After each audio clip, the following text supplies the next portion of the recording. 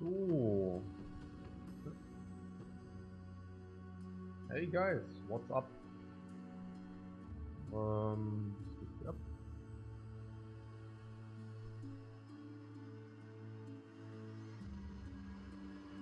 Welcome back. Welcome back. 30 day. 31.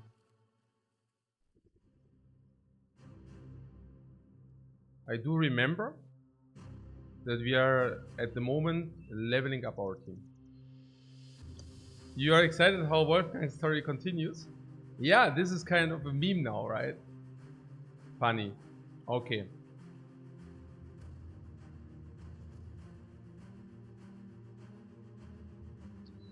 Ah, yeah, the weapon skill. So, we do have a new expert here. And this expert looks like he would go nimble. Because he has 3 stars. I mean, of course, that was a plan always, like all along. Make him a nimble user. Nimble user means what? I don't know. We will get him to 50 block. Which would mean that Sword, who's the best performing battle brother so far. Best performing, I don't know. I mean, always depends. In a way, I am very certain there's a very bright future for the one we just hired, Podo. And he already did a good job, by the way, in the last fight. Like, quite a good job. Wolfgang.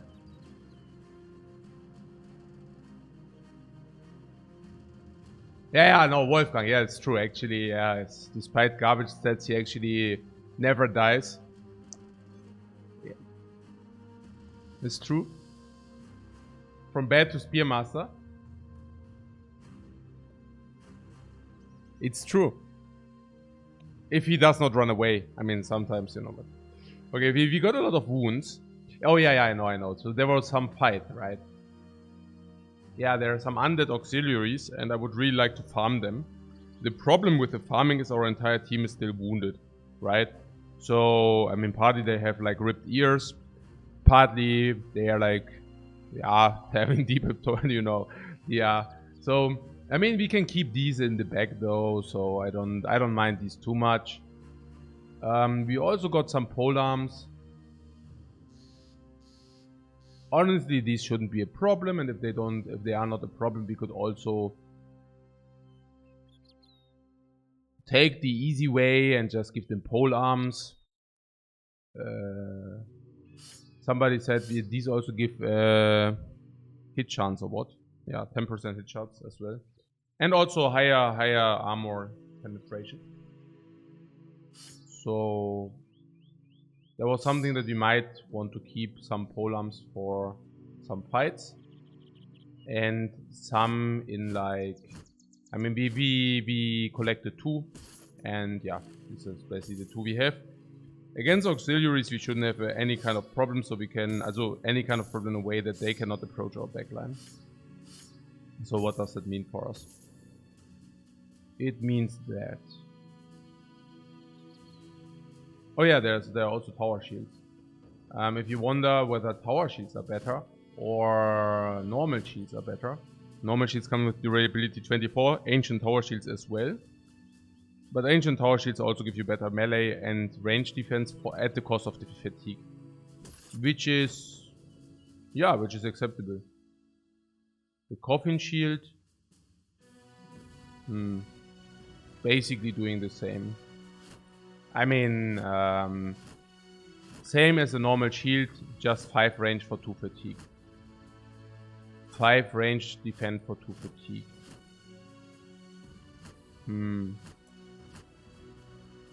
Oh, with 20 durability though. Nah, okay.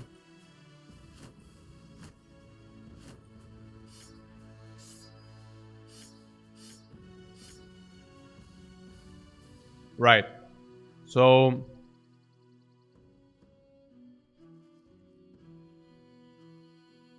did I power nap? Yeah, a little bit. With the weapon perks, yeah, the weaponry is always the thing because it kind of commits you into something. At least we have an easy level up with the bowman. The upgrade on this on the melee on the range deck is clear. I feel it's +3 on melee defense is also super cool. We could take yeah, no, I think that's a no-brainer. And the +4 HP is also no-brainer if you make him nimble. Making him nimble is also a no-brainer. So now we have the Bannerman. We said we want to give the Bannerman heavy armor. And yeah, why not? So that the Bannerman needs resolve is clear. The Bannerman actually has a meager 62 resolve. I mean, that's kind of very poor, of course. Not only kind of very poor, but it is very poor. We also give him 3 melee attack, which is good, but melee attack is not needed that much, but it's okay. And block, like this. It's okay.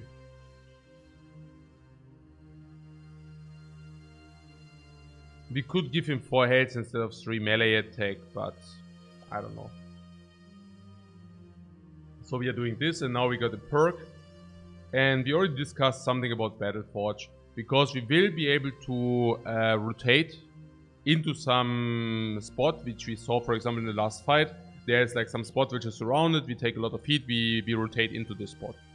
Now, if you rotate into the spot, we can usually expect to eat a lot of heat. Another reason why I do not mind having Battle Forge on the Bannerman is that the Bannerman can actually carry heavy armor, because the Bannerman doesn't need fatigue as much as others do need, as long as he is not forced to... as long as he's not forced to rally, he actually does not need fatigue whatsoever.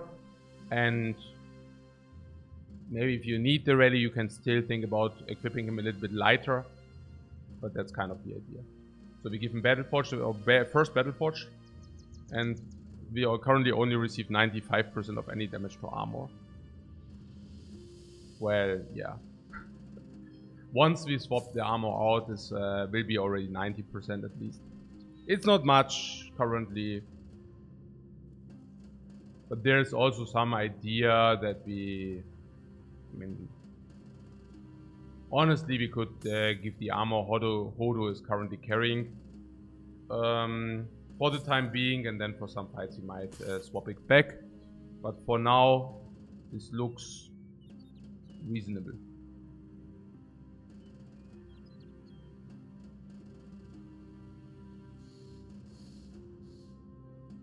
So about the mastery, some people said maybe we should leave it empty yet, but I'm not the biggest fan to leave things empty, specifically not having a fatigue character on 50 fatigue. Having 50 fatigue is not very good for long fights if you are fighting those fights without a specialty. So yeah, but that being said, we can, like, Sword Mastery would not necessarily need 2 skill now, because Sword Masters, even without having the expertise, do not burn through a lot of fatigue. So we can keep him as he is if we do not need him for something else. And number 2 is that this riposte, which this specialty would give us, does also not make a heavy difference. Which means what? Well, which means... I don't know. We could give him Shield Mastery if we don't know exactly which Weapon Mastery yet. But that being said, I don't know. I would only like to leave him open if it's literally our last character which we need to skill. But that is not true. Alright, oh, actually it is true. We have Sword, Spear, Cleaver, another Spear, so 2 spears. 1 mace, 1 hammer. Also the Hammer Master with a good hammer. Another sword, so 2 swords. And 1 flail. I do not count the flail because flail is not really late game. But I mean, we currently have that guy, so might as well work with that. Or try to work with that. No, actually there is Hodo. So we will have the ability to skill somebody else. So the question is, what do we give him?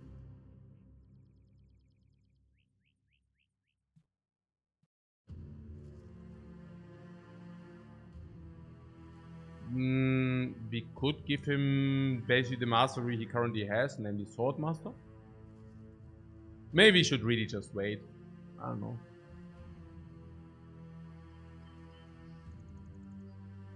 We can wait one level. We can wait one more level, skill something else. Shield expertise also gives armor. Shield expert is usually good. If you believe in shields, which I do. Again, like many others don't, whatever. I'm always afraid to waste days. Especially going into the wilderness, I'm always like so, like, oh, do we waste one day now going into the wilderness, maybe even 2 days where nothing happens? I mean, that's like always the worst.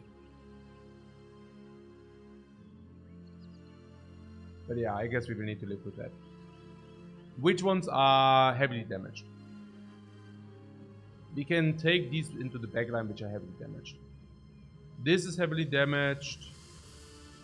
This guy is damaged. This guy is damaged, but not horribly bad. So if I would need to make a choice, I would swap this out, repair this, leave them be. This receives a pole arm, this receives a pole arm. These two are now not like untouchable, if you want to say so. Can even give this guy another armor, repairing these, and go for it. There would be a world where Hodo could eventually fight in the front.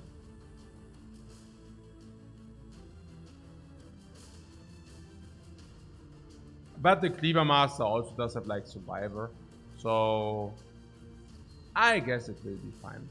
Like, he is a nimble survivor. It will be fine. We can even give him some super helmet if you really think something is off. But yeah, you get the point.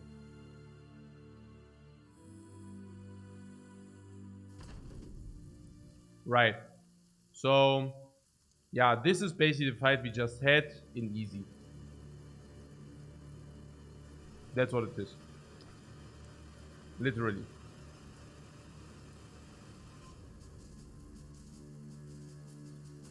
Is this in an Iron Man mode? Yeah, I mean, it's Iron Man. It's not only an Iron Man mode, like an Iron Man mode, but it literally is.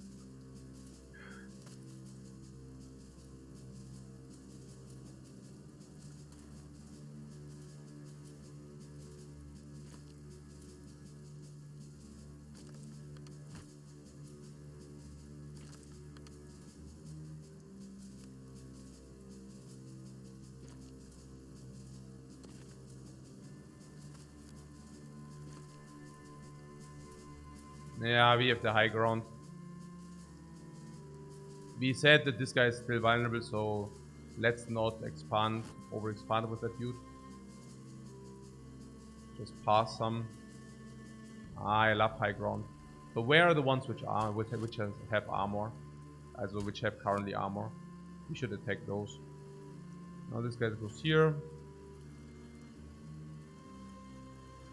Pole arm. Spear Master goes here. Does the spear thing.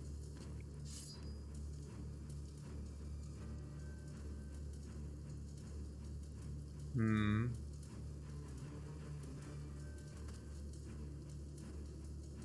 not exactly sure what's happening here, but probably something in this magnitude.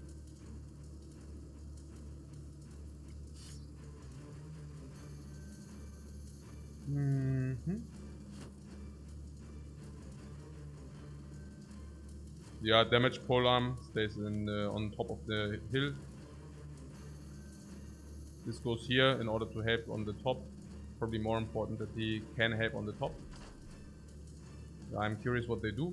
Probably what everybody will attack one time. We don't care.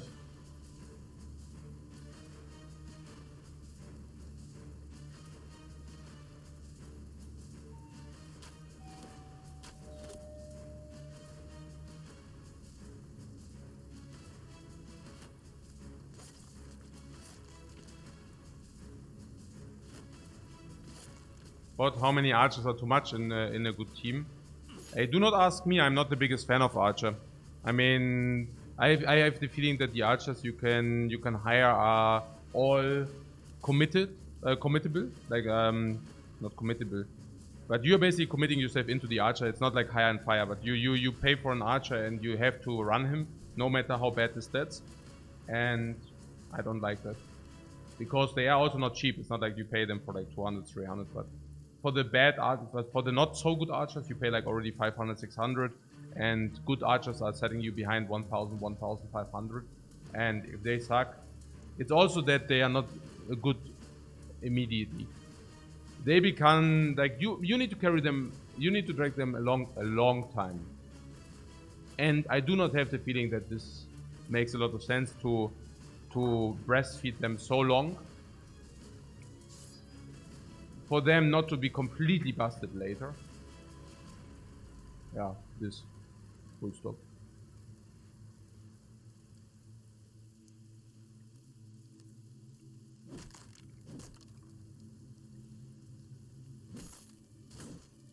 There are also things like nighttime. So if you strategically you will need to wait out some fights. At least you gain a lot by waiting out some fights, like nighttime fights. If the enemy does have any kind of range, and usually the enemy, like very often the enemy will have a lot of range, weaponry, or they don't have any at all. And if they don't have any at all, of course you can always fight. But there are some which actually have a tremendous amount of range weaponry, and against them, you receive a huge advantage just waiting out into the night. And well, that also means that you should do so, honestly. And whenever you do such a strategical move, which usually doesn't cost you much, because you can either scout or recover during the time until you like if you wait until night, you actually recover twice as quickly. And when either you are healthy, then you discover, or you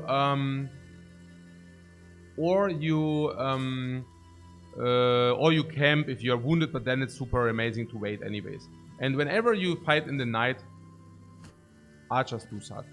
Yeah, for obvious reasons. Then there are also things which punish you for having archers, which is also always like annoying. So there are a lot of, like on paper they look great or good. In reality they are not, because there are many ifs and buts attached. Against undead they are not good. They basically deal 10% of the damage against the life total. So against undeads they are literally useless. You can shoot the armor, but yeah, okay. And then there are also always people who always tell you blah blah blah, right? What do I mean with blah blah blah? The conversations always go the same. It's like somebody says, yeah, but hey, like you fight against archers, so you fight against undead, so archers do suck, right? And then they are, yeah, but why do you then even like specify on archers? Why don't you take, I don't know, axes and crossbows, right? Or at least like axes, you know? Oh, okay. Then there's something about this necromancer tale where the people will tell you need it against necromancer.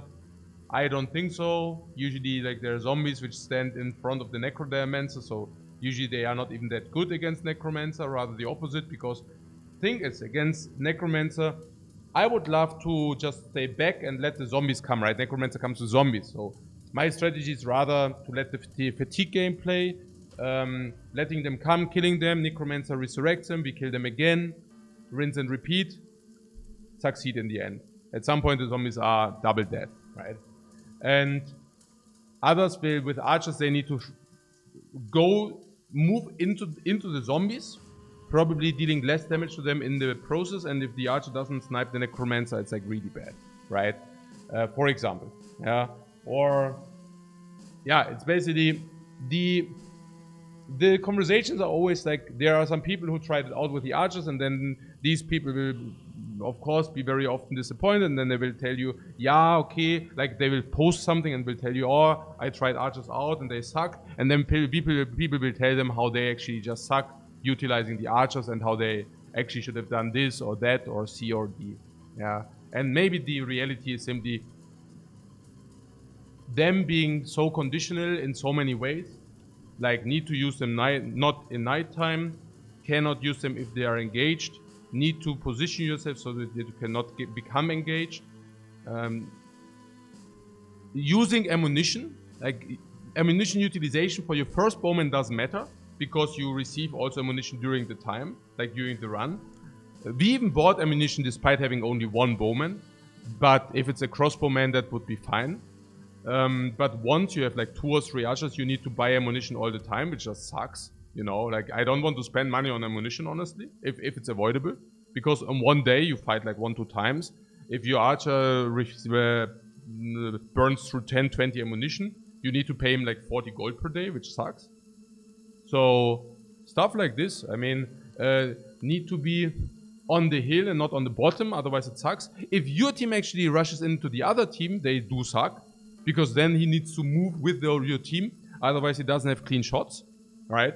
Like that's probably the biggest one, right? That if your enemy team has more archers, and they will have if they are an archer team, because then they will have like 6 archers, 7 archers. I mean, that's literally the mob, like that's literally the pack you're encountering. Then you have to move forward, but if you move forward, your archers suck. Yeah. So this, yeah, many reasons to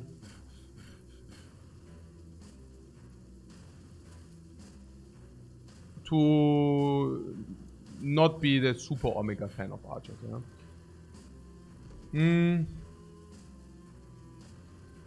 I mean, what can I say? You see it probably already here in this fight, right? So we cannot target this guy. He doesn't have armor. We cannot target this guy. And this, we can target this guy. For whooping 50%, we remove the 30 armor or whatever this has. They dealt 0 damage because they don't take damage. 10% from range attacks, basically.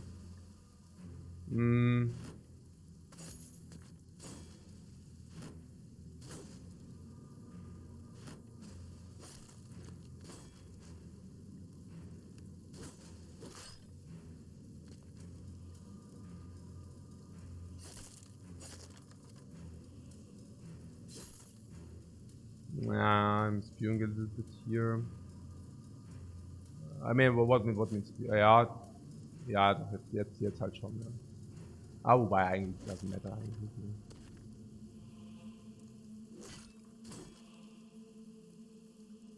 Yeah, I mean spewing and like taking 0 damage probably, but yeah.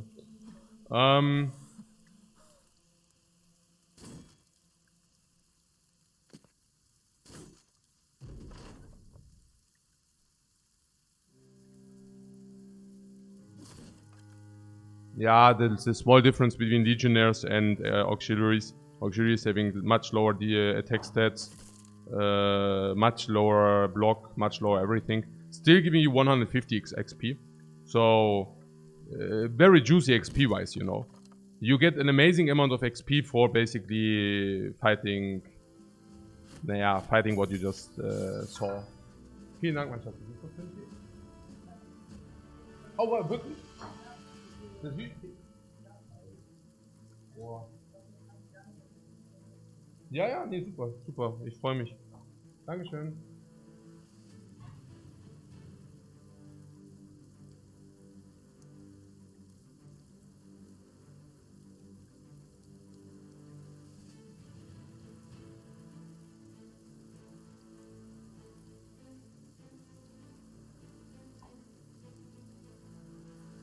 Seven.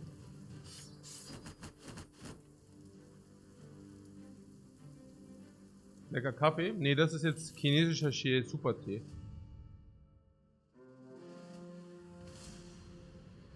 Oh, we collected another heads. Cool. What is this? Many Dragon thugs, a few poachers. Do you want to tell me that they think they win? Did they just... Are they coming for us? Hard to believe. So, we were happy with our with what we had, right? So we just go in there. War.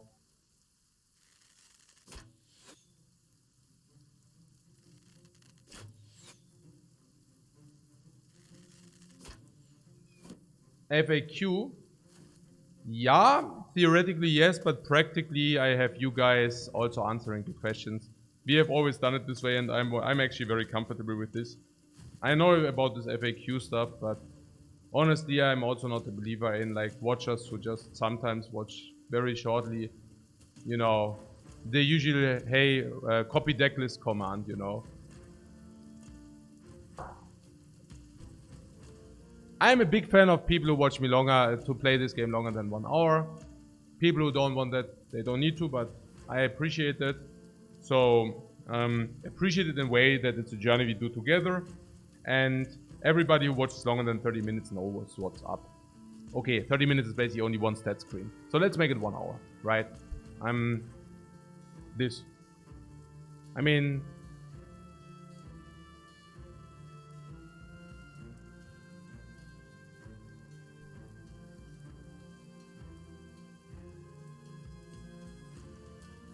Genau. Brother Tier List, genau. So. We can let them approach building a spear, building a wall, a shield wall. We should probably do that, or we just slaughter them. Yeah, both approaches are viable.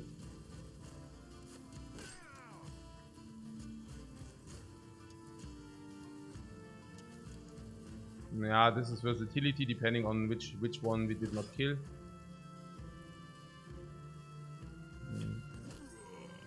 For the head a little bit.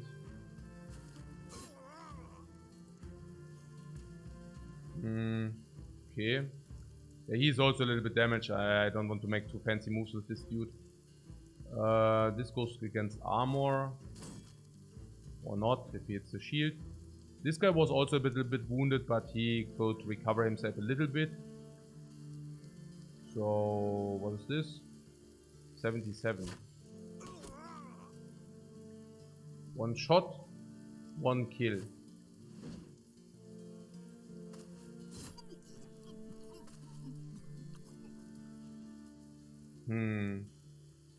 Ja.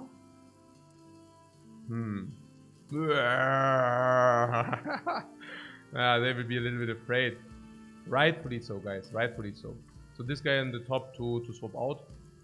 Yeah, I'm a little bit afraid if this rushes in that he might have problems, but hey, we will see. Yeah, what's the worst which could happen? The worst which could happen is he takes 5 hits. Who cares? Ja.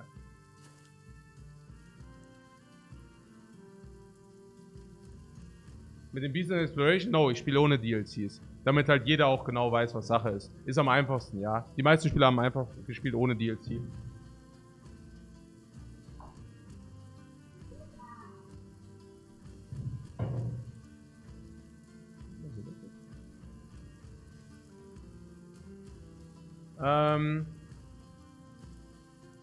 Ich glaube einfach, die meisten Leute können sich damit identifizieren. Achso, Amira, achso.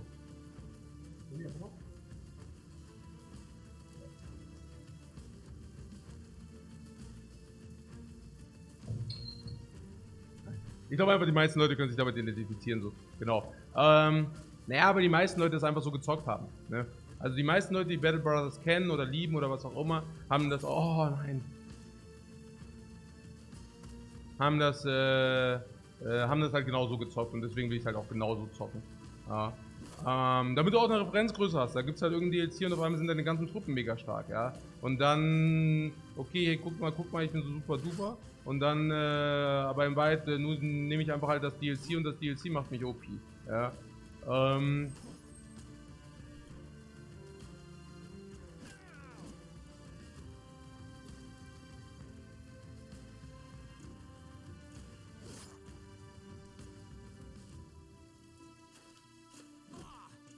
Naja, jeder, der das mal gezockt hat und irgendwie mal so halt weiß halt, dass es nicht so einfach ist. Und ja, mit der DLC ist halt auch nicht so einfach. Also, ja. Genau. Ist einfach more approachable. Genau.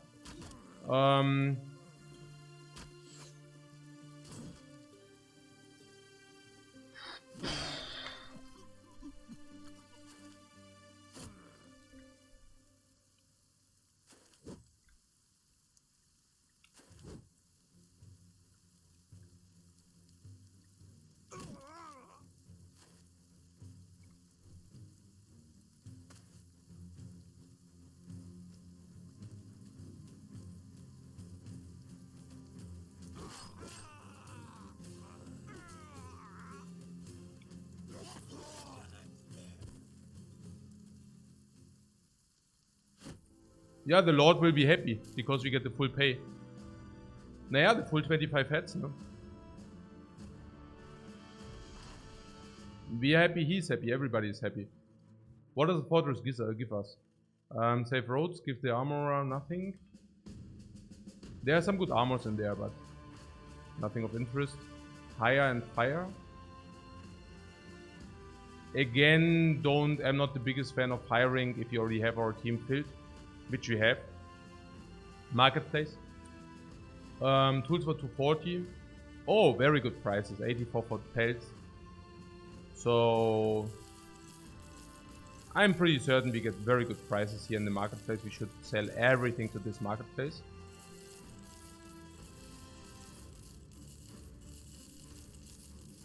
Also getting a good amount, good fortune here on these helmets.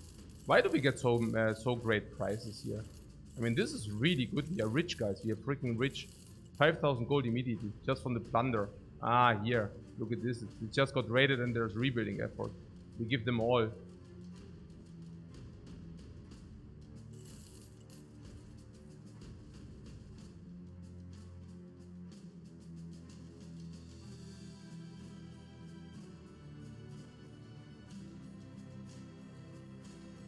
Quite expensive everything.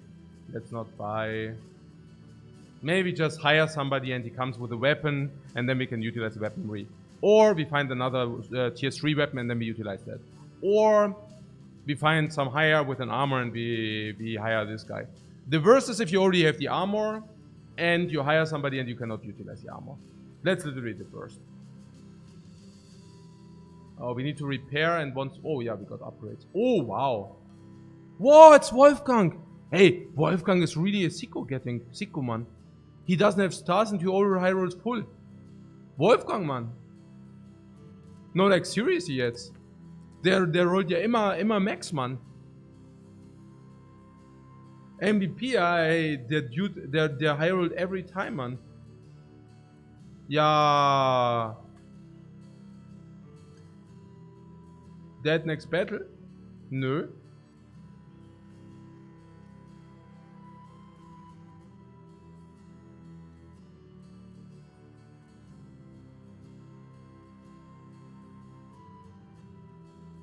It's quite profitable to sell repaired weapons. Yeah, you basically gain money by repairing them. I understand that, but yeah, there are also some things. You also need to have some compromises, right? Like there's some, yeah, maybe that's okay. But you also sometimes have a weapon part shortage. So the question is, do you really want to, repair the stuff and sell it for some coin? Like, do you want that, or do you rather want to save yourself the effort? I don't know. Do you want to always also scrape like small advantages, maybe buying something a little bit overpriced but selling it even higher priced? Literally, right? You can always buy everything and then you can just wait until it is actually expensive. The wolf pelts, do we want to keep them until we get some event, or do we just want to sell them for simplicity purposes? It's very, very much up to you. You can decide, and some things I just don't want to do, right? It's just not fun to me. If you have abundance of weapon parts, it might actually be fun to repair stuff and sell it.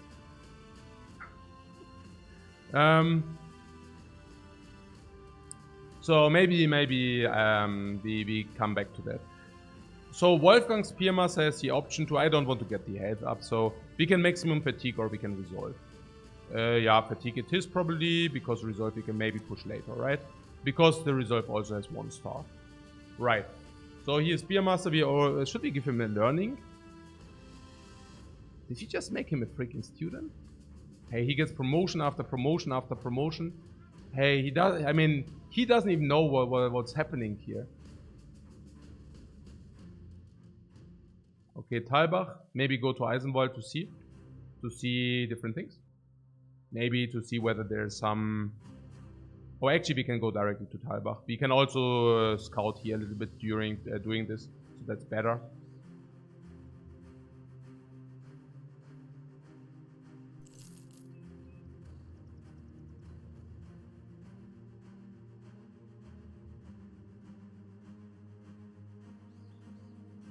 Bane says the events are one of the coolest things about this game. They have so many different events being triggered by different backgrounds.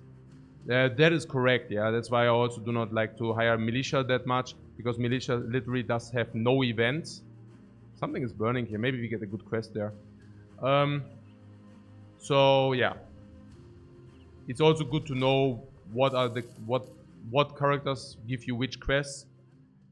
Some are actually quite important. So for example, the do not hire 2 hedge knight thing. I don't know whether you ever had that, but if you, for those who did not play with, yeah, you know, like they fight themselves, and they actually have. It's also about cooldown, so they do not find themselves one time, but it's really intended that you should not have more hedge knights in your team unless you have a monk in your team as well. So it's very thought through. It's a very thought through mechanic, because hedge knights are very strong. So either you hire, like you go for the ultra late game, which you know, like the fantasy late game. I just call it the fantasy late game, like where you have like a lot of hedge knights, but then you also want to have a monk, or you go for 1 hedge knight. So the first hedge knight you hire is really strong, because it's just like really strong. But the second one sucks, because the event where they fight each other is on a 40-day cooldown. So it basically means they fight them each other like every 40 days. Yeah, good luck to deal with that. I'm not saying it's impossible to deal with it. I'm just saying it sucks, you know. So, yeah, there's a herbalist. So I like this. I like this also with the herbalist thing, right? That you have. Is it the Gatherer's Hut, or was it just cheap because we are allied? I don't know, but whatever. So do we get a quest? No. What? Why? Give me a freaking quest, man. Doesn't matter. No, actually it does matter. But yeah, so now, yeah. Also I know that in Strauchburg we don't see a quest. We just went there. Eisenball I don't know. Maybe there was a quest. But I also have to say I want to do some more quests for this house. Because the higher the relation, the better the price and everything. Especially in castles. So I do not want to do any missions for these houses. I want to really stay in this area. So really try to fulfill a lot of these quests. Yeah. You rather have 6 hedge knights and pay them off instead of just having 1. Yeah, that's what I'm saying. And this is why I call it the fantasy late game.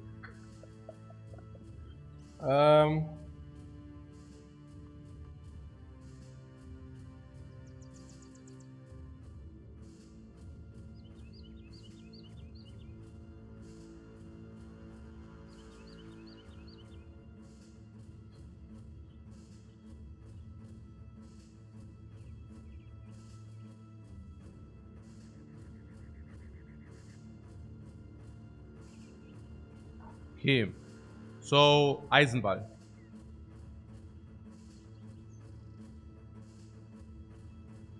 Yeah, the developers are actually Germans, exactly. So, okay, what do you think about the plan? We go to Eisenball. If there's nothing there, we discover the wilderness. Here. We still need to destroy locations to be set by the undead. And the wilderness is also... Keep in mind that the enemies are not getting more difficult. They do get more difficult, but the locations do not get more difficult if it's specific locations. So a ruin here is as strong as a ruin here, but the ruin here gives you much better loot than the ruin here. So we could actually loot some wilderness exploring. Do you want that? I don't know. Are we even strong enough for that? I mean, I guess we have a full team, so that's good. The full team is wounded and vulnerable. So, and is still currently repairing stuff. So maybe that's not so good. Maybe we should explore the wilderness if the moment where we actually are functional again. What are we talking about? Heal by tomorrow? Yeah, initiative, whatever. We did not play with initiative. Yeah, that sucks pretty much, I would say. Also requires like some days. So I would say probably better to let our wounds heal out. And during that time, do what? Laubfeste, Hageland. We did not visit Eulenkrug for a while. So I could see going to Laubfeste, Eulenkrug. Laubfeste, Eulenkrug. Then maybe Hageland into Erzberg. Yeah, or we go into the wilderness, no?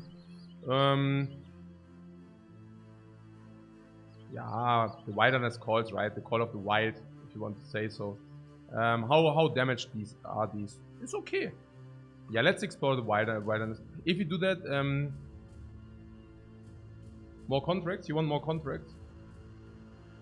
Yeah, I'm also a little bit torn because we already are so reputable that we actually get paid quite well for the contracts. So no, the legendary relic was in a camp which I was very afraid of, and then it just like were a bunch of suckers, and we just demolished them, and we looted this, which is pretty sick. Temples for healing injuries. Yeah, but I do not really want to spend money on healing injuries, honestly. These clerics, they really want to collect a lot of gold. Like, if we can choose, I would like to do it without. I mean, we could go to this temple, but nah. These injuries will heal. They heal in a natural way, so. Exactly. Go to the wilderness and find undead location. Let's do that. So, if we go into the wilderness, we need to stash up food. And this is the other thing, right? I mean, and of course we need to stash up tools and supplies, as many as possible, especially because we are still repairing this legendary armor. The more food, the better. This holds 12 days. It's also quite cheap, so we can probably buy that. We currently have food for 5 days, so for which is for 5 days. 12 days in the wild. I don't want to be 12 days in the wild, but let's not be too cheap here. I mean, 100 or what are 100, right? So we walk off the injuries in the night. And who knows, maybe we receive quests in Eisenwald, right? Okay, no quests. We could camp to see whether we get better stuff. There are also events. Yeah. This. If you camp in the city, you get sometimes an event which is good for you. Like that one.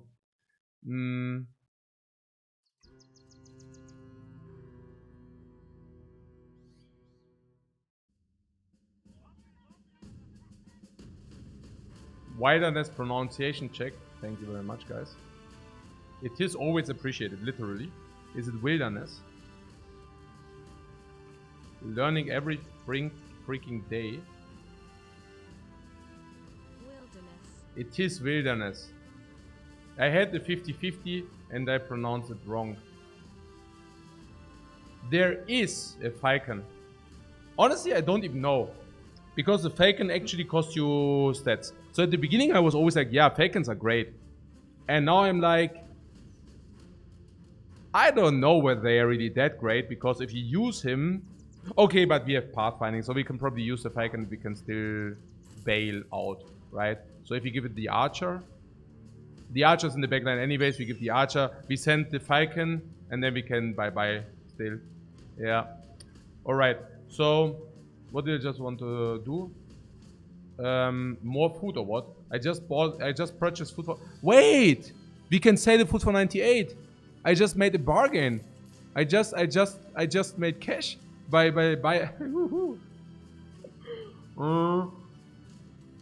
Yeah, I'm even willing to pay 300 for supplies. If you are going out of supplies in the wilderness, it just sucks. Wait, it's wilderness, but is it into the wild?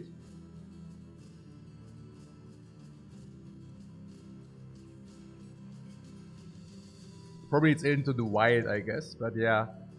Into the wild, yeah, it's into the wild, but it's wilderness, interesting. Okay, so... Yeah, this spoils in the 11 days, so we can probably still keep it with us. What do you think if we take a lot of ground grains for now? I can already see them going to waste, but whatever. So we stashed enough provisions for 6 days. Which is plenty. I just hope we do not find extra provisions, and then I'm sad that we spend so much money. So let's do it. Yeah, let's do it. Let's go away from civilization. The further away we are from civilization, the better our loot will become. No if, and, or buts.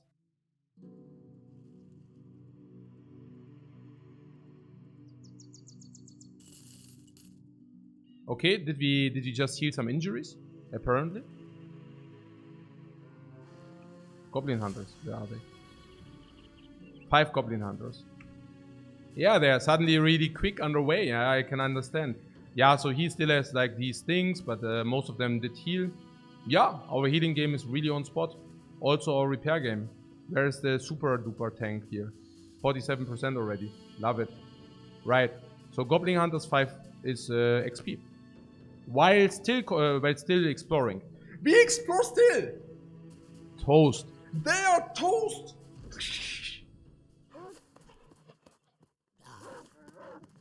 Yeah, they will not know what's coming, man. Alright.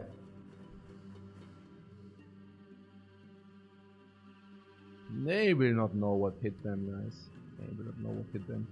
Yeah, maybe we should really give them back to the old positions.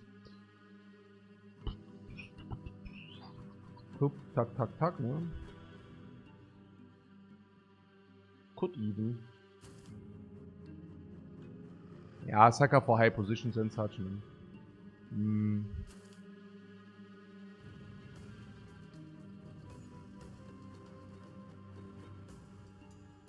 Hey, honestly, we should probably just give the high position to those who are also specifically vulnerable. I don't know. Or maybe we should cage the ones which are specifically vulnerable.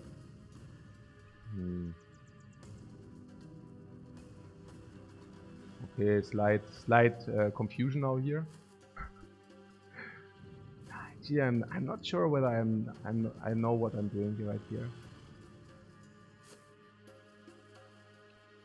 I mean, I'm currently spreading out 2 fronts, and spreading out 2 fronts can eventually be dangerous.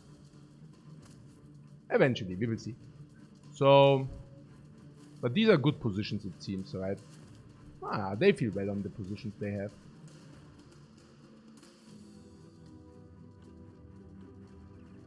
Yeah, I'm pretty certain they are on good positions. Okay, cool.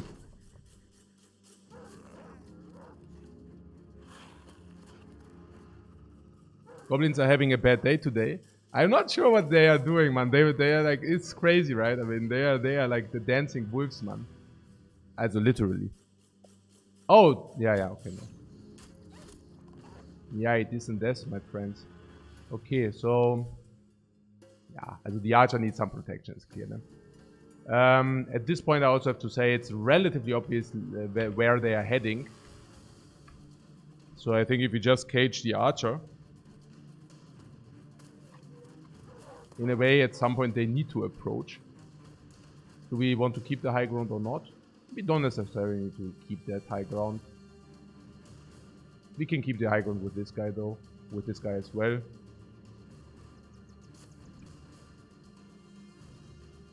Yeah, maybe we can also just stand in vicinity of the archer. I don't know. I mean... maybe even baiting them a little bit here. Oh.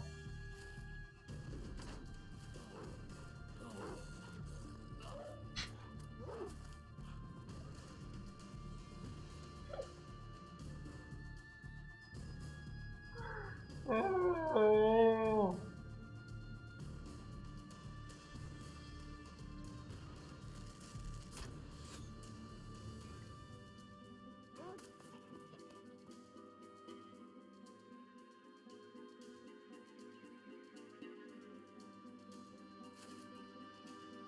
Yeah, let's just pass now, and at some point they will come, because we have an archer, they need to approach us.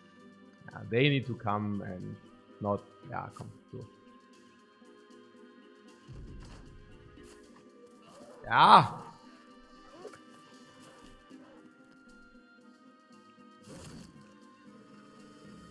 But they are smart goblins. Yeah, if smart equals dead, they are smart goblins, yeah.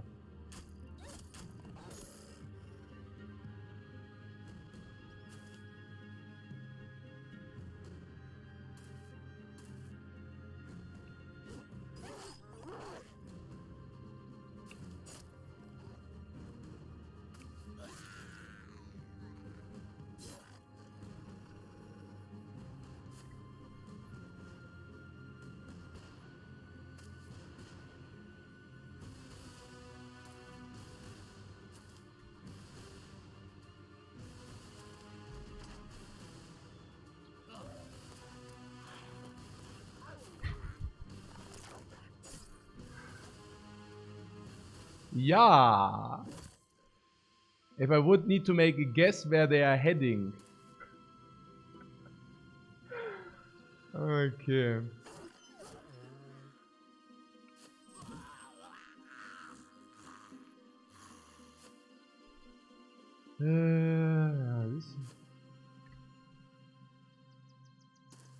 Actually, it's pretty good to have the pole arms in this fight, honestly.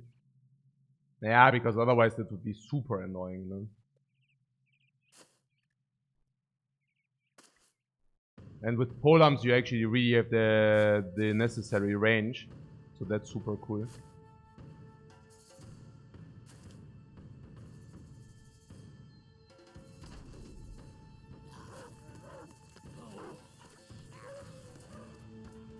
Yeah, they are freaking clever, guys.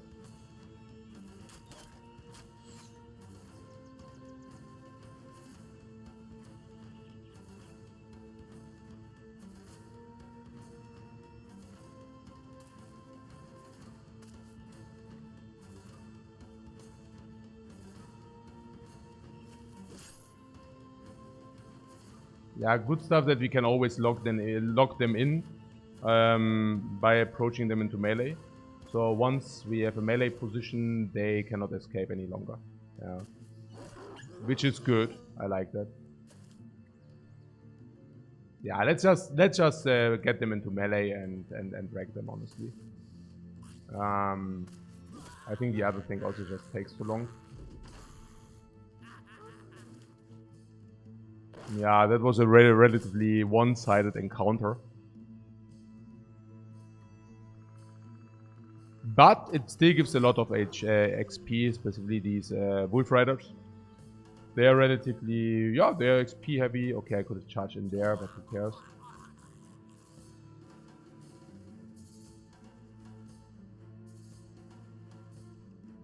But archers are baiting masters, yeah, but the thing is also, I mean, yeah, it's true, but honestly, if I would exactly know what the AI does, I would also not like to kind of, also, if I would have one idea which is like really stupid, kind of, I could, let's assume, I don't know, but let's assume I could send an archer through the battlefield and I know 10 guys will always follow this archer in a stupid way. I would not like to do that. Naja, because there are some things where you can still justify, okay, that's probably intended this way. And then there are just some things which are like, yeah, I figured out where I can exploit, you know. And, but not exploit in a, I outplay something, but it's kind of like, yeah, that's just a cheese, you know. Like, yeah, okay. Cheese the game, congratulations.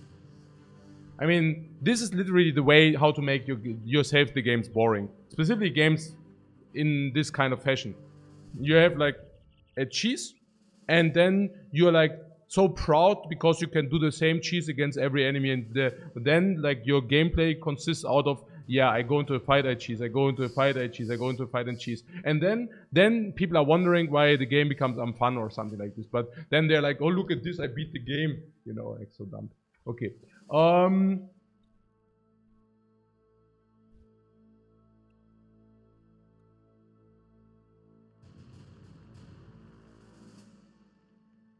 Again, of course, it's always the question what you consider this or that.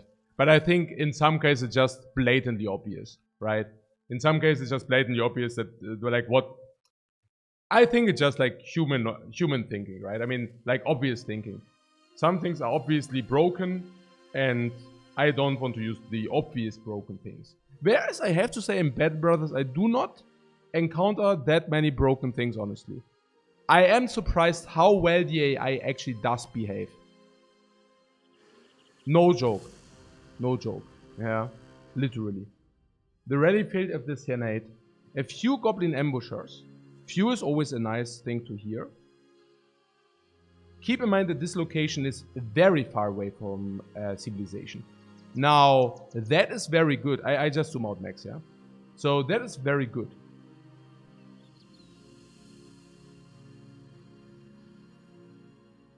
Now,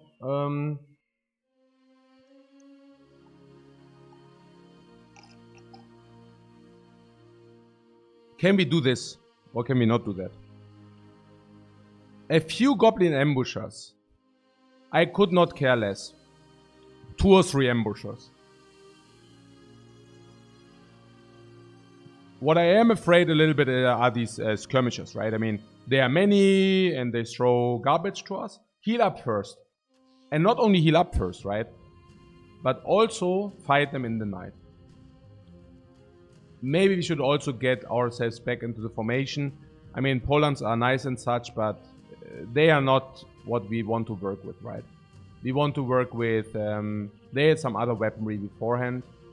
I hope I didn't sell the weaponry. I didn't, right? No. Oh, yeah, I did not. Nah, you know, equipment you swap out comes in the bottom. And I was just, for a split second, I was afraid that I actually sold it, yeah. Because I always have everything I want to sell in the top. Okay. So that dude swaps into Warbrand again. Still having the good armor. 223 there. 140 there. Right. So very good. The tower shield is much better against the goblins than... yeah, for this. Because goblins don't have armor.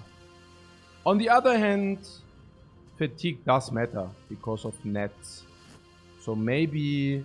Who does have too much fatigue? This guy. Yeah, this guy probably has enough fatigue. And then heater shield.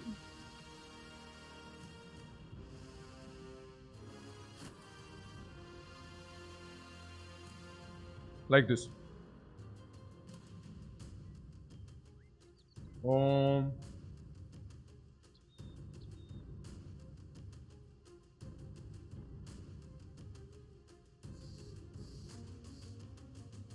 What Swordman Peterson says, one thing I stopped myself from doing is using a naked brother to split up the AI. Yeah, exactly. Yeah, this is exactly what I'm talking about. Yeah, the AI, part of the AI is actually checking the defense stats of your brother, or like the life total of your brother.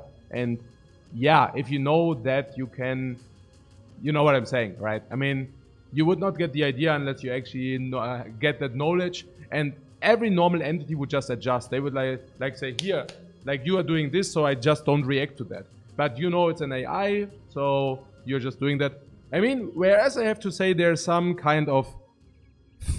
There's some part of it is kind of... there's an amount of a funny component sending a naked brother into the combat in order to taunt the enemy team. So I can get the idea of it. But yeah, no. Okay. So...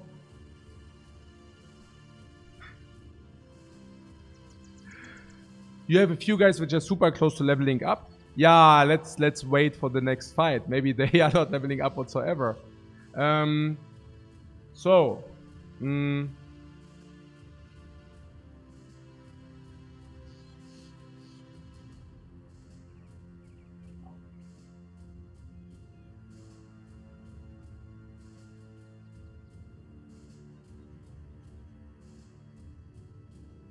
Yeah, wait for the night.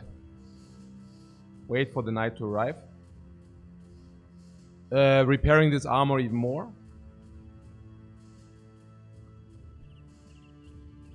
But we do not wait for the night without doing anything.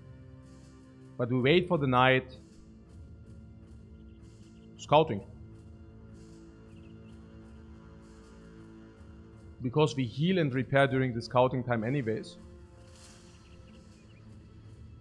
There is a world where we actually... A plethora of ancient auxiliaries. So what we saw is that we completely crippled the last blah blah blah of ancient auxiliaries. Plethora is like 20 though. The last ancient auxiliaries we crippled were like 10. But honestly, the way we crippled them, we can also cripple 20. This looks like a better Trials of Fire. Yeah, it's true. True story. Whereas Trials of Fire was with cards, so it's also a little bit different. But yeah, no, I agree. I like this also. I mean, I like both, honestly. It's just a little bit different. It's similar, but not same, you know. Necro 7's Monka. Yeah, but a few. And as carry when you have no backline. Yeah. But this is a little bit... Oh man, we protect him, yeah. We protect him.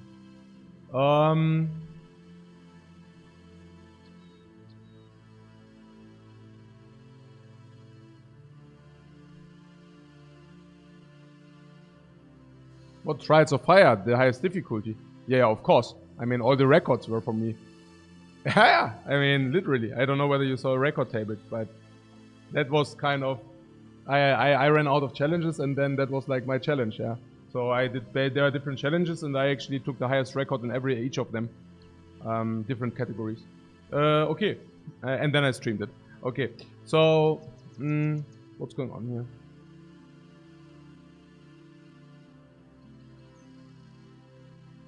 But yeah, so that's what I'm saying. Like, I do not recommend games I think which suck, so, but it's rather... I played them a lot myself, and then if I think, okay, it's really recommendable, you know. So, what is it? Yeah, the dudes, do we want to go in or not? Everybody is healthy. We actually did repair. Look at this.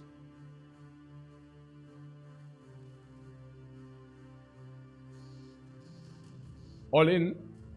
I'm not even thinking whether it's like... It's also here, it's also our quest. There is a narrative... Yeah, let's go.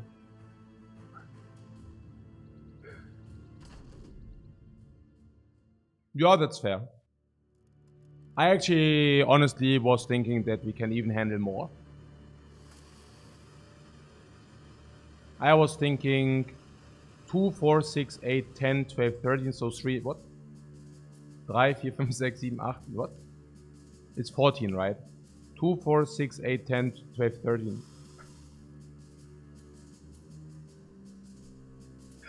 I just tried to figure out how many Necro 7s, but apparently I'm not able to count. So, yeah. But basically what I said, I thought we can even handle 5 more. Yeah. So I would have probably taken this fight even. Yeah.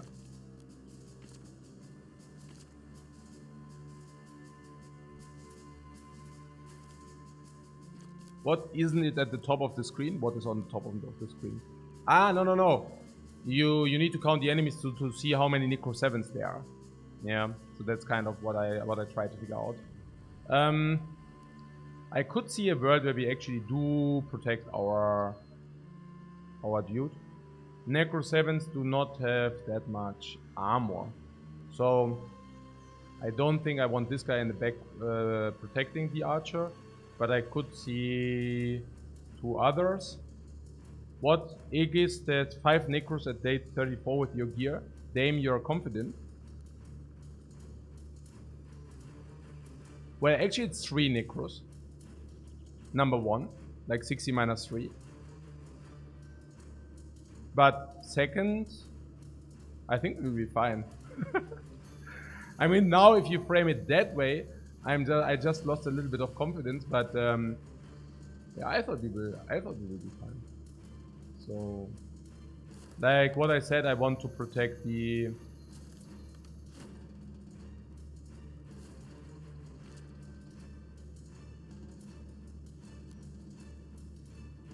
But you said you could take 5. Oh, did I say that? No, 5 more. 5 more of these. Of these nuts? No, 5 more of these auxiliaries, man. Okay. Bam. Yeah, doing nothing. We stall in. Here. Salt is very effective against Necros. I want that the archer does have the ability to contribute. Auxiliaries are charging into the fight brainless. If I stall, they probably ran into the spear.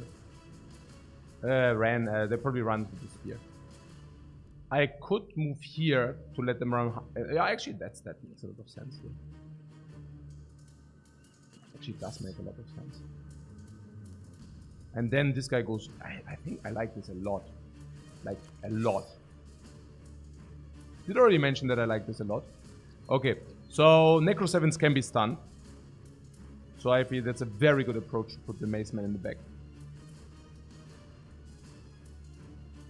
And then we can close the gap. Yeah, no, yeah, sure. Why not? Oh. The cage. The cage of evil. Okay. Na gut. Go here.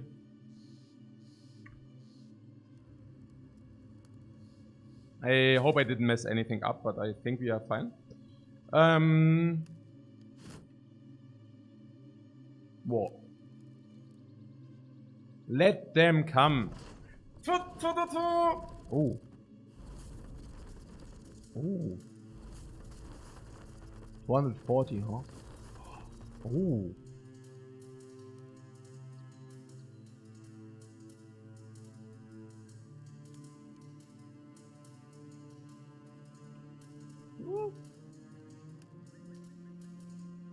And they are pretty healthy. I guess if they attack the 240 guy, it's fine.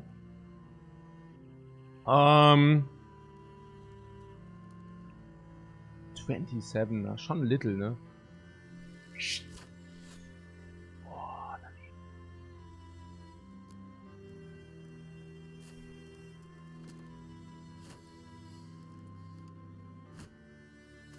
Super!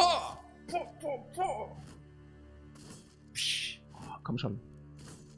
Oh, no, what? Oh, no.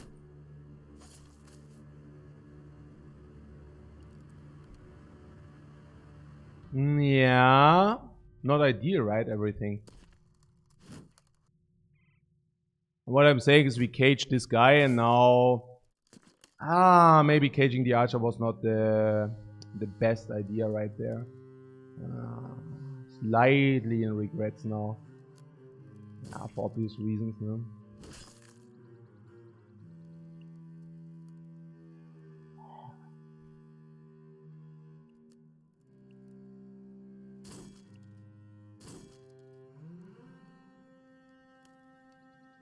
Huh. 50. Yeah, we want to actually focus fire 1, of course. 37, 37. Unless we charge in, then we increase our percentage to hit. Do we want to charge in there? Or then we leave our archer. Hey. Oh, hey. Man, hey, that they went for this flank, man. Very clever, no? Very clever. This, and it's also about the breaking morale. I mean, hey, this banana is also complete on... Hey, but I did not expect that he's actually flying in on this guy, man. Obviously they did. Man, oh man, oh man. So... Okay.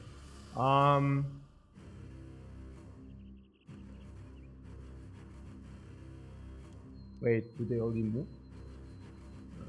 Yeah, most of them.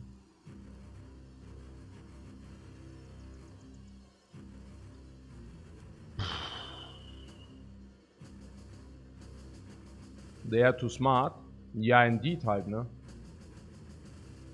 29, was?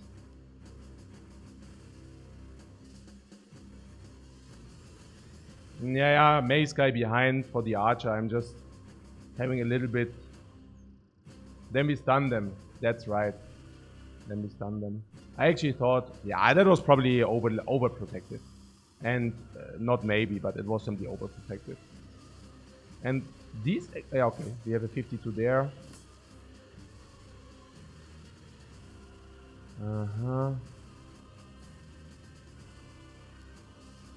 Hey, you must be shitting me. Like, what is this crap?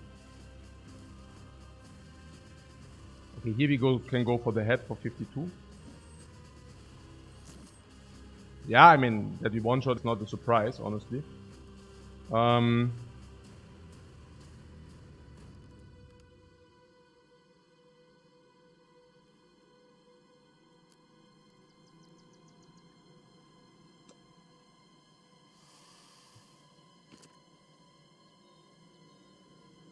Yeah, 45.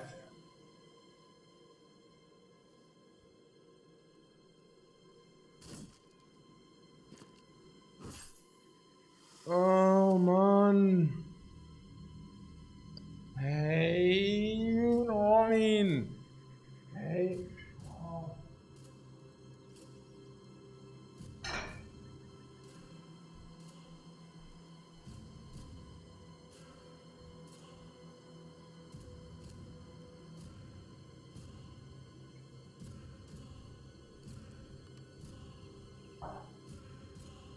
Oh, did you get too cocky? Yeah, maybe. I don't know.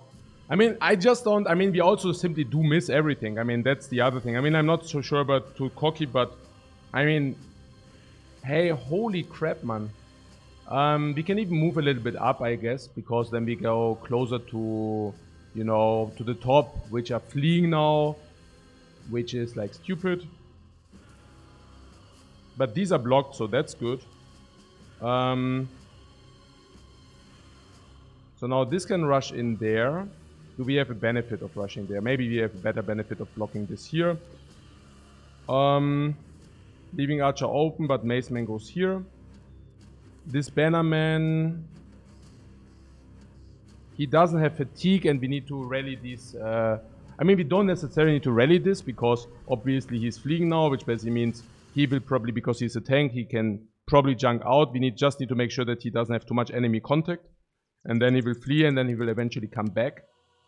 So now if you rush in, it doesn't stop this guy from running. Maybe if you get a kill, if this guy specifically gets a kill, it's the best. But yeah, it's pretty dumb currently.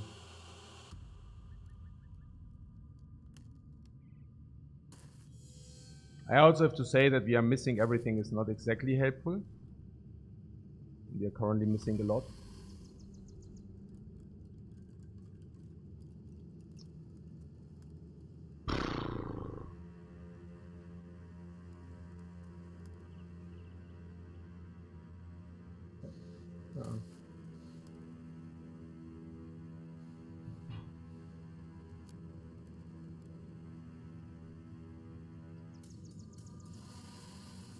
So killing this could increase his morale, but this is 94, this is 84. And the Bannerman will also move. We try to move him up so that he will be able to rally. If we move the Bannerman up here, which we can do, then the Bannerman will be able to rally this, this, this, and this. Apparently they are all wavering. Ah, this is so dumb, man. So, I mean, having good shots here is not bad.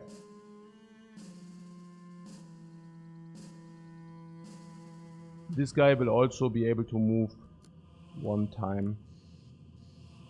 So is it advisable to kill this? Well, I guess, I mean, this guy has a weapon. This guy also has a weapon, though. If we kill this, these will move in. We don't want it. If we kill this... Yeah, if we kill this, not extra do move in, right? So we should kill this. So this can move and attack, but again, at the moment we need the power to rally. So if we eventually can go here, yeah, we need the power to rally. I mean, look at our dudes; they are all bad morale. So I could even see maybe staying this, or we move one more. If we move one more, we get ourselves a better position for rally. So, but then we also leave our archer more open, but it's also kind of a bait. So let's move here.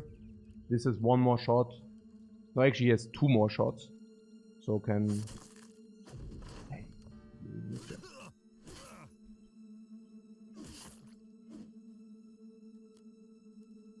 Wait, did they not teleport? Oh, I thought they always hit and then teleport. Apparently that is wrong information.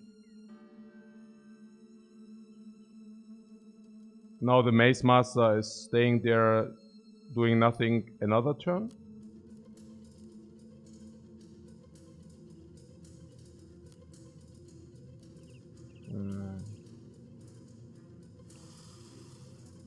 Yeah, that's extremely stupid.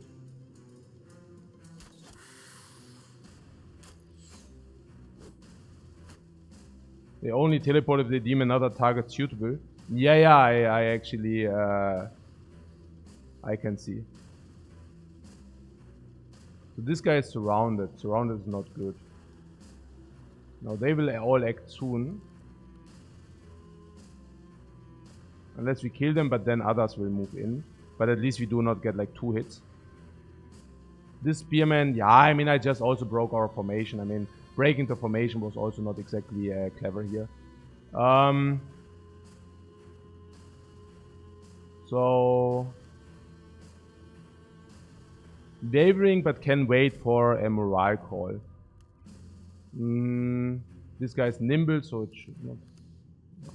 Yeah, so we can probably wait for the morale call, because the morale call will come, and then the percentage of the hit also increases. Yeah, they swap out into shield wall. That's good for us. Okay, I'm not exactly sure what these guys are doing now, but okay, this is not ideal for us.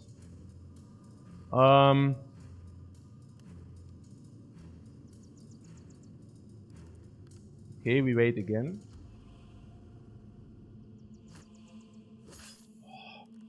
Hey, ist der nimble oder was?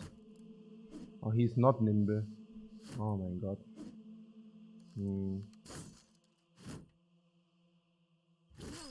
Oh. Hey, that this guy doesn't have a target is also so heartbreaking, man. Okay. So,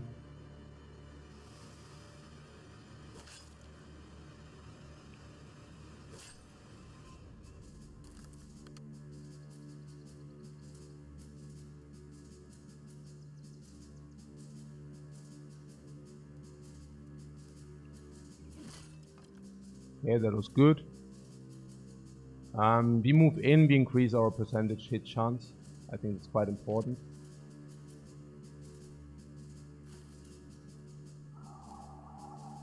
So we wait with this so that we can take the Bannerman as morale.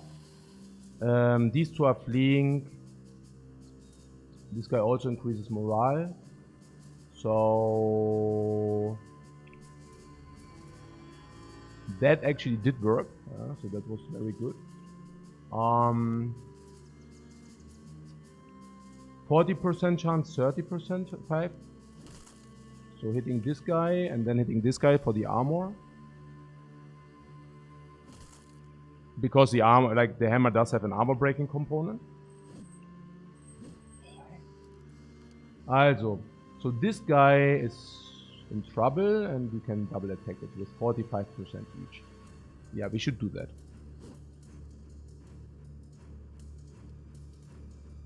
Why do I attack him now and not later? Yeah, because there will not more closing in. Hey Mann, triff doch mal deine fucking 50%, du Sucker. Das gibt's doch nicht. It's so important rolls, I mean, this is so much damage einfach.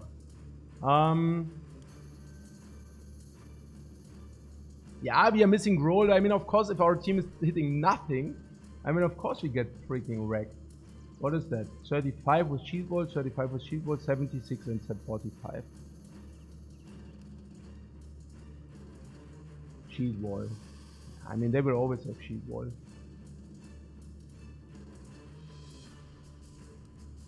This is over damage. This is probably the best of us.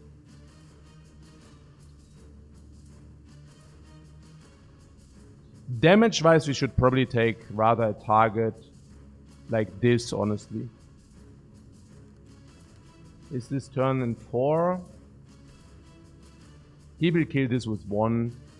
We could also target this one. That's possible. But I'm also a little bit afraid about the top. Necro 7s are basically healing themselves up again. Sorting not being nimble.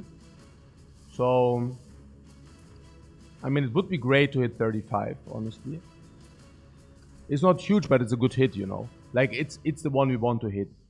Unless we actually say it's more important for us to hit this guy, but I would not know why. I mean, the bottom is currently not as much in trouble as the top is. So, is that a true statement? Yeah, this guy is nimble, so I guess it's a true statement. So I would much rather like to hit this guy, yeah. Is it helpful? Do we benefit if we hit this guy? I mean, he doesn't die.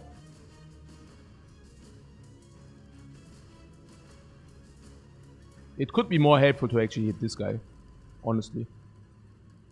Or does he have a move? He will still have the move, right? But in the worst case, he moves up here and then attacks this guy. So that I wouldn't mind that. This guy attacks this, I wouldn't mind this. I mean, this guy has a freaking shield wall up. I mean, this guy also has a shield wall up. You get the point, right? Like, if this guy survives, we don't mind that much because these two completely do not care. Yeah.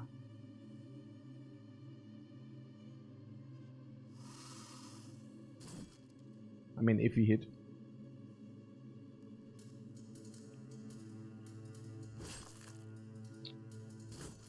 Okay.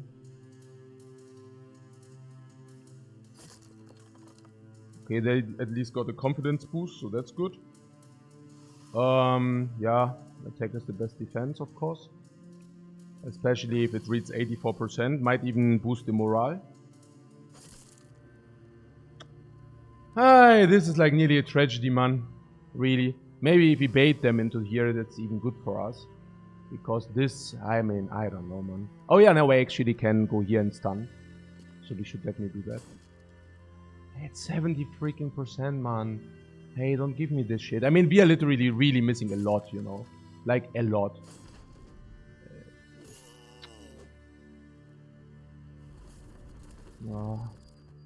I don't even know whether that was bad or good. I assume because he actually hit him, it wasn't that great. But, yeah.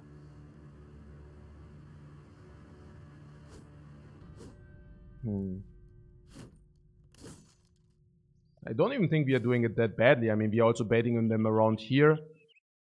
I really believe we just hit way too little. If we would hit more, it would be a completely different story. But we are just, yeah, not hitting our stuff enough. If this guy kills this guy, and this guy kills this, which is both not unlikely, right?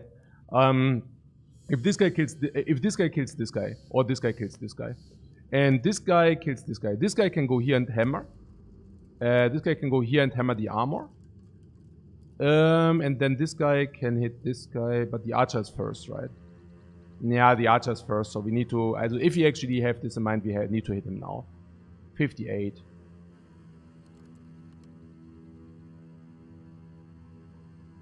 Yeah, that's fine, right? I mean, these Necro 7s. Oh, headshot. Nearly dead. Yeah, we don't need to reposition. I'm pretty sure this will find the target. Huge hit. Yeah, but we also had 58%, so... Ah, yeah, but the head hit, right? A little bit more damage. The Necro 7 also doesn't look very happy. Very nice detail from the graphics that it actually adjusts. Yeah, I just stay there. Unless we actually want to move in order to give him better shots. Yeah, probably not, right? The armor is also not that great. The Sodo is like the MVP. These also always attack only one because they need to raise the shield, which is also pretty cool for us. We personally benefit from raising the morale. This can go here if this guy can actually kill this. I think I wouldn't mind something like this. Because I really think we want to kill this guy now, if possible.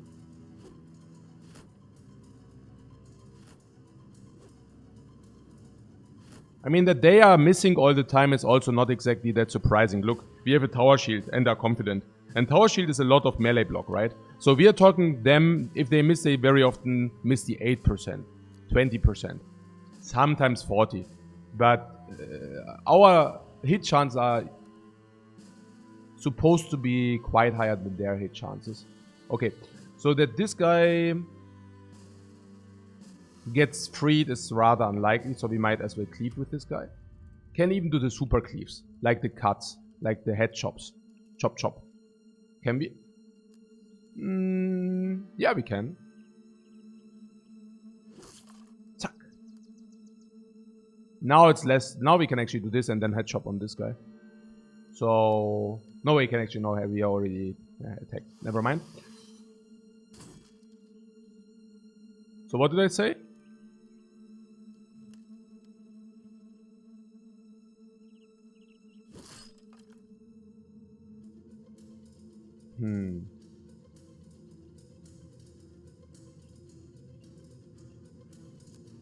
Turn done.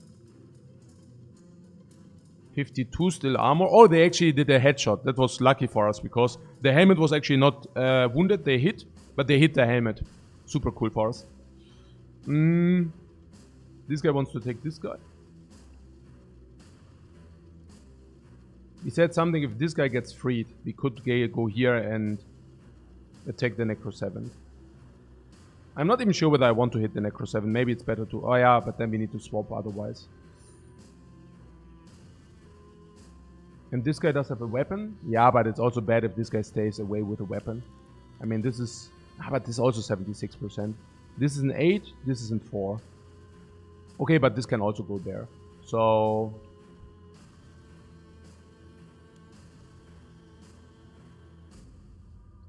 And this is a bad hit, but this is a good hit. I mean, this could hit this guy himself, honestly. No.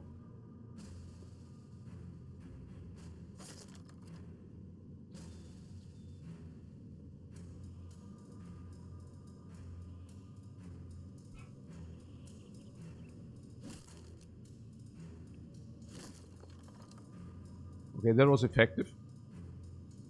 We skip here to see what this hits. Okay. We could pass with this and then try to hit this guy with this guy, or we can... I would just attack now. 78% hits.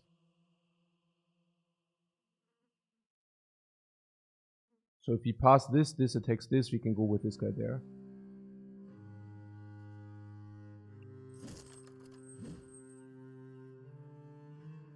No, he should swap the weapon and attack. Unless he wants to escape, but the Necro 7s are really having high attack stats. So... I don't think there's much about this. No, this can go... Oh, what? This can attack this guy one time. Yeah, we can probably move there, right? Yeah, I think so. Yeah, like this. And then this guy could kill this guy, honestly. We should try it, right? We can also do the fanfare, but I think trying to kill the Necro 7 is quite more important. Yeah. Okay.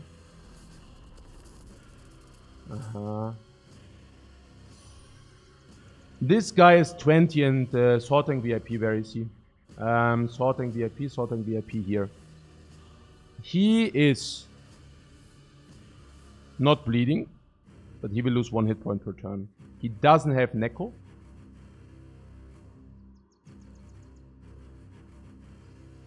The next hit kills him. We don't want that.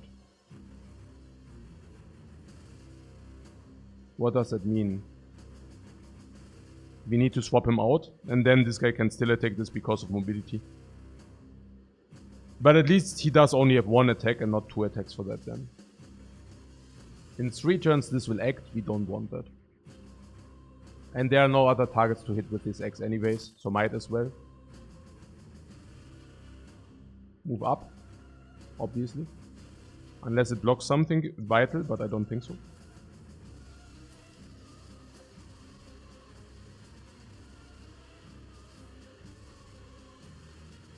Archer waits.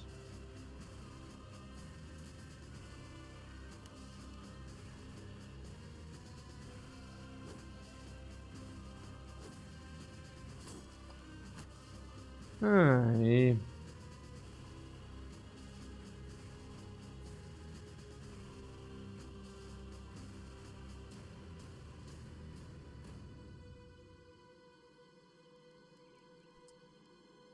So how important is this dude?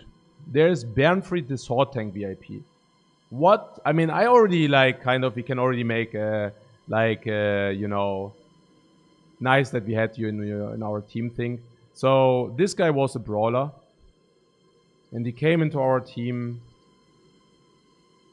And now he has a lot of hit points. Does he have a lot of hit points? It's a decent amount of hit points. He has a decent amount of fatigue, but not overly exciting. Resolve, you just saw, not that great. I guess he was a nice fighter, but also not that great.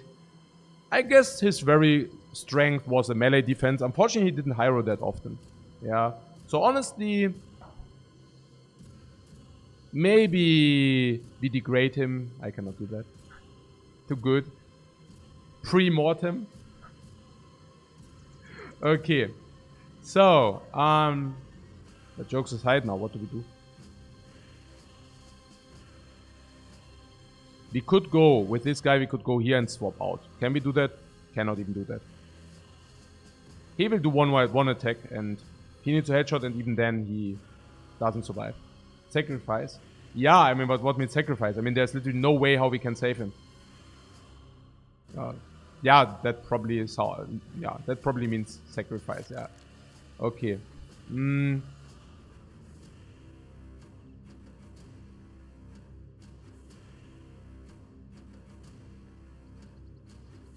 If we wait with this guy.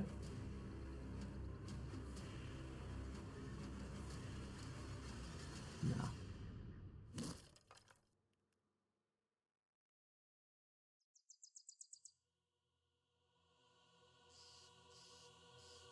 We can move forward. No, wait.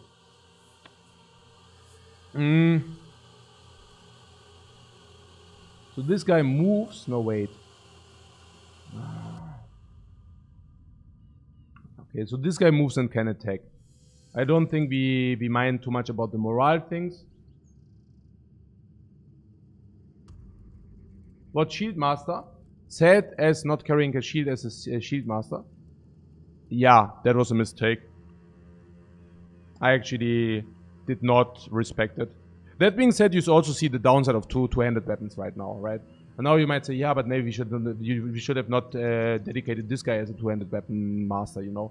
But people always like perceive that two-handed weapons are not the downside. You can just take the two-handed weapon and you deal more damage. But no, for that you don't have a shield, so you are much more vulnerable. The enemy does not attack your shield. You are more vulnerable to AOE. You're more vulnerable to range attacks. You know, all that stuff. You cannot even shield up to protect your guy, right? So there is kind of a heavy downside. And I do not feel that the upside of the damage is so... I do not feel that it's massively more damage, right? I feel it's a little bit more damage, but I do not have the feeling that it's massive more damage. So, not enough to justify whatsoever. Okay, so this guy waits or... Yeah, I don't know. We could move him here.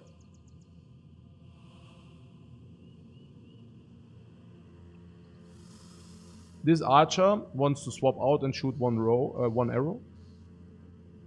This wants to close. Yeah, we can probably close in. But then we also lose. Yeah, but yeah, probably it's okay. Okay. So. Yeah, if this gets sacrificed.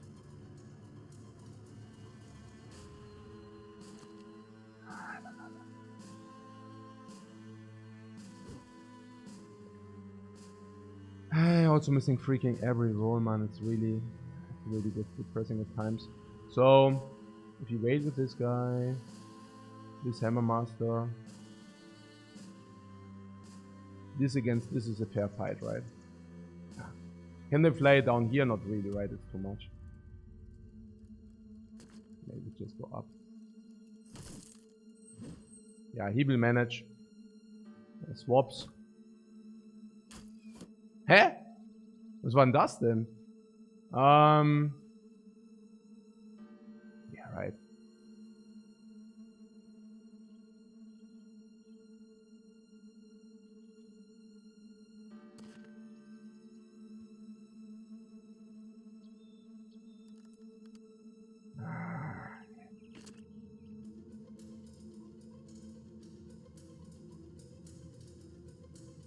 Is it clever?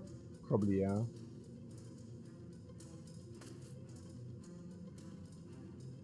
Wait, now I cannot do this. Ah, I didn't want to do that anyways, probably. Was I? I don't know.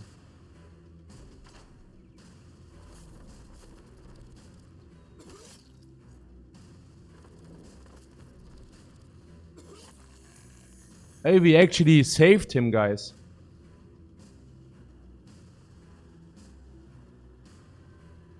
Hey, he bleeds out next turn, just saying. That went quick.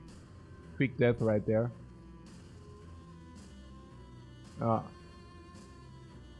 Actually, he doesn't bleed out. We are lucky. He only loses 13. What a save, right? What a save, man. Hey, this is so freakingly dumb. It's unbelievable. Like, I just called it right now. I mean, it's just so stupid. Okay, so what do we do? This guy needs to walk here. That's obvious. It's super clear, right? The only alternate we could have is like doing this. The Hammer Master wants to go in and want to hammer, that's for sure. He's not safe yet. No! We could still lose both. I mean, this is bleeding out automatic. Gotta wrap this up fast. Yeah, man, yeah, I know. I know, I'm seeing like what's happening here. I mean, these guys are all isolated now, so this hammer wants to go here and wants to attack, that's clear. Now this guy attacks. This guy moves here, attacks 1. And then one guy jumps 2. No, cannot do. But I would also not know how to solve this. I mean, the rest just kills this. Hammer guy has to come, right? Because hammer guy is effective. Rotation on banner. We do have rotation on banner, but it's not about this. Robert VIP does bleed out anyways. Next turn. Maybe... I hope he doesn't bleed again. I don't he doesn't bleed because we waited.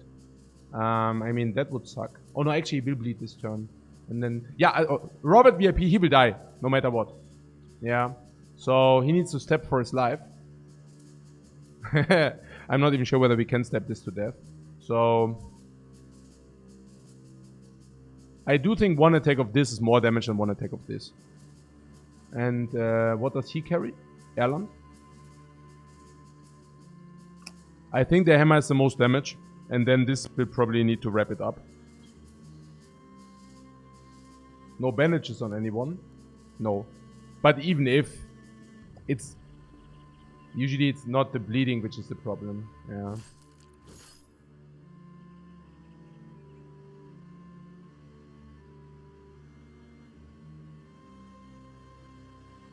Like what I'm saying is, of course we can pass now.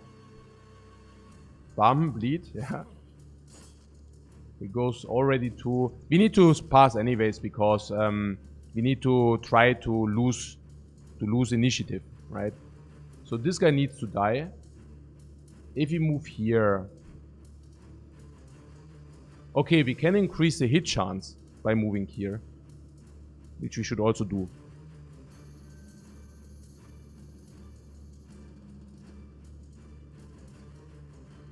Unless we think we have a problem killing this guy, but no, probably not.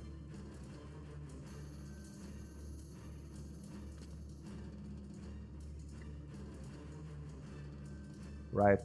So this would also remove increase the hit chance.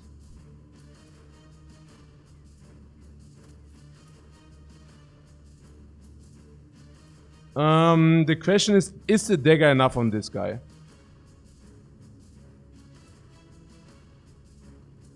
Because something tells me I'm not exactly sure. But yeah, we should... Hey, probably wait. I mean, his initiative is not high anyway, so the initiative is 43, so we can wait with this guy. Okay, I mean, nothing to celebrate here. I mean, that was relatively clear. Moving here, maybe, you know, giving less incentive. Maybe giving less incentive to... Oh, we can also surround this guy so that he at least does not kill this guy. Interesting.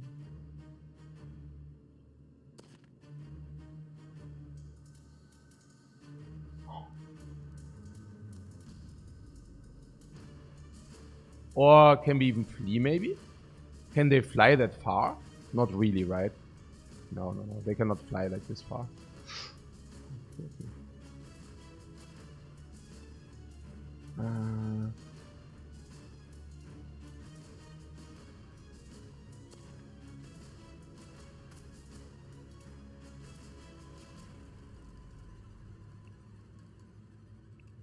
46 to hit the armor, yeah.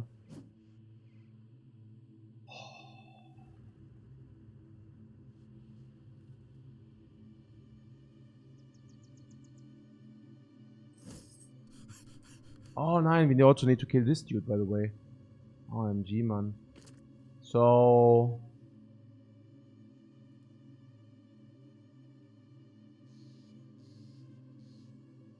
Okay, I think this will probably be dead.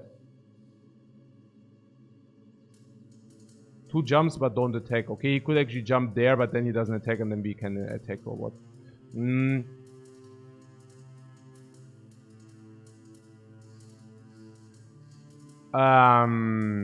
I'm having a little bit problems evaluating this situation here.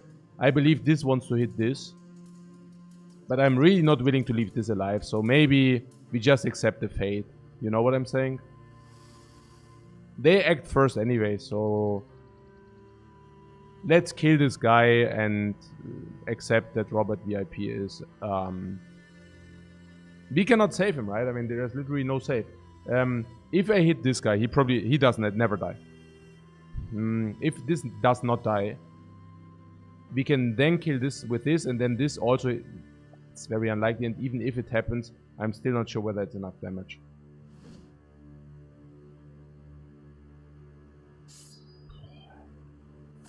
Yeah, it would have not been enough damage. Even 2 hits are not enough damage. Hey, what?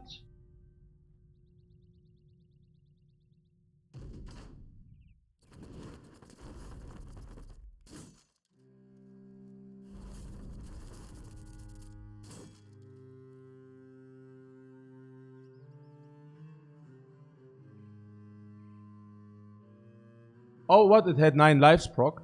Oh yeah, maybe. This guy dies now. Before he dies, he can do 1 meaningful action.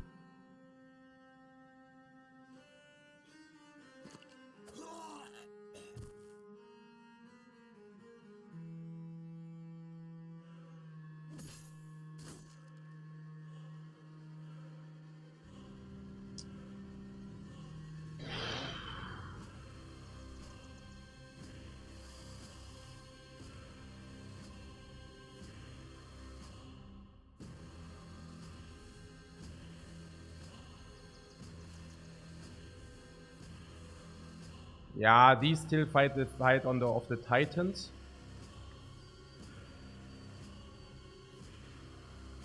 Yeah, we can ready the troops. I think it's a no-brainer to do that. We can also swap out, but I see no necessity to swap anything out. This guy is nimble, so that's good enough. Going here and ready these 2 troops makes like a lot of sense to me.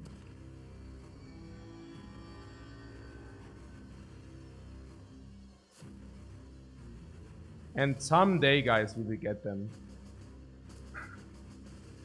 Someday we will get them. Yes! Oh, man, hey.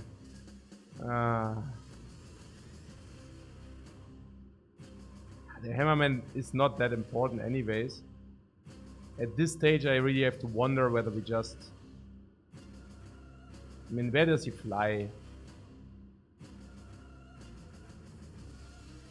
Guys, I cannot. I just pass here. I like... Literally. I don't... I mean, it's fine, you know. It's fine, right? Right? Man, oh man, oh man, hey. Hey. Okay, headshot.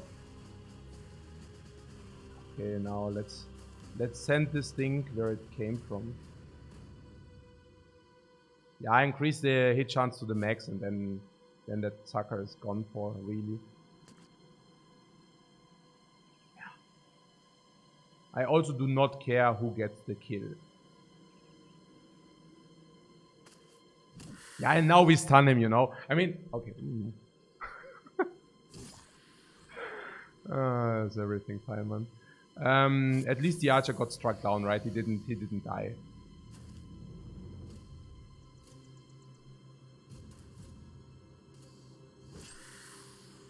Und jetzt machen wir ihn voll fertig. Now we just completely annihilate him.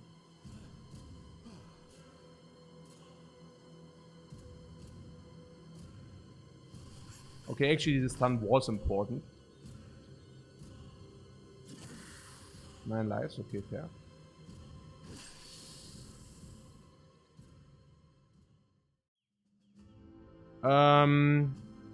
Actually he really got only struck down. It was a joke. I actually didn't see it. But eventually he is alive. And he really did only broke himself a knee. Which is great because you can still shoot with a broken knee. Yeah, my knee is broken, but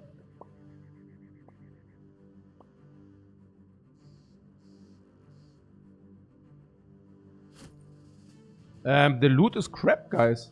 I cannot believe it, guys. What is this?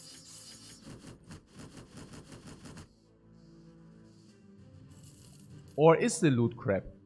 Because honestly, thinking about it, we just looted a cleaver. So let's do the important things first, right?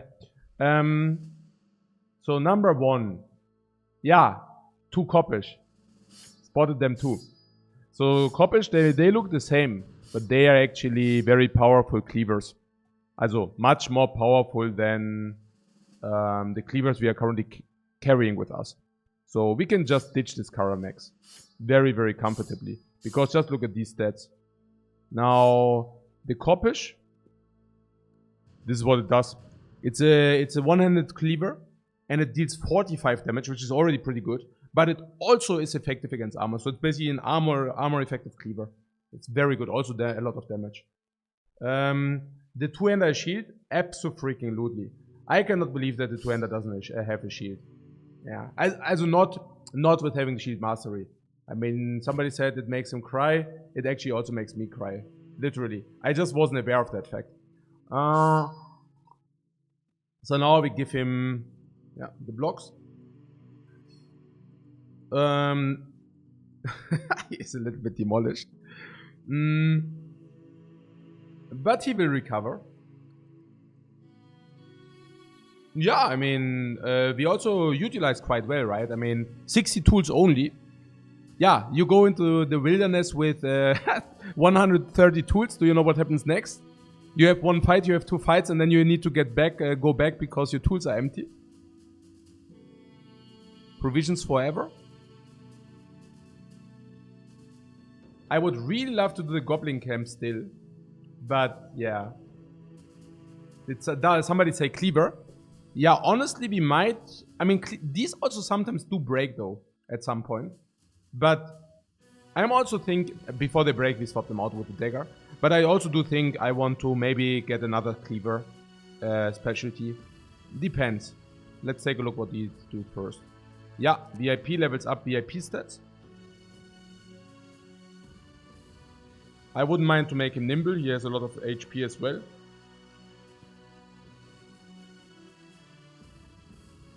What? You're not sure whether the loot even covered the tool cost?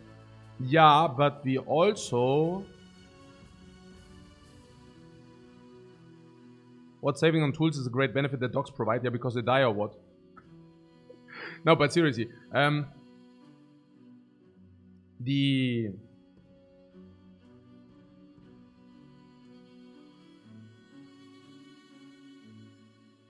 More the backspace pocket shields are good. Yeah, the back, yeah.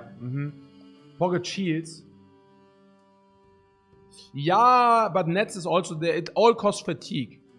And I'm not... I guess... Oh, yeah, I will also forget it in the fight anyways. Putting that aside, I mean, you know, I actually did have a shield throwing net. And I did not use it anyways. You know what I'm saying, right? I mean, yeah, like, I could give him a net, but I'm afraid that I won't use it. You know. -1 fatigue. Okay, so,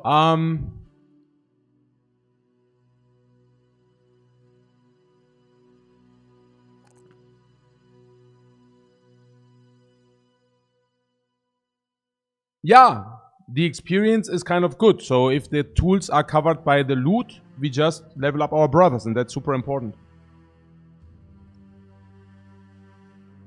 You can place wounded brothers to bottom row in a roster to increase rate of recovery. Oh, okay. Interesting. Yeah, let's not do that. Too much effort. It's like a camp recovery. They recover twice as fast or what? Okay, so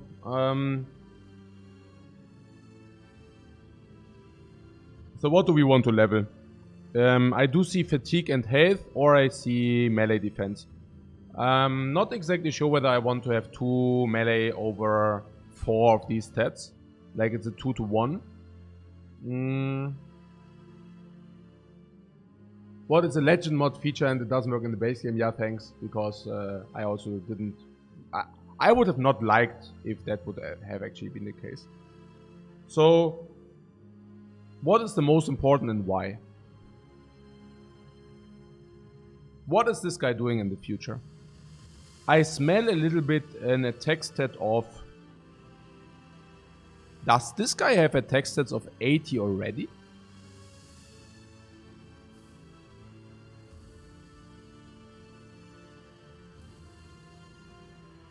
And he's level 4. So he will go to at least 90, maybe 100 attack. What do we do with such a heavy attacker? Which doesn't have tremendous melee skills. And no, I am not a fan of like back two-handers. Not a fan of, how do you say, you know, pole arms. We give him a shield. And we make him a Mace Master, right? Such an amazing attack stat. Mace Master, recovery, high endurance, like this. If he has a Mace Master, he does need the defense stats less important. Because he will stun the opponents. Oh, okay, I asked different. Do we rather want him to be a Mace Master? A nimble, okay. Is it better to make him nimble and put health now? Or is it better to make him a Battle Forge and not put health? Like this is clear now, it's 4 HP or it's this. We already gave him Colossus. Do we think we will make him nimble in the future, or do you think we will make him Battle Forge in the future? Wait. This guy has a lot of initiative. Did you already give him the dodge perk? No, but we wanted to, right? Was it the case? Oh God, maybe.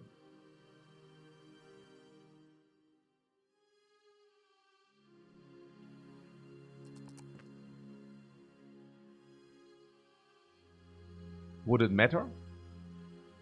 I don't know. I'm not saying that I want to skill initiative. I don't want to skill initiative. I'm just wondering, do we want to make him nimble or not? If we want to make him...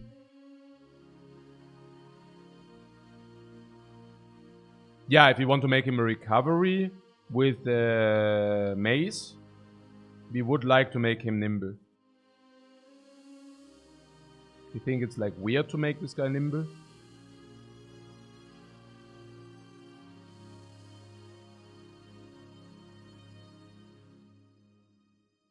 Yeah, because he doesn't have stats and health, right? So he will go to 92 HP Then we skills 3 other skills, then we skills 3 other skills. He will probably end up being 1 HP, being nimble. Or we actually give him a lot of armor, because it's actually a clever thing to be done, given that this guy doesn't have the biggest amount of melee defense. Going to 11 and then maybe ending up with 25 melee defense later. He will not, I mean, he will have a lot, but not, I mean, if you give him a shield, he will actually have decent amount of melee defense. And he is also stunning around, so maybe it's okay. He doesn't even need the melee defense that much. Yeah. Good with long weapons. Hit several enemies at once. Yeah.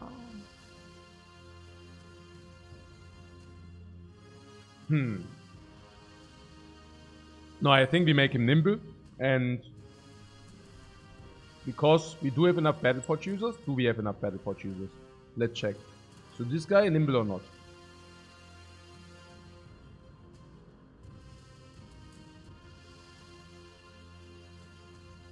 Nimble, yeah. This guy?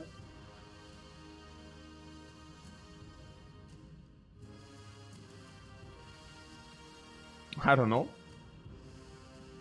This guy is already nimble. This guy is already nimble. This guy will be nimble.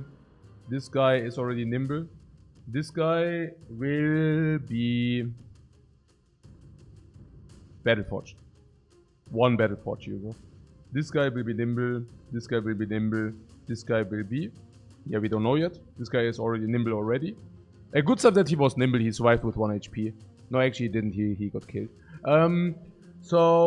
This guy is also a Battleforge user. So we have 2 Battleforge users and we have armor 4.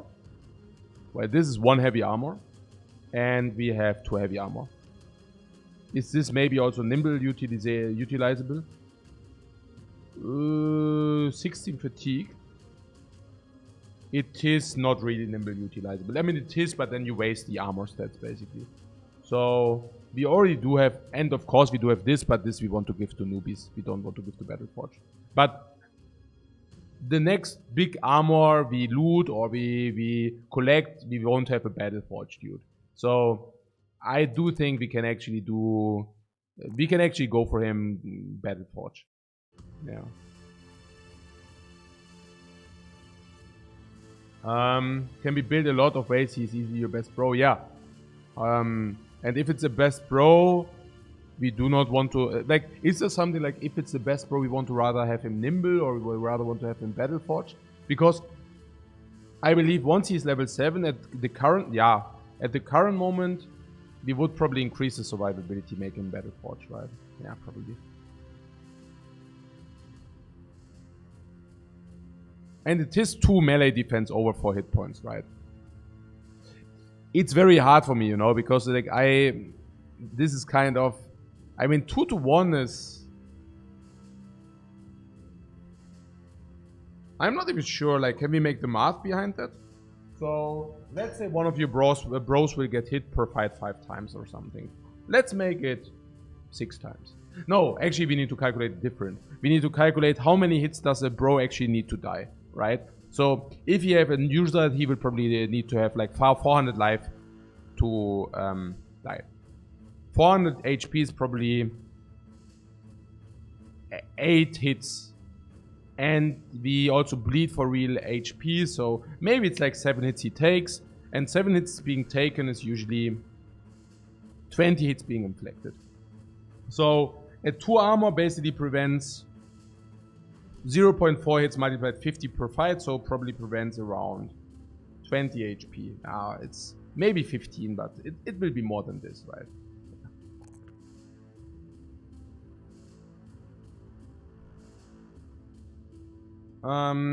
Still take haste. Yeah, but I don't... yeah, I mean, at the very moment, I think it would increase the survivability. At this very moment. Because this stat is still garbage. So this brother currently does not need to take 7 hits. He actually only needs to take like 4 hits today. Right? And then... I mean, even then, I don't know. So, stat-wise, what do we want? Do we want Battleforge dodge? Weird, right? Probably weird. We already said what we want. We want him to be a maze master. I hope that is not super stupid to make him a Mace Master. Shield. We could actually give him 9 lives. What about that? Is it like something we... Yeah. Bad for dodge. Yeah, exactly. Rather, Brawny. Brawny.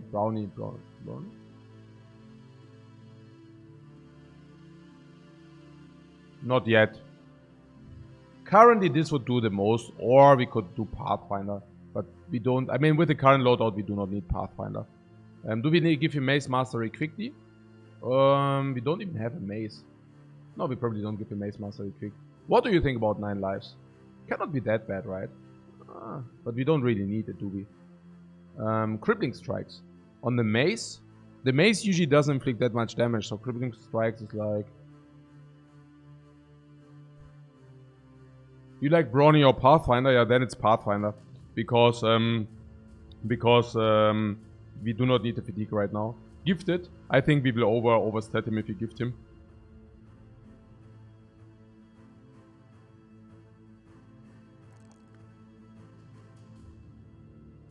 A little bit sad rolls.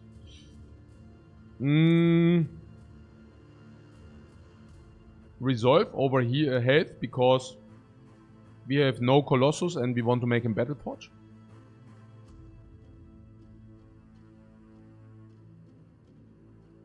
And he also has a lot of melee defense already, so we don't... Yeah. He also was never like priority targeted.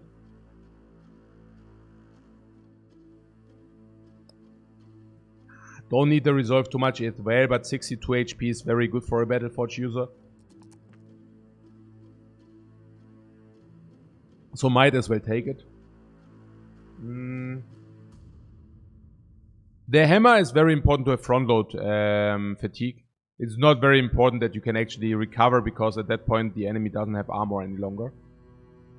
If that makes sense. The reason why I do not like footwork that much is usually if you guys are in trouble, they also do not have enough stamina to get out of the trouble, you know. So yeah, this basically. Here we can take Brawny because we want to have the front load fatigue while at the same time wanting to make him Battle Forge.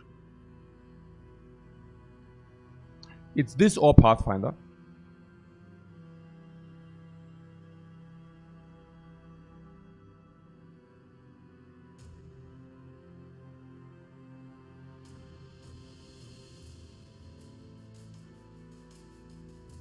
We could nearly give him... I mean, if we gave him Brownie, we could nearly swap the armor. So,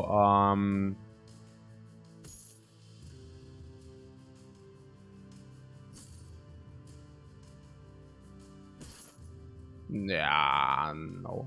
Probably not.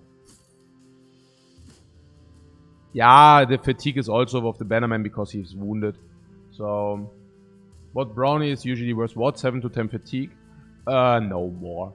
I mean, look at this. That's already 47. So 47 multiplied 30%. Brawny would be 14 stats already on this guy, for example. That's why you don't give it for like light armor, but you only give it like for heavy armor. Amazing roll on the melee attack. He also really need that. This was a predestined roll. Yeah, and we also can do with some resolve, so let's... The Swordmaster will have a lot of melee defense. 50 to be precise. And then he actually can go parrying.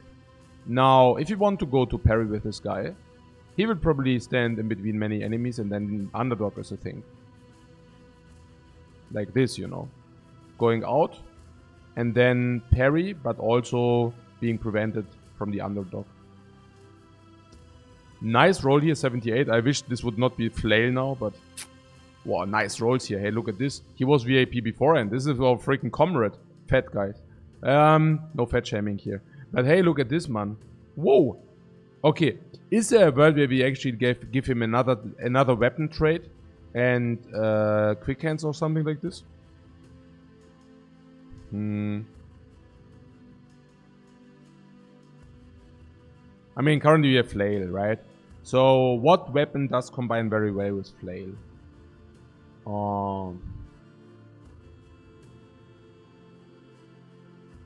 I don't know.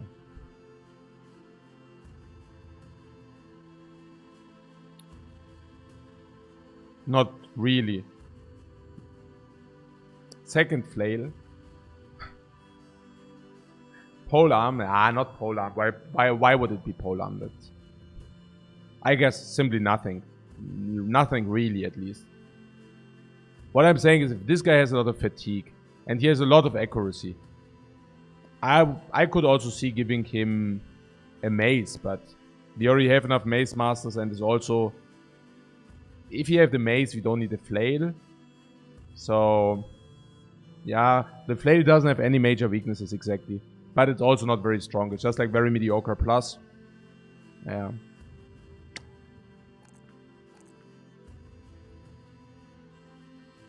He is nimble, so I don't think we do much wrong by just giving him health.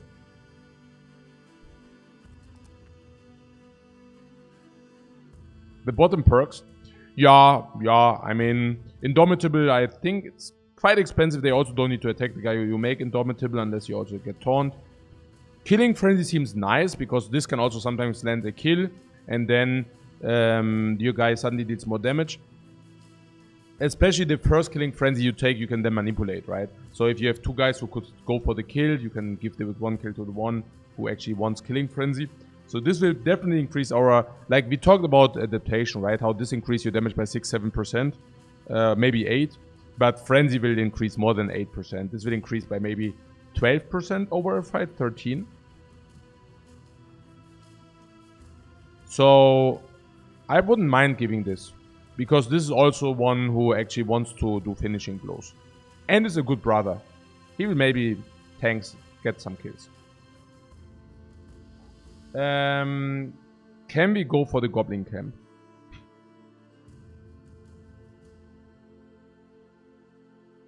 You know what's funny? Repairing this alone costs 25 weapon parts. Do I underdog my tanks? Yeah, I want to underdog the sides, if possible.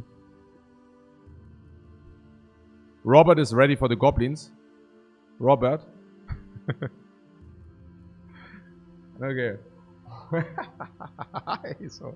he's so done, man.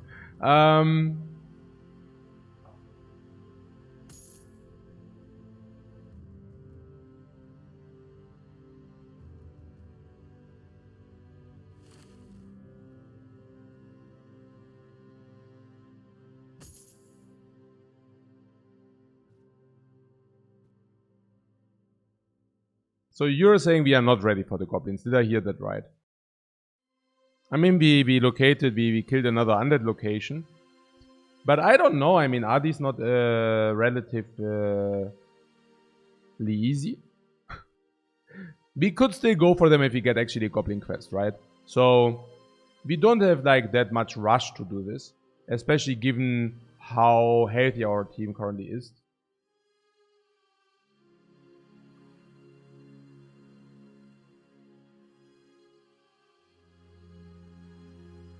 Alternate plays just like to do a tent.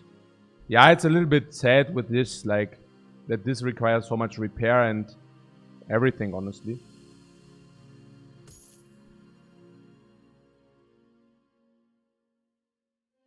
Sean's sad story here. Hey, did you really take so much damage against these stupid vampires? I mean, this is freaking crazy. Look at how they freaking wrecked us, man. The newfound helmets. Yeah, the helmets are usually good in sale value, but they are not very good in protecting. They are actually pretty bad, the helmets. I want to do the goblins, but of course we can also like discover some more. We are still equipped for the wilderness, right? It's not like that we are out of tools, which basically means let's stay here if we are already here. Let's stay here.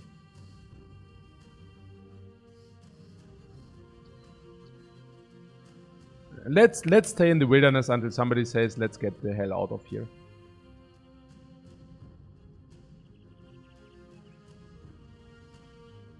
And if there are any more undead locations, maybe we want to take those. Can even camp in the night. And the reason why we can even camp in the night is maybe not going into the woods in the night. The reason why we can even camp in the night is because we would not move that quickly in the night anyways. So therefore we can just do this. Oh. What is this? Looks like orcs. So we did heal a little bit, reasonably.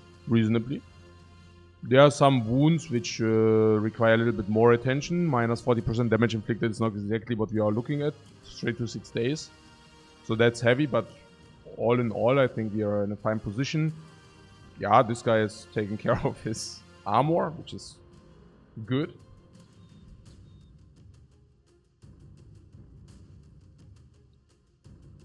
Could actually go deeper. Here's the end of the world. If you find any location, it will be worth a lot now. Yeah, so... What is this? Direwolves. Hey. How many? 6? Yeah. Oh.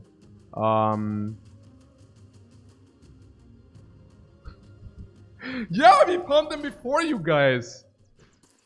11 orcs though. Huh.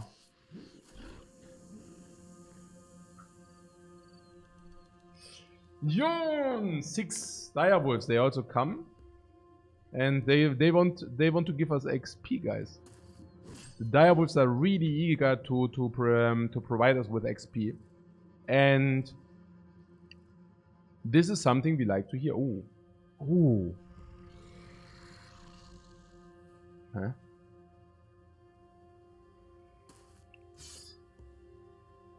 Ah, yeah, right. Yeah. Man.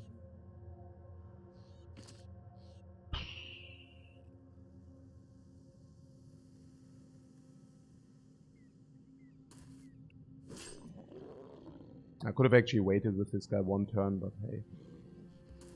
Wait, so oder was?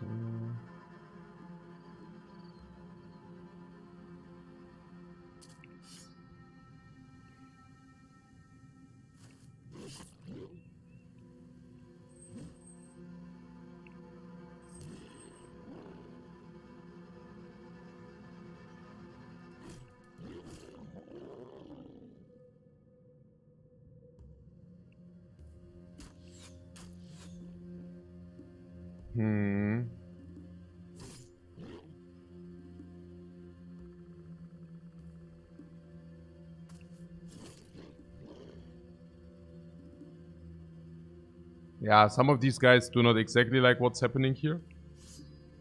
I can definitely see that. Oh, Overwhelm.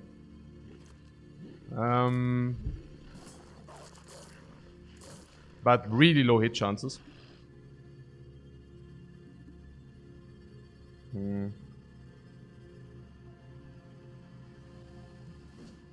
Yeah, that hit was probably not even good because it's like very low HP anyways. So might as, you know.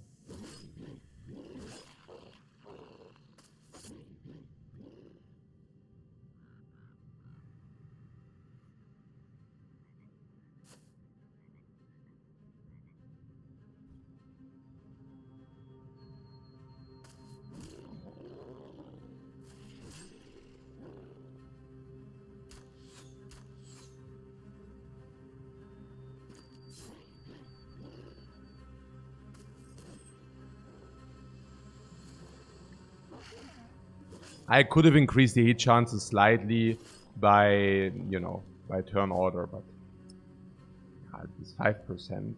It's a lot of effort for small gain. We need to also be a little bit realistic here. The poor guy, always him. As I told you, we can even tell that he's the blacksmith. Do you know how many ages he already repaired his freaking armor? Such a long time. He's basically repairing all the time. Never stop. And now he even has a shield. Before he did not even have the shield. Give me this XP. And the loot. Oh, we got food. It's not loot, it is food. What is this? Many young orbs, some orc berserks. Free XP or what?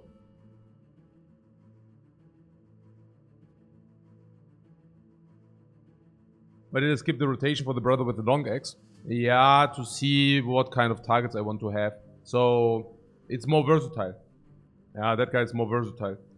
11 orcs. Yeah, let's get them. It's a lot of XP. And they charge into our wall. Into our... yeah, this. 79.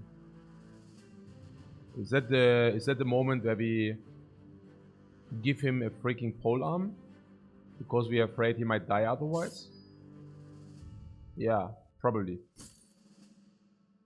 The legendary armor? Yeah, no, he stays. It's his. It's his, guys. Yeah, be healed full. Yeah, this is not inflicting damage, but who cares?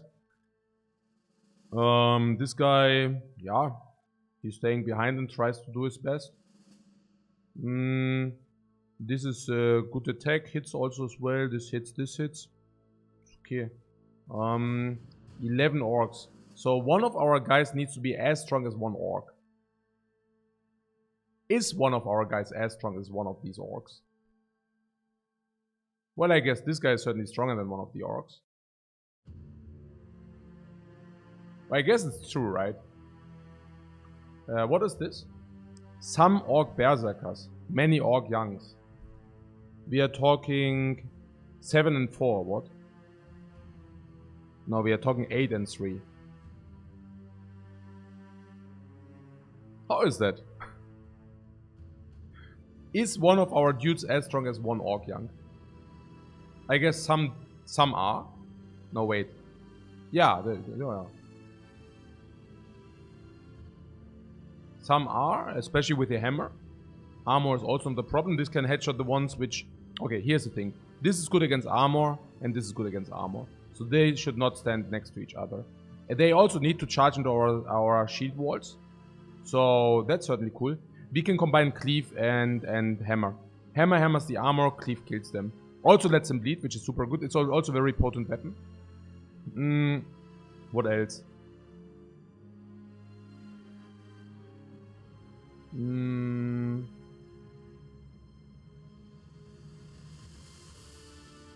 Yeah, and we keep them welcome with the shield wall, and we also have nimble.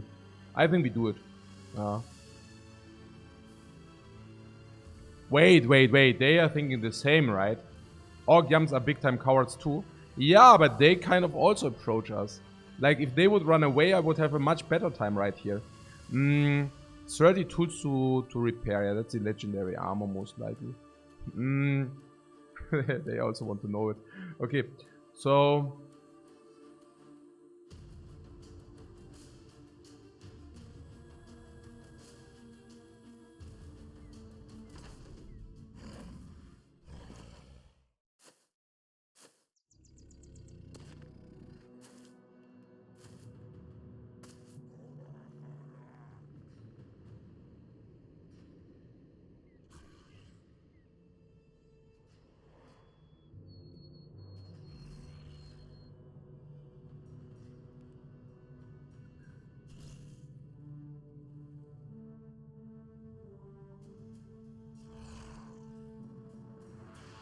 These dumb orcs think they are hunting us, but in reality we are hunting them.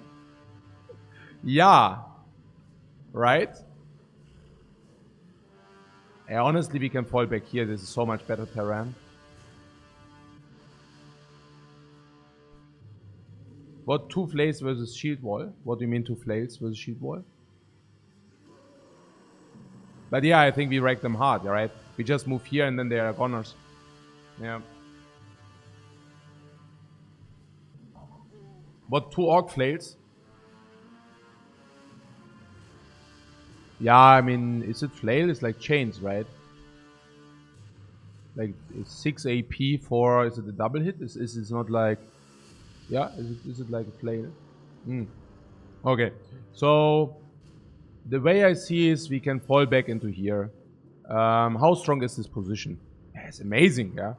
It's an amazing position. Let's do that. There's no way we are not doing that, right? Can they catch us now here? No, exactly not, right? Yeah. Cannot catch us. We fall back exactly there, and then we have them exactly where we want them to be. Yeah. Even this. So where do we want to be positioned? Oh, this is even good as well here, look. If we could 1, 2, 3, 4. 1, 2, 3, 4. 1, 2, 3, 4.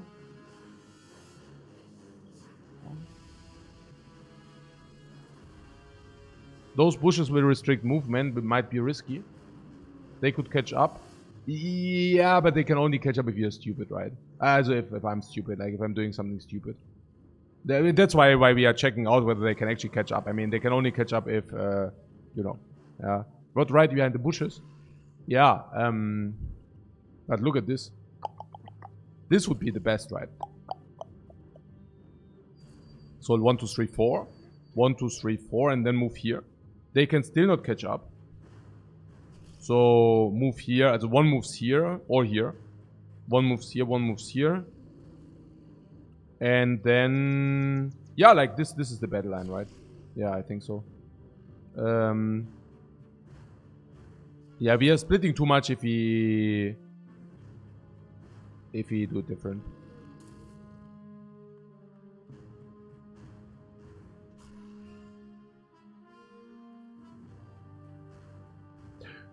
Ja, doch. Ja.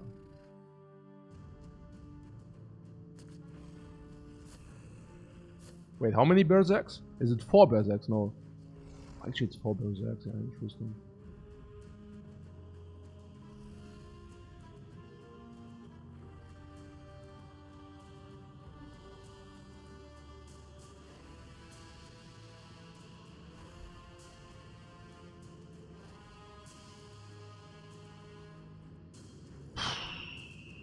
What charge forward into them to assert dominance? Yeah, right.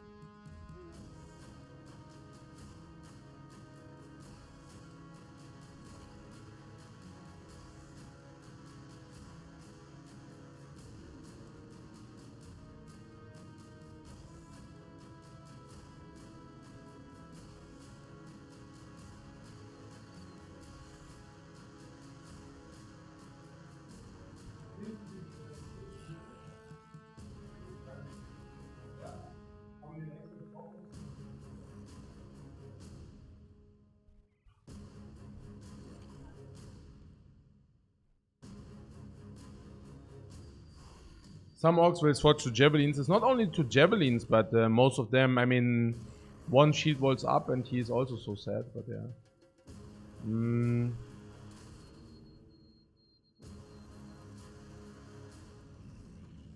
Yeah, this would be, for example, bad. Right? Like, that would be sad. 1, 2, 3, 4, and then they get caught, and then everything goes bye-bye.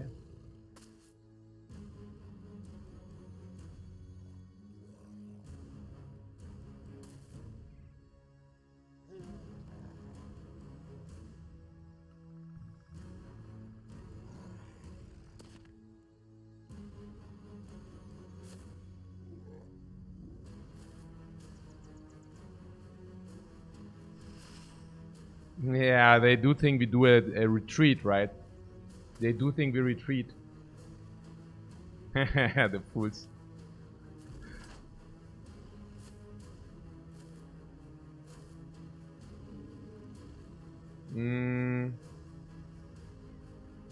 Now, if we want to wait, also the position we want to take is definitely, we said definitely this, definitely this. So this goes 1, 2, 3, 4. This goes here, this goes here. As we say, what? Here, here, here? No. Yeah, I don't know. This is weird, right? Here, here. Heh? This is such weird a tile, like, you know, whenever they're... maybe only here, and then one support here or something. Like here, here, here. Maybe here. Weird. Okay. We could also see what they do first, and then adjust our move accordingly. Is that so? Because they are, yeah, I mean, okay, they all made their move. Good. So, if they are there, where they are, I think we could also make an argument to just do the bush thing here. One here. Wait.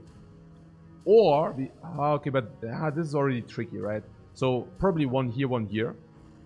One here. And then just lining up here. I think I like this the most. So one goes here, one stays here. One stays here. 3. 4, 5, 6, 7, 8. They will jump at us? Yeah, some won't. I am relatively confident that this will work out. So, you're saying they jump at us? 1, 2, 3 and jump? Yeah, then we... Like, if you think we... Okay. If you think they will jump at us, we should wait with everybody. And then shield wall with everybody. 1, 2. Yeah, I mean, we can do that. Sure.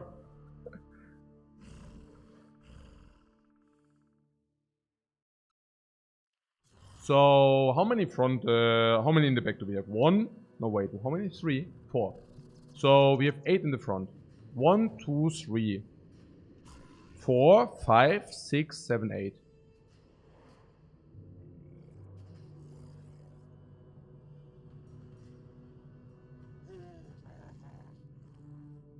This goes here and shield walls.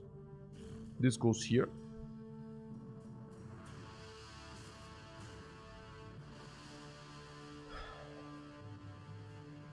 We could also pass now, then we have a next turn direct spear wall, but I don't even want that. So, maybe just wait with this guy as well. Okay. One goes here.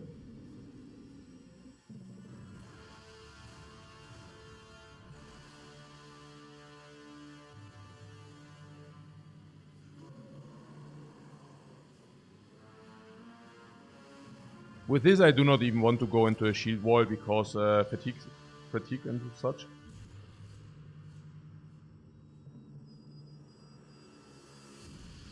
There's an argument that you should go into shield wall anyways because you also increase the defense stats of the others, but I don't want that too much. Use this. Let's pass. Oh, there's one in the bottom. I see. This was annoying. Okay, so if there's a 1 in the bottom, we could also... I mean, maybe he goes here.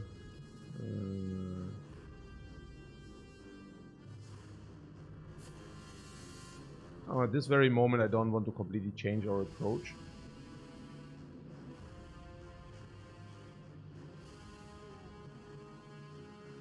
So this guy can move here onto this, so that he can shoot arrows of death.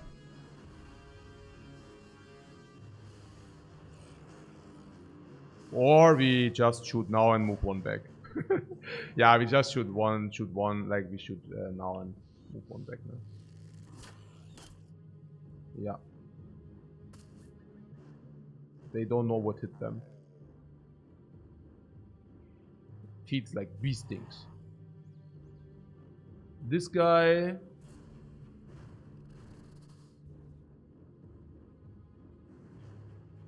I don't know what to do with this guy. Where is the best position for him?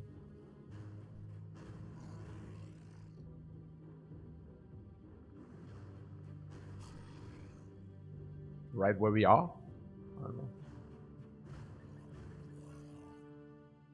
This goes here. And this guy is mighty. Maybe... Like, why do we want him here? Yeah, because this can go here and then shield up, right? So this go here.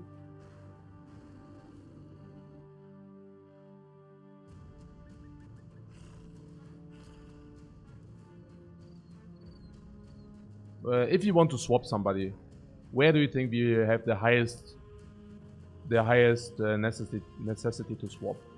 Somewhere here, right? Fine. So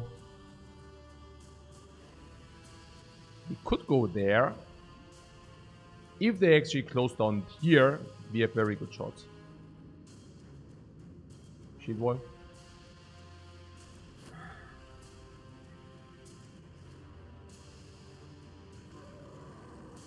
This guy we didn't want to shield wall because of fatigue.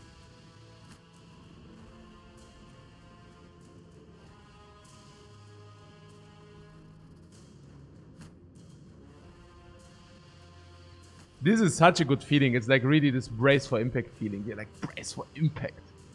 He jumped into our trap.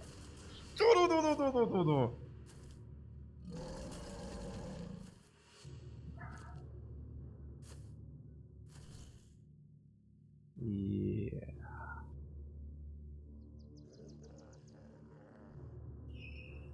The broken knee is not a problem. He can just walk like a normal being.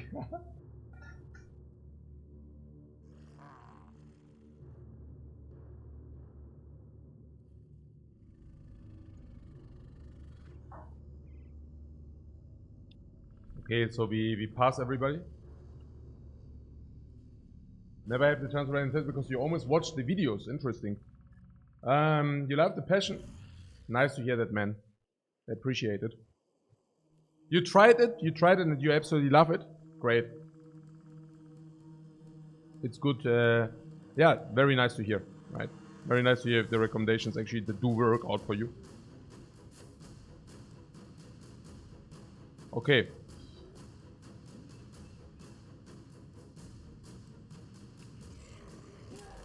Immune to stun. Oh my, hey. Yeah, I actually thought it's a young. Hey, okay. Complete brain block. I actually thought it's an orc young, man. I don't know why I thought that. A complete brain block there. I literally thought it's a young orc, man. Okay, now I'm tilting the rest afterwards as well. Okay. Back to normal. Back to not tilt. I literally just like tilted the garbage, man. Okay. So,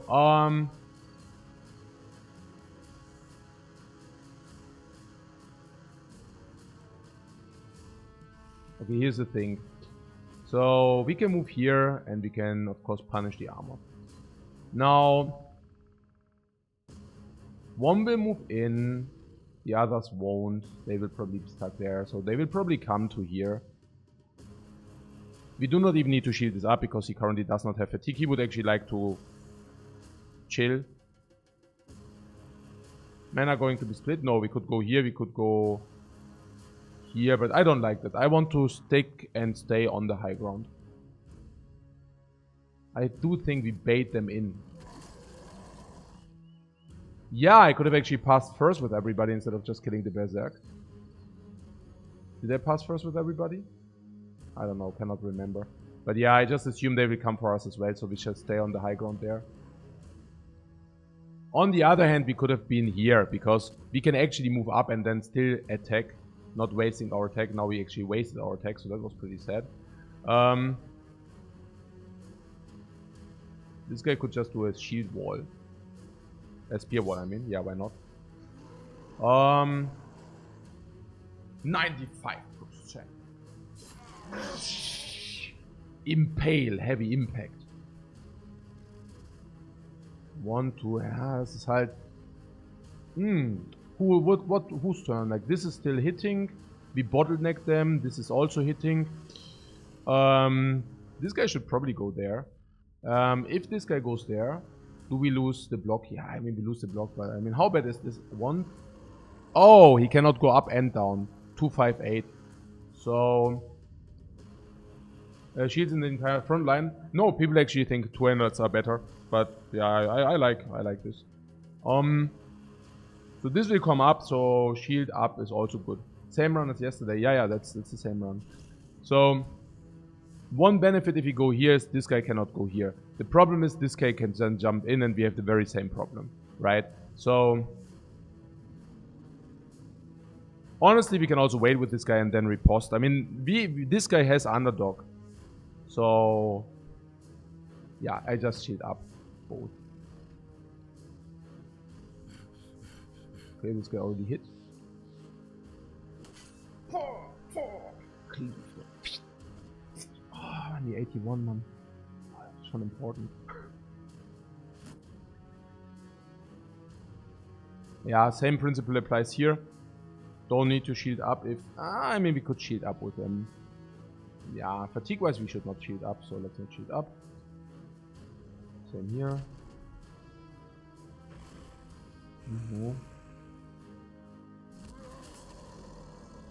If this happens, okay. No, that's fine, right? I mean, that's kind of what we were saying we want to happen. Same here. Exactly what you see here. Yeah, did he hit the shield? Erland VIP! Shield. No problemo, Erland VIP. Why am I so happy? Yeah, because some are not even bringing shields. And here, he's soaking like 2 attacks on this dude, man. Look at this. Shield wall perk. Without shield expert, he kills the shield and then he kills us. But we did have the shield perk. Problem. It's like either everyone should have shields or nobody should have shields, the type of situation. Yeah. A lot of people say like, yeah, no. Actually not. It's just like, yeah, no. Yeah. They usually use shields on tanks, exactly. Yeah. It's and on the flanks usually, and in the middle they usually use like 2 handers. I think they just like are being misled by the animations. Okay, we pass with everybody, unless they actually have hits. He does have hit. Now we can stun. It's an Orc Young. And pass again. Okay, right. So, done. Yeah, we wait and then we do the hammer first. That's obvious. This guy I also want to wait until we see which ones actually fall to direct attacks.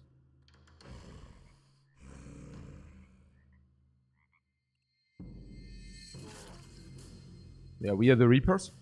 Now this guy is already breaking. I think I just use... we might not get there with this attack. So I think I actually use this attack.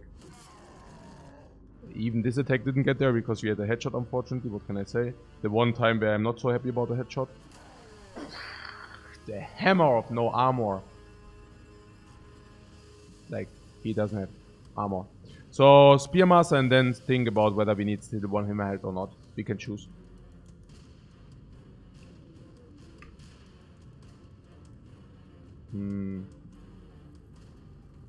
Yeah, the archer with a 40% is also not exactly, you know. Flail. Yeah. Ah, we could flail him.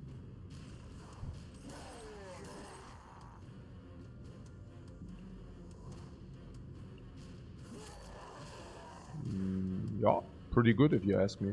Yeah, going up. Here could make a spear wall again. Looks nice to me. So we could also spear wall and shield wall, but I think maybe that's too extensive. We could have done that, but I think it's a lot. This Berserker cannot come in and hit. Here we could make a call to maybe fall back. 3, 6, 8. I don't know. Do you think it's beneficial to fall back here? I mean, if this guy is blocking this Berserk, and this cannot attack, and this guy goes here, he cannot move and attack. So what? Nothing. I mean, this also already is wavering, so yeah, no, I think we just pass. It's also a fatigue thing. Yeah, this guy flees. So I just assume we save ourselves the fatigue again.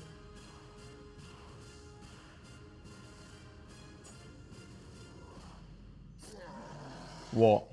This Orc Young did die.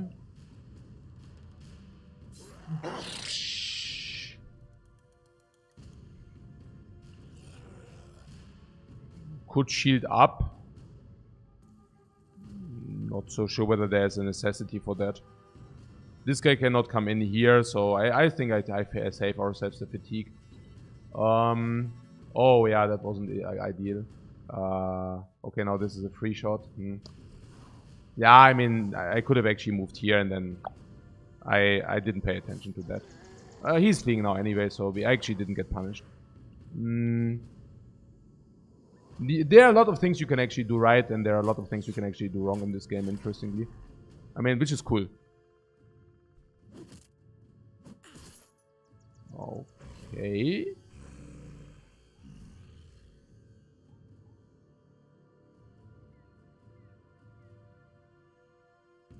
Oh, he just did that. Okay, in his turn. I see. Yeah, we don't care.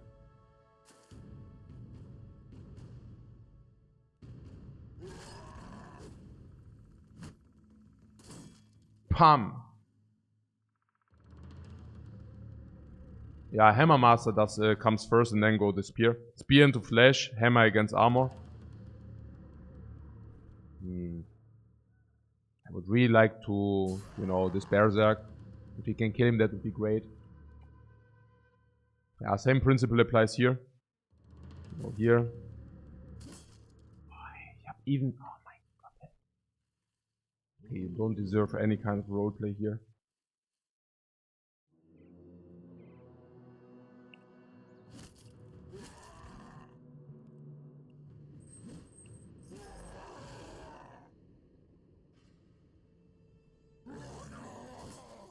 Ah, look, I got. Yeah.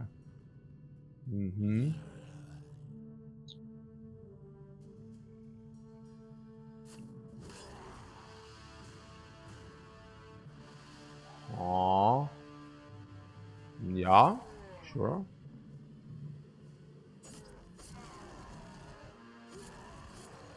Perfect.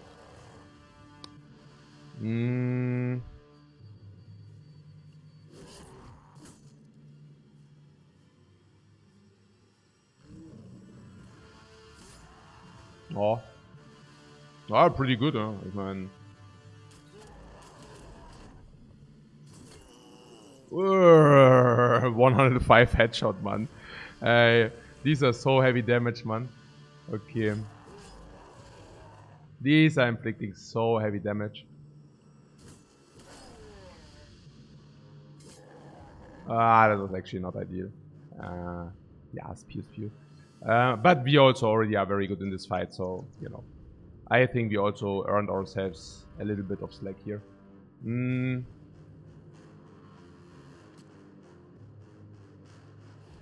So this guy wants to do nothing basically. Yeah, he's not in vicinity. So not exactly sure where this is going. So yeah, again, we are not in vicinity. We could actually move up, but then we actually can get hit. So that would be relatively stupid. So let's move here. And these two are basically goners. This guy should also be a goner. Be gone! We could wait and see first whether we actually really do kill them, but probably to be expected. Now this guy already having a weak head, we can probably chase down. Or use him to also help to chase down. Go here. Go here.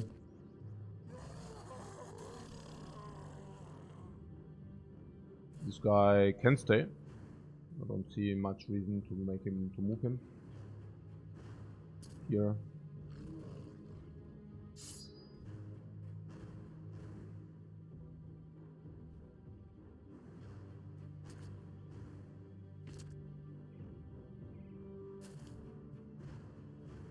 Like this, no?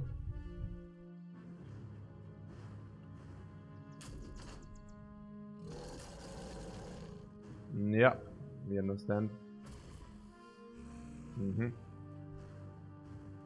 I cannot say that this comes as a surprise.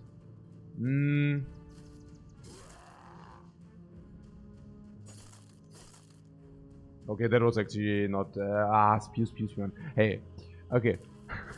I actually attack them now because I feel quite safe, and this is usually the way to lose troops. Yeah, by basically saying, okay, yeah, we already won, and the next moment you get one-shot by a berserk, you know. So we actually do not get one-shotted by the berserks now. So, but you know, that's how it usually, how it actually usually happens. How you lose soldiers.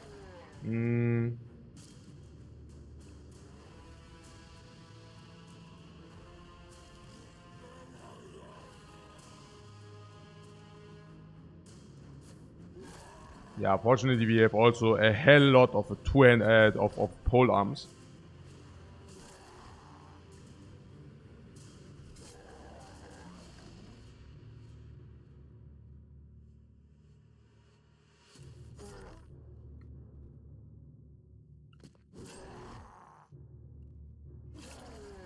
Yeah, they definitely didn't see that coming. Cats are flying here. How much damage did we take?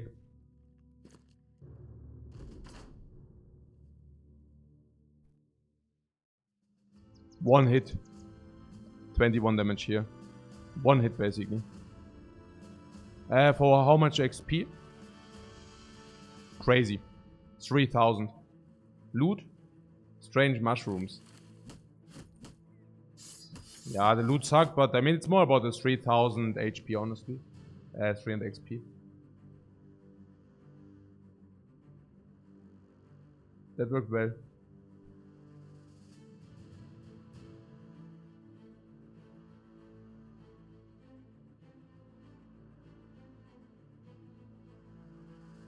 We are the chain user, we are Kurapika. The chain user Berserker chain. Yeah, we can probably repair that for a good sale price. What did I want to do?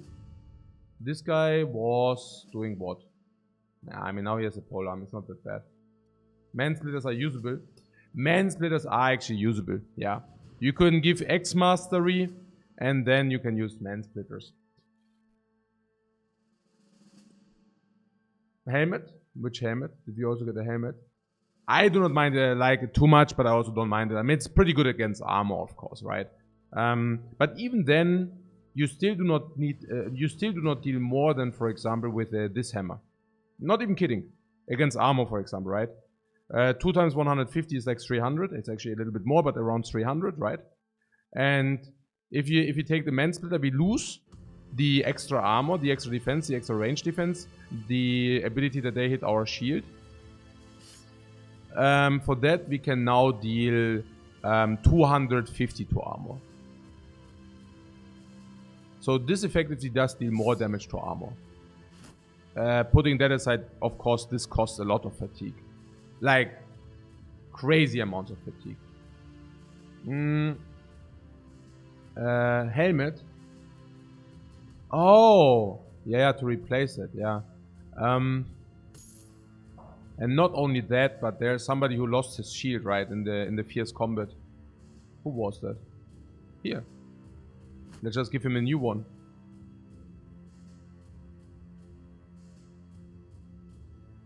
Did I hear Hunter x Hunter is coming back? The author is back from the 1000-year hiatus. No, I didn't hear that, but it would be pretty amazing. I really enjoyed the series.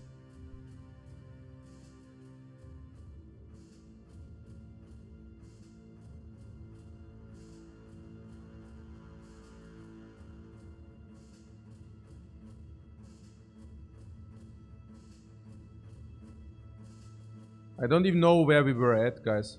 Do you remember what we had in mind? I forgot. What is this? This is a tent which is like... Also, this is so far away from the real world. This has to have stuff. Like, there's no way it doesn't have stuff, right? Good stuff. Now, I guess the other question is that whether it's actually a problem to do that. But I also have to say I have a feeling that what we just fought, that's death. Oh, is it? Because I just wanted to mention that what we just fought was part of the heroic death. Guys, let's think about it logically. I mean, why do you think it's death? Some orc youngs. Who cares about those, right? Also, I don't. Wait, some. 4 to 6, right? 4 to 6. Which is acceptable. I wouldn't mind it. A few orc berserkers. 2 to 3. No problem. 4 to 6 orc warriors.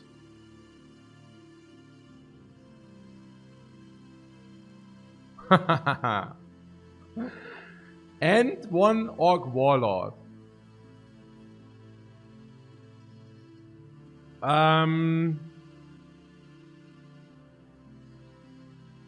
You're not sure we have the weapons to get through the orc warriors? No, we don't. We have 1 hammer guy. He will definitely get through 2 orc warriors, I think. And then it's over. For us. No, really, we don't even have level 7 on everybody. Like, they will probably wreck us and then our guys will panic. We don't even have a good bannerman, honestly. Yeah, Warlord is going to kill some bros. Yeah. What am I thinking about the suicide mission? This? Yeah, I think it's a suicide mission. Like, literally. I usually do not duck down, like, away from fights, but... Like, this guy is bad against orcs. It's okay, but it's not... No, it's bad, because melee skill too low. This guy is... okay. Actually, not. It's okay. Nah, actually not. So... Cleaver Master. This is good after we killed the armor from Orc Warriors. This is very good against Orc Warriors. This is really good for Orc Warriors.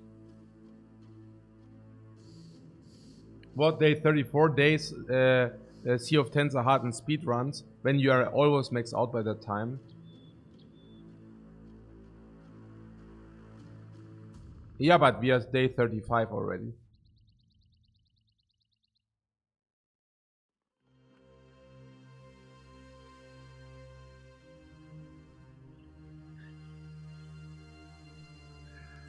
So this guy is very potent against Orc Warriors, by the way. We can use 1 and yeah, he will probably get rid of the armor from one warrior, maybe of 2. This guy can take care of the youngers, but other than that, not so much. This doesn't go through the flesh. This is not very effective, unfortunately. If they do have a head protection, maybe we can use him. For me, it's also about the Orc Warlord. If this would be a fight without the Orc Warlord, I think it's doable. If But it's not because we just don't have good bannerman who even covers that. Hey, putting that aside, we are freaking injured. Like we don't even deal damage with this. It's bad, right? It's a very bad idea. We need like, what, 5 days to repair this crap here. And even then, nah, it's a bad idea. It's a bad idea, but what about the unique items which are in there? What do you think about the unique items, guys? Guys, what do you think about the unique items? Yeah, I think they would be pretty amazing. Like, I would really love to have these named items within the Order of Thames. Yeah, I also think the freaking loot will be amazing, man. Yeah. Camps will stay and spawn champions later. Champions? With champions? No, that's not necessarily, but... Yeah, we are so far away from civilization that this... It will have very nice items. But you're saying not so interested, right? Different question. If this would actually be a low roll, like 4 Orc Youngs, 3 Berserks, 4 Warriors, even if this would be true, it would be still bad. Yeah. What you're saying is there's no rush to do this camp. But it would be not good if there are champions there, right? I mean, then it becomes more difficult, but you're saying we are scaling faster, probably, yeah. Not worth the deaths. This? We probably just die, right? I mean, literally, we die. Like, it's not like we get the loot and we lose 2 guys. Like, we do this and we just die. Okay. Where am I? Oh, yeah. What about an easy location somewhere here? That would be amazing, because easy locations back there, so far away from the civilization, will also get very amazing loot for us. So can I get some easy location maybe? What about that? Oh my god. Huh? What? What's happening here? What's happening here?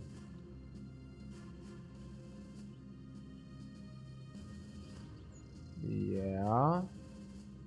Wait, can we get to the camp by night? Probably not even that, right? Okay, that was a relatively lousy experience. Do we get there by night? What do you think? No, not really. Oh, no. I am willing to do that if we get there by night. Do you have an estimation? Am I willing to do that or not? Yeah.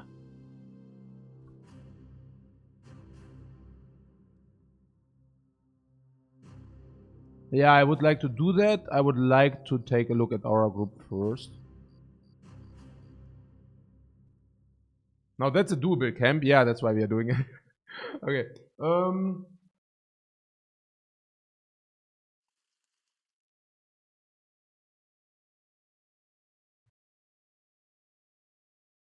To pull one group of enemies into those locations.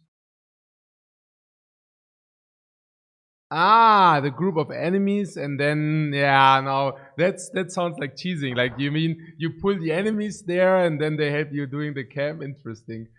Yeah, I'm not. Yeah, okay. I'm not sure whether it's this intended, but I hear you. I hear you. That's interesting. It sounds like good, like interesting strategy. Okay. Now this guy is worthless as a bowman. Big in the fight to come. We can give him. It's probably still okay. We are rushing in, and he will be the bowman. But that being said, his melee defense also sucks, so I don't even want to risk anything there. Let's just keep him as where he is. Now this guy actually really managed to repair. He's really a master smith, I'm telling you. He's like every day and every night. Dong, dong, dong, dong, dong, dong. Hey, this is, hey, okay, these are things which make my day, yeah. Okay, so, Polam, but he's a shield master. He's even a shield sword master, so let's give him some destination. Yeah, like this, oder? These are coming for attack, these are coming, they even have nets. Wow. Like this. We are a little bit wounded, are we? Yeah, we just recovered. Look at this. Yeah, we just recovered. Look at this. This guy is fully recovered. This guy is also like in the hospital. Not really. Like in... Okay, wait. This guy can now get this cap again. Everything is repaired. And let's go for it, right? Is everything repaired? Yeah, this is amazing. Everything is repaired, guys. Is it night? Is it night? It is night, right? It is night. Right? Yeah, it is night. It is night.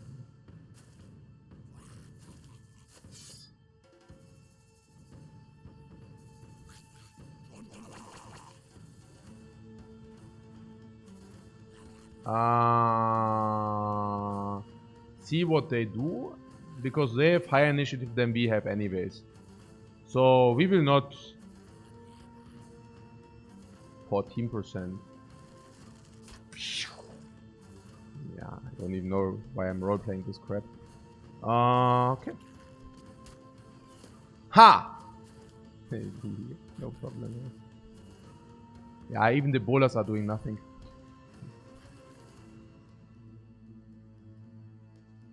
What is our approach here? Yeah, charging in, but maybe not direct contact with the Hodo.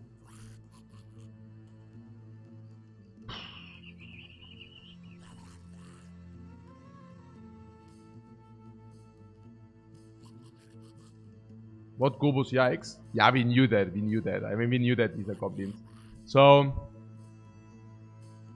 yeah, I think if we go here, it should be fine, right? Like, we go here, the hammer goes here. We just charge in. And they have a problem then. So, this 1, 2, 3, 4. What? 1, 2, 3, 4. So, this charges this charges this goes here. Now, hammer guy goes here. So, this guy stays one back. Is one back here? Yeah, probably. Yeah, we ambush them in the night. Clueless they are. That looks good. Spear on here. Spear or sword. 1, 2, 3, 4. This could also go there. So this goes here, this goes here. Sword goes here. Does he go here? This actually does not go here, so let's do this. Not exactly sure which one where.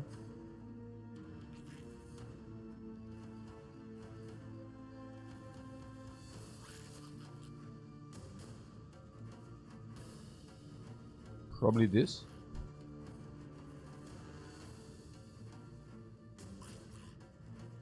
Maze Master is a good, well equipped, right?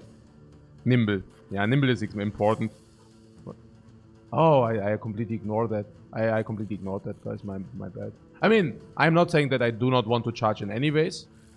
Wait, does it actually work? No, it doesn't work, right? If I want to go here, this would actually stop my zone of control, right? But so I need to move here manually, probably, right?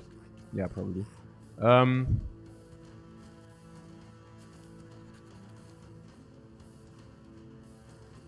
Yeah. I have to say I'm much less impressed by the Gobos if during the nighttime, honestly. It's like such a big difference. Otherwise I'm just like afraid that they wreck us, but like this I'm like, yeah, it will probably be fine.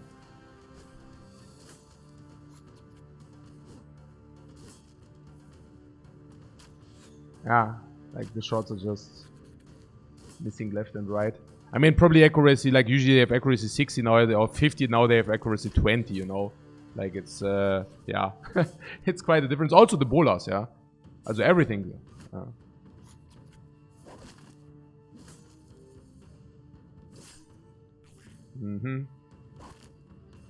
Yeah, this guy is not even contributing to the fight.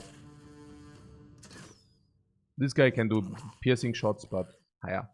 Okay, so this waits because they will... I want to see what we hit and then we can still decide. Yeah, like which one we hit, for how much.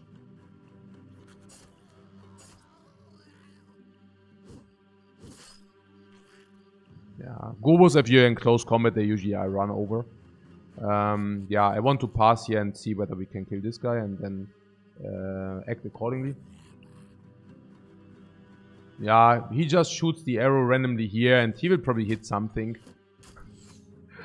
No. I actually didn't expect him to hit anything.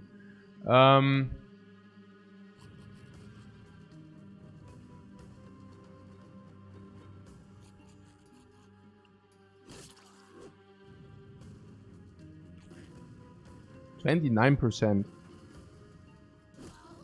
No, that's lousy. Yeah, I know. I could have waited to the hammer guy first. Whatever now.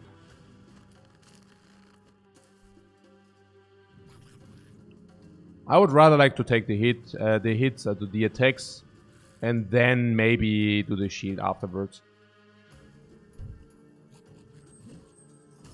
Again, the defense is not very important. So on the hill or here.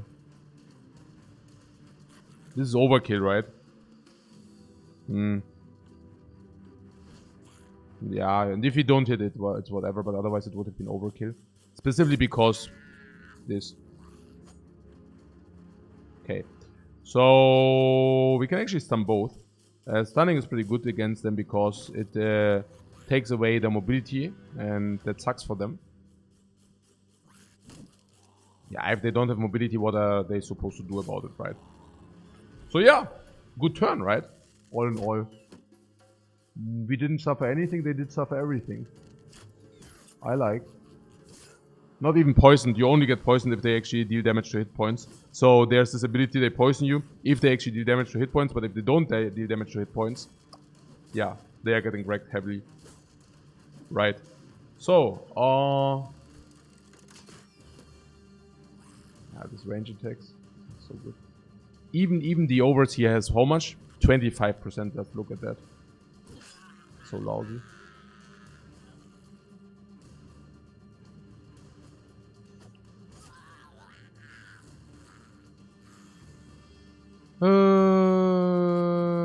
Okay.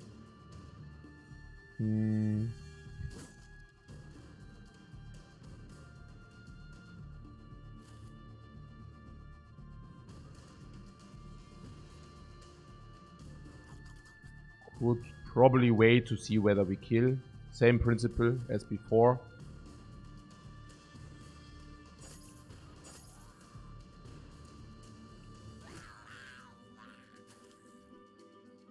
Look like the kill. Yeah, the archer is halt a little bit useless, but it's not that we didn't know that.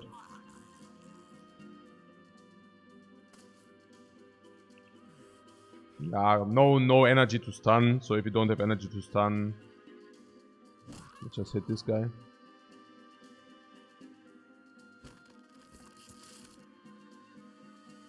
Yeah.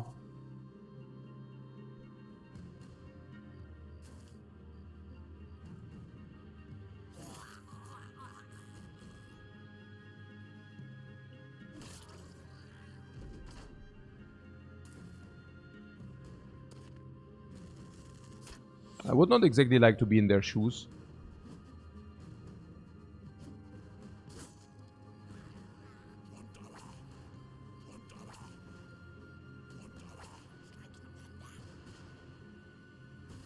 I like also the sounds these guys do make. Palm.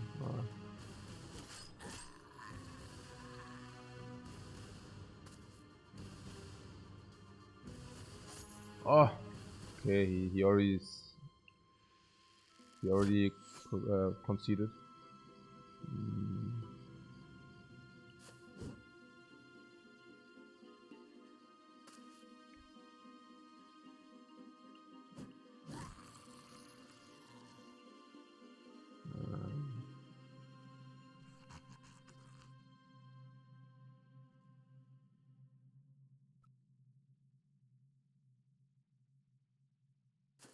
Oh, he can really skip zone of control. Interesting. I actually did not know. So you can actually skip zone of control. Okay, if you do this, maybe he flees. No. Hey, Reichplatz. Thanks so much for the sub, man. Danke, danke. Okay, oh, we could have... Ja, also irgendwie ist das alles nicht so clean. Doesn't matter now. But yeah.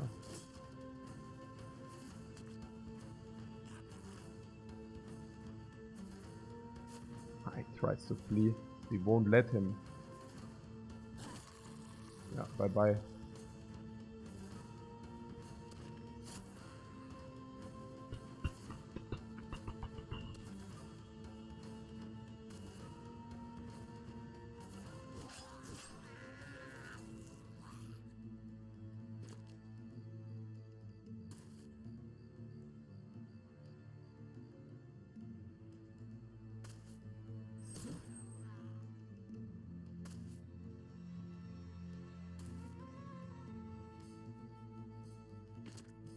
Yeah, like, yeah, it's over.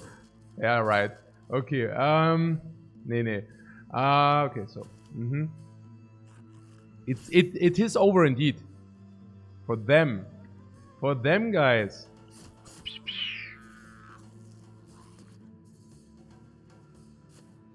Does he have any loot? Not really, right?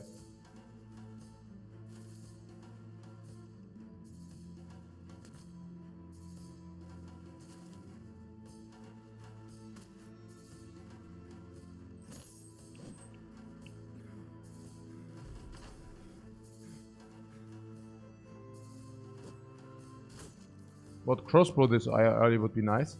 You mean it's like a good crossbow or what? He will give us.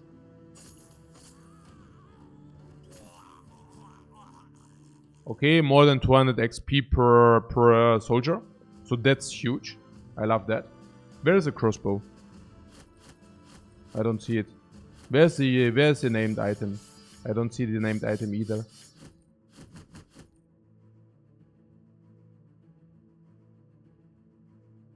So, what, free fight? Yeah, that was free, right?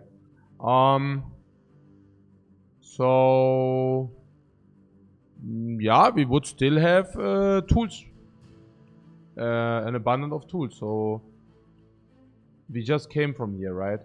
So, moving back would be, do we move back now, or do we continue our exploration? I mean, there's not much which speaks against continuing our exploration, honestly. Like, not at all, right? Why? Because we have enough tools, yeah. We have good fights and we continue our journey. No, there's nothing which speaks against anything here. This guy now got even tankier than before. He was already tanky before, but now he's even tankier than before. Okay, whatever. Nimble. Is it a Nimble user? Yeah, I think we said that. Scammed. We got scammed, right? I also have somewhat a bad feeling that we just got scammed. Yeah, 3 is better than 1 attack for sure. This guy is nimble now. I clicked that rather quick, but I think it's true. Like with 100, it's hard not to be nimble with 100. With 3 figure hit points, it's hard not to be nimble, right? So this guy's yeah, changing his profession now. Yeah, it's also hard to carry this armor if he already has so high defensive stats. He will be fine this way. So we can give this armor to somebody else. Who would like to have this armor instead? Wait. Does he carry this with a nimble? Oh, gee, man. This is so sad. Why did we do that? Where's our battle forge? Do we have one in the level up? Not yet. This guy is battle forged, but he also has battle forged armor. Somebody else can be in charge of repairing that armor. That's right. On a what? On a back what?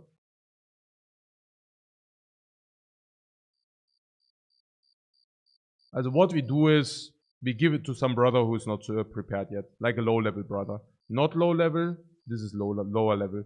He doesn't have anything yet. We could just give it to him. Yeah. Spearmaster good, but nimble, 7, 6, and he's good. So we could actually also give it to Bodo. We should actually give it to Bodo.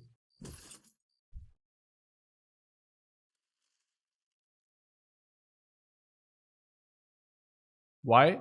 Because the Spearmaster will usually repel attacks, so he does need it less. Number 1. And number 2, Bodo is more important if he actually is good. Level 8, level 6. Oh, level 6 VIP we have. Okay, never mind. Keep it.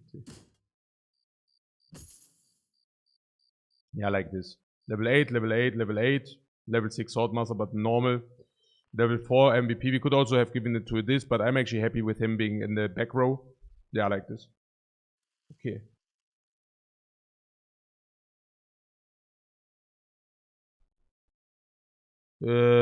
This is a normal roll. Unfortunately, we also low rolled here again. This is nimble, so it's obviously that we. What do we skill here? I think life is obvious if we are nimble, right? Yeah, because we are Coloss and nimble. So I would be very surprised if giving life is not correct. So that does leave either melee defense or fatigue. And I believe it's melee defense because fatigue, is this the guy which can also sometimes recover? And the answer is yes. So I guess it's better. Yeah, I guess it's better to do this. Fatigue? No, I don't think so because we can just recover.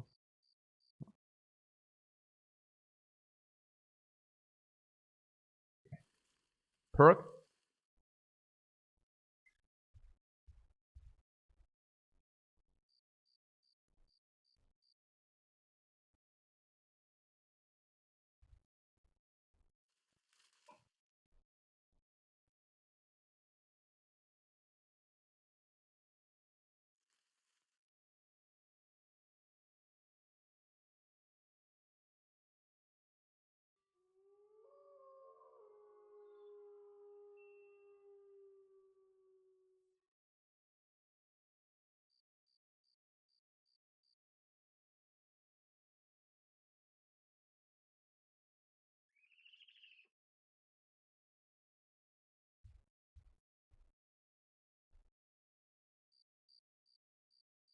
You like to have rotation on a couple of bros at least? I don't know. I mean, why? I mean, I also like a rotation more than footwork, so we have the same opinion there. But I rather like to have rotation on the back front bros. Why? Because if you have a bro who's in trouble, usually he doesn't have the, sometimes he doesn't even have the fatigue to rotate out, number 1. And number 2, if you have other frontline dudes and you're in trouble, you're usually involved in combat. And if that is true, you cannot save your bros because you rotate a guy in combat into a guy in combat. So if anything, I would like to have rotation on backline bros. Well, obviously we have it on him. So currently we can save one guy who is in trouble with rotation with a Bannerman. And probably Bannerman doesn't die because heavily armored. Yeah? And Battleforge. Actually, this guy should get the helmet. Because yeah, problem if you give him the armor, he doesn't have fatigue. Yeah, so yeah, okay. And I also think this should be enough. If you need to rotate out 2 times, maybe the fight was just too difficult, you know.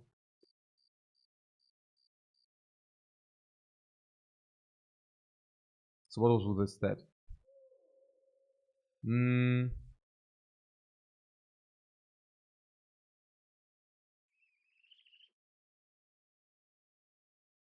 Pathfinder. Pathfinder gives ourselves versatility to move in where we need the stun. I think that's kind of important. And Pathfinder is also important to preserve fatigue, which we can utilize with the winged mace. So that could be good. Alternately, I mean, this guy has the shield currently. I could also see shield expert.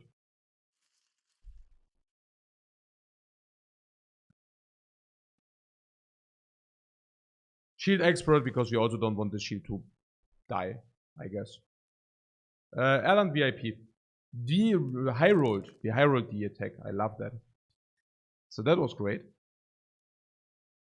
Melee defense is 2, is okay. It's better for late game. Now, this is a Swordmaster or what? No, we haven't decided yet, right? And we did found another cleaver. Do you think this Kopesh is reason enough to give him cleave ability? To give this guy cleave mastery? Or do you believe he should rather aim for a second hammer master for some orc camps? It's just that we don't have a second hammer yet. So maybe we could give him cleave mastery, and then if you really find another tier 3 hammer, you can still give hammer mastery. Probably. You like to have a second hammer master, me too, but do you want to equip him with this? Because as long as you equip him with this, it's like complete garbage, you know?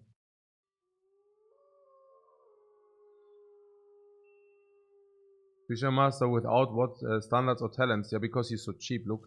He only collects 10 coin per day. Makes him VIP.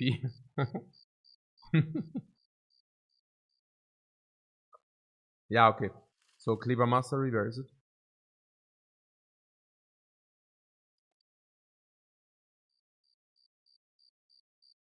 I mean, unless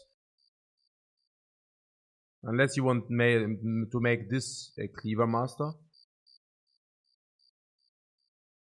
Somehow I would rather like to have him to be a Mace Master. A Mace Master, or I don't know. Or a Hammer Master even, but probably Mace Master. Yeah.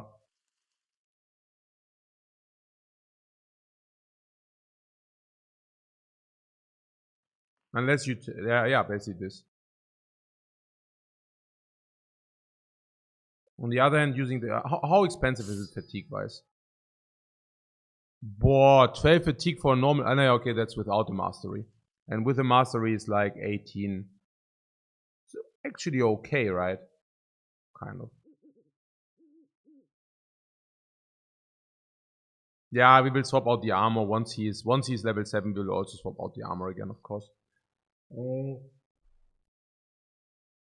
But he has actually good defensive stats and also a lot of HP. So maybe we should really give the armor to Bodo.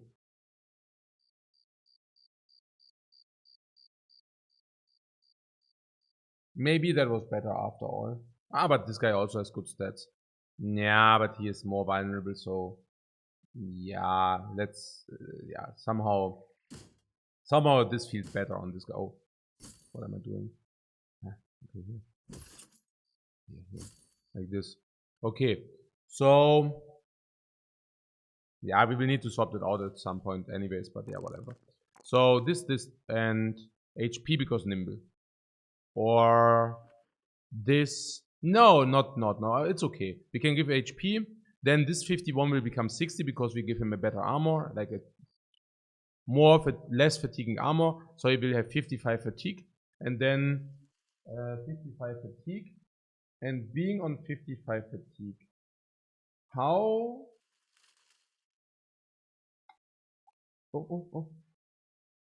um,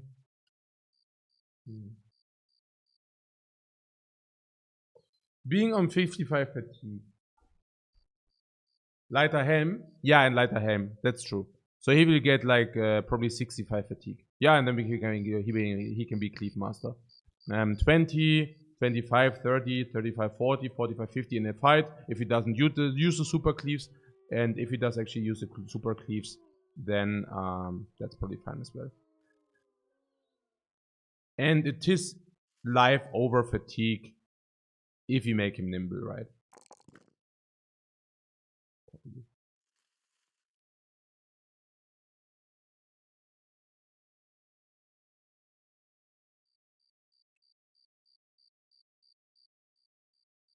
Cool. Where we are? Ah, yeah. Here we are. Yeah. What? Ammunition. Did you just receive some ammunition?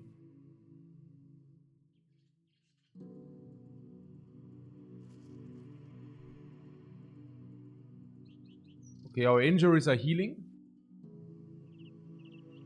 But, yeah, our injuries are healing and we are repairing our stuff. That's pretty cool.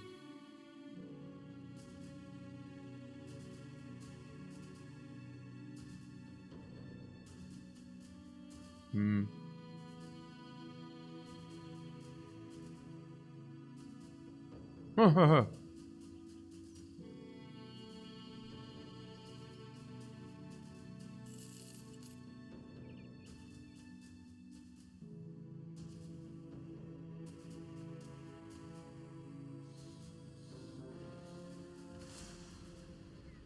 Okay, I see free XP.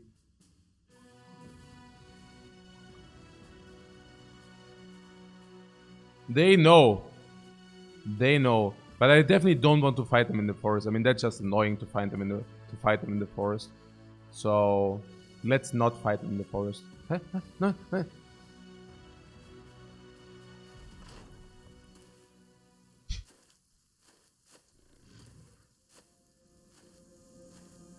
Okay.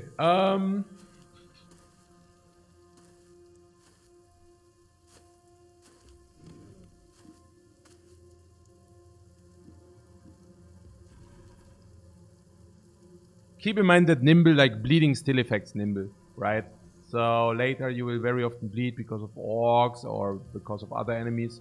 And whenever this happens, you actually want to, yeah, like Battle Forge is kind of good there. How does Nachtzerrer translates, by the way? They don't translate. It's like a mythologic, it's like a name, mythologic figure.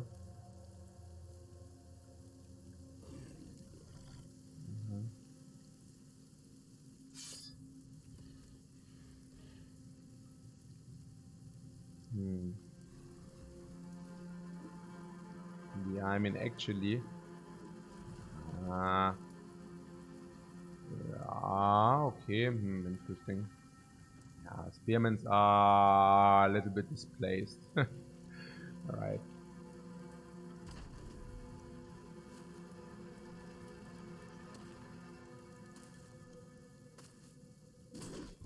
Oh, they know. They know.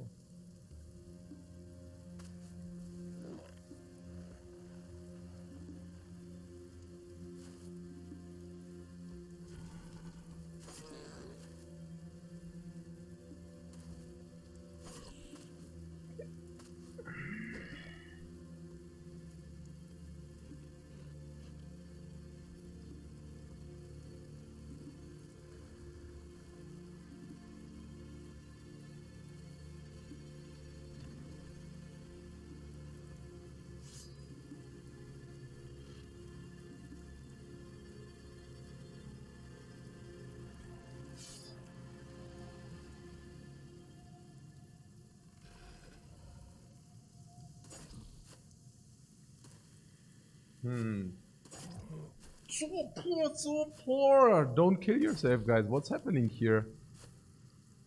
Yeah, I mean, of course, I could have maybe how do you say? Maybe a little bit more strategic distribution would have not been the worst. Yeah.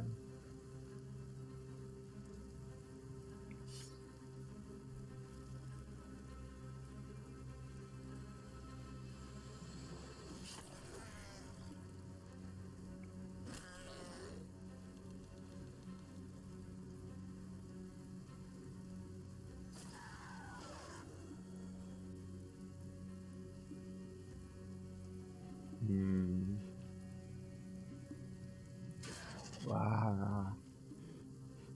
Ah. That was. At least we can stun him. I mean, even if he goes here and Nachtsherz, we just stun him, whatever. It'll be fine. So, yeah. I could also move here. That would actually be possible as well. Somehow I don't want that. I'm fine with where we are. Well.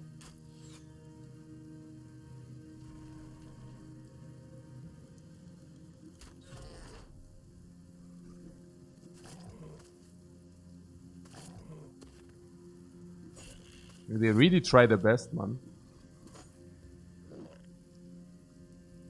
Does the AI act similar to every creature, or is it an animated being dumb? Yeah, exactly. I mean, actually, Nachtzerers are not that dumb. You see that they do wait and try to avoid going into Spear Wall. So you will actually eventually need to Spear Wall twice. Because they know. They know, right? But Undead, for example, will brainlessly run into you. Yeah, every AI has different... every monster type has a different AI. Which is super cool. Yeah. So... Oh, that was actually not ideal, but yeah, let's do this. Yeah, better wait with everybody. To have better wait with everybody, to have a better look out what's happening, yeah? I mean, this is relatively clear. Yeah, that sucked. Can definitely confirm that that sucked. Yeah, this doesn't need to spear wall if there's nothing to spear wall.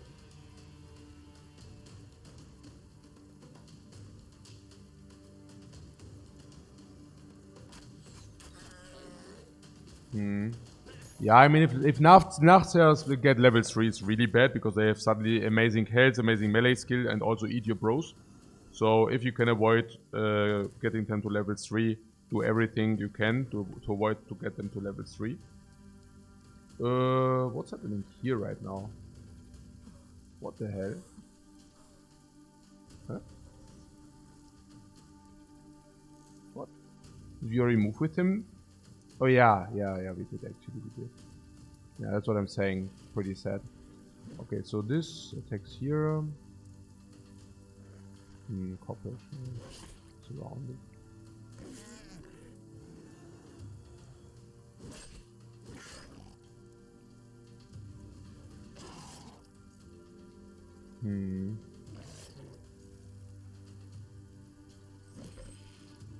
Keep in mind that Nachtzeren costs like 6 action points. So they need to walk one tile only and not 2 tiles. If they walked 2 tiles, they cannot Nachtzer.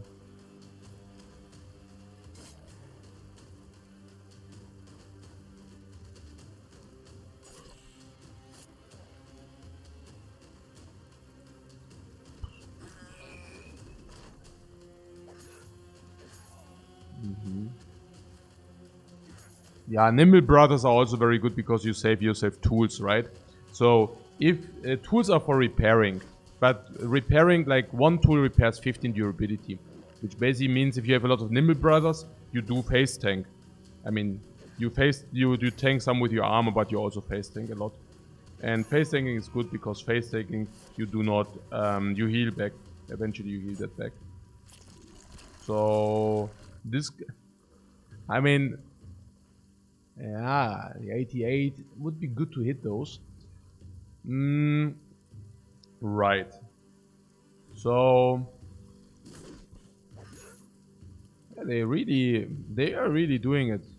Like they're hitting the 28. Yeah, whatever. We are surrounded. It looks like a parry. We are nimble too. No, this guy is not nimble. Okay, that's not good. At least they already did all their turns, which basically means we can probably just block in and parry. That's probably good.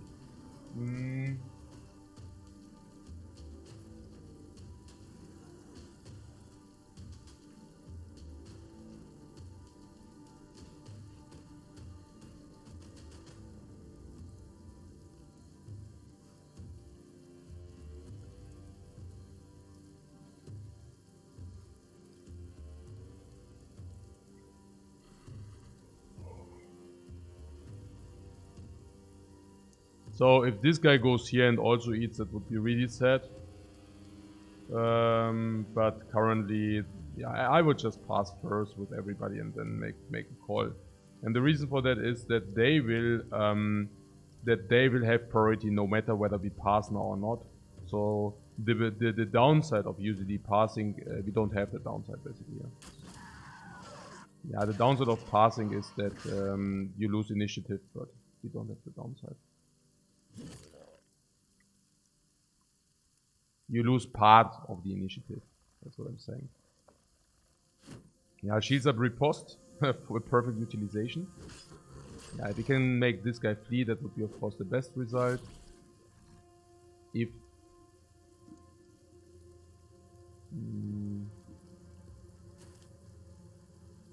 yeah, flail or pushback is also possible. Probably pushback 95. Yeah, like this.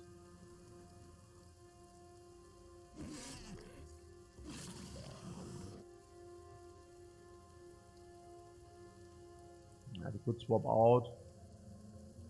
Maybe waiting one, blocking is definitely the field. Not swapping out yet. Yeah. Nah, that was not whatever. Okay, so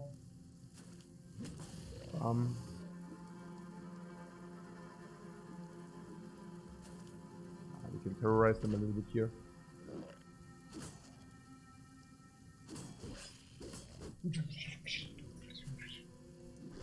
No problemo. He's the one we're matching, man. The Terminator. Yeah, he just ate. Will give us a moral penalty and also a little bit of damage, but marginal, so not too much of an issue.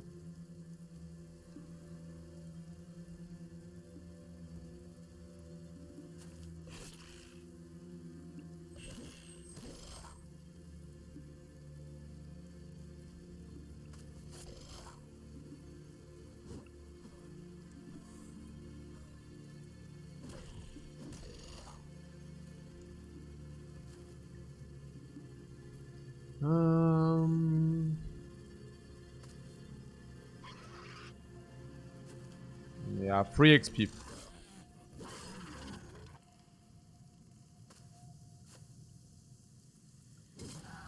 Oh, I actually didn't see that guy. He was hiding in the bush. Literally. Oh, wait a second. Really?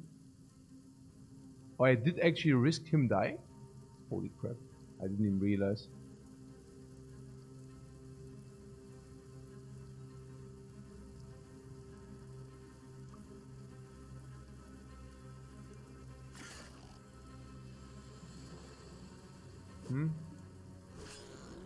If he runs with the guy inside, yeah, then he's gone, yeah.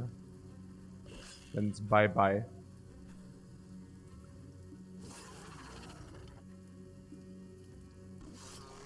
But yeah. It never happened to be to me because, yeah.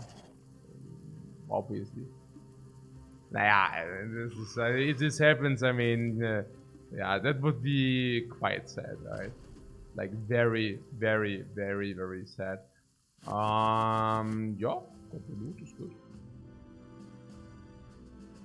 We follow the tracks to succeed, to success. Look at this. So Spearmaster 8, okay. Great melee defense upgrade. Yeah, also very good melee attack upgrade. Spearmaster good. Yeah, also good upgrades here. Resolve was still lacking. This is the spot. This is the spot. When do I get 20 bros? Yeah, I don't go to 20 bros. I like to have like 12. What do you want to upgrade? Like what's the perk?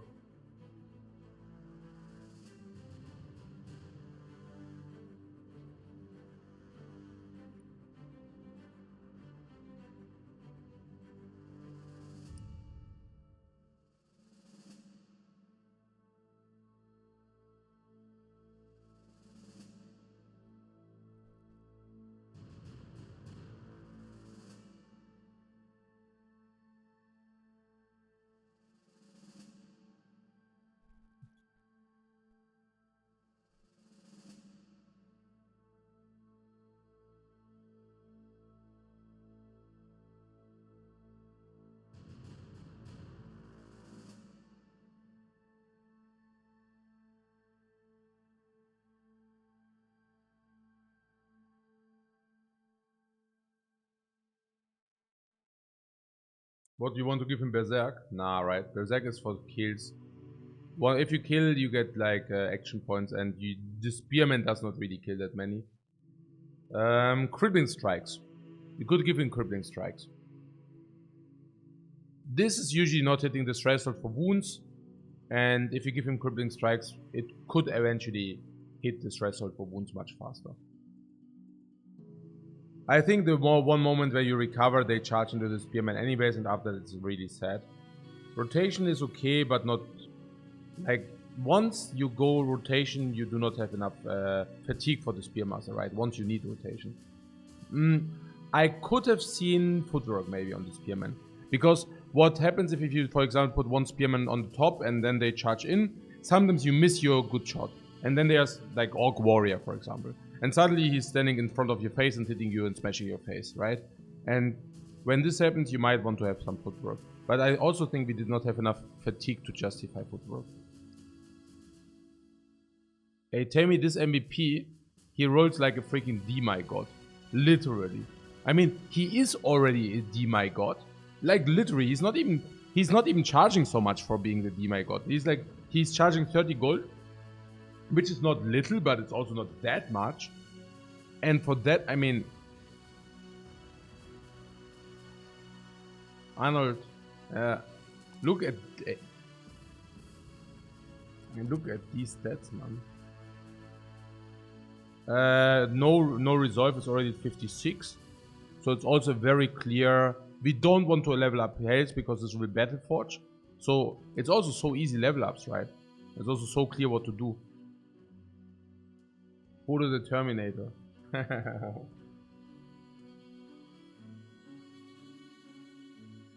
What do we give him? What specialty does he want to have? Or do we want to wait with the specialty? Yeah. Maybe there's a world where we give this rotation.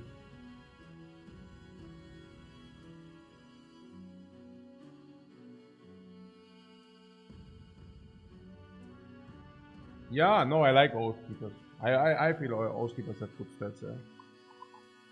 I like stats from Hedge Knights quite a lot.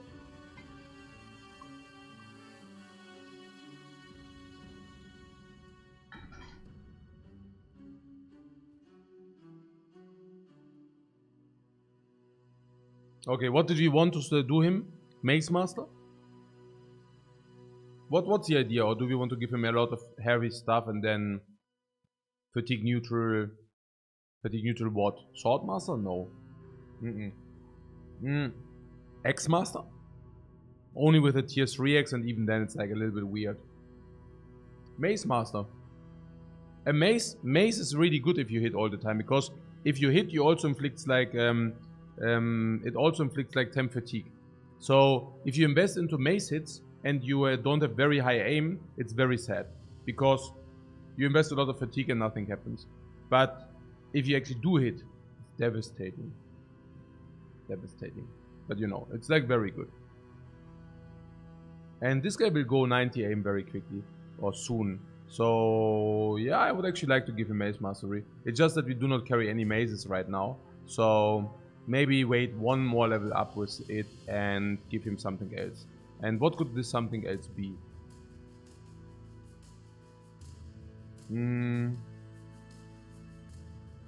This something else could be... What, Brownie? Wow, but this guy... He will be... we will give him a strong helmet. He will never have a problem that the helmet is not good. I think Brownie is a huge waste on him. Naja, because he will get Battle Forged, and then we give him a big helmet, and the big helmet... Enemies are never getting through the big helmet. Yeah.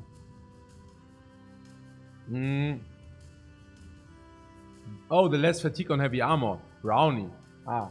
Oh, Brownie. Ah, yeah, Brownie. Oh, sorry. Yeah, I misread. I thought you meant a steel brow. No, I know you're right. You're right. He could do that. But he doesn't need the fatigue yet. So this set is also completely not playing, which is a little bit sad. Naja, on the other hand, This does currently not really play. So I could see a rotation and swapping the armor. Actually, that looks very nice, right? So that we actually use this guy to swap in the first time. I show you what I mean. This into this. Now this guy takes his armor. Now that means he has not a lot of fatigue, but the X doesn't require a lot of fatigue.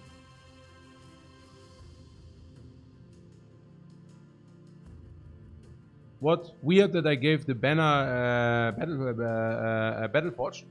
Why is it weird? The Bannermen will swap in, and I don't want that the 60 life are getting wrecked like crazy. I think it's very acceptable. But yeah, so yeah, if we play it this way, we will actually have Hodo to swap in, to rotate in. Yeah, I know, it looks weird, right? Does it? I don't know, it's fair, right?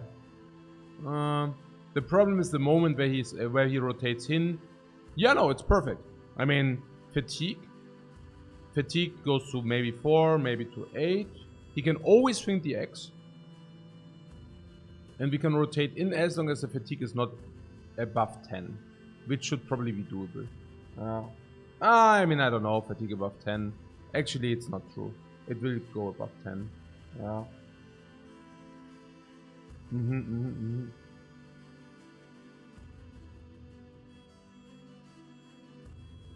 So yeah, so probably no. Was just an idea.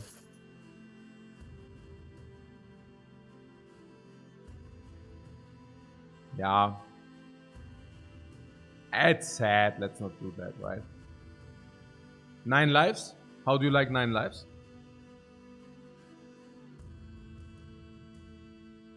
9 lives is basically plus HP. Plus 25 HP, maybe 30. You heard it's overrated? What do you mean overrated? Why? What's so wrong with this? 9 lives will also stop bleeding.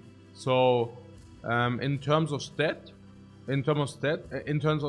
you can expect this to be 30 stacks probably. 30 stats. If it procs, you're already dead next turn. No.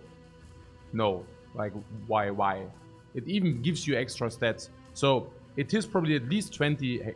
In average, it's at least 20 health and giving you a stat boost for 1 turn.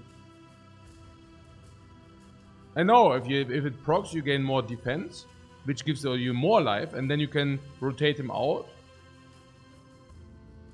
I have saved so many lives with it. 9 lives proc, you won't even believe it. 9 lives procs, saving him. 9 lives procs, saving him. 9 lives procs, saving him. It's even better than the HP, because if it procs again next fight. So it procs.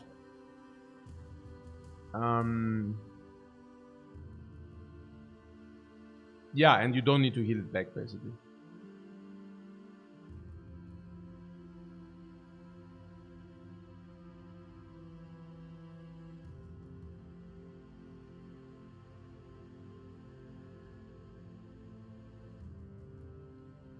What? It procs and you're surrounded, you're dead. Yeah, but you know, right?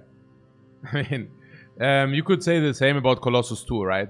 You could also say, yeah, the 20 HP don't matter that much because, hey, if the life would have actually helped, you would have died anyways. I mean, I don't really buy this argument. No.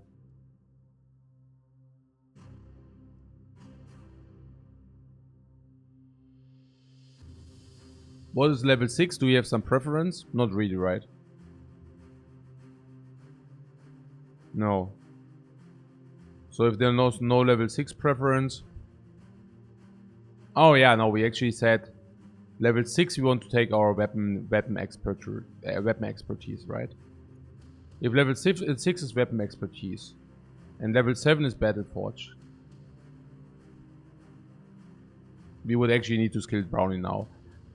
But the extra stats, let's take something which plays now, right? Okay. So, weiter geht's. 35 tools. Do you think it's time to head back? Yeah, I think so, right? Because currently we are utilizing all our tools. Yeah, so let's go back.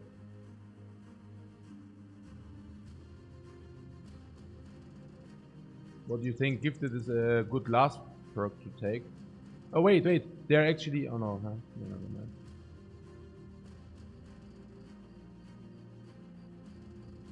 Yeah, we walk. We heal while walking. Pretty good. Unless we go into the forest, then we might get ambushed during the night. So that might not be the best idea, but we also do not go into the forest, so there's that. You can take gifted if you have the feeling you're lacking some stats after you leveled up, so then you can take it as the last perk, because then you also perk the other ones. It really depends on whether you have it really depends on whether the extra stats did play, right?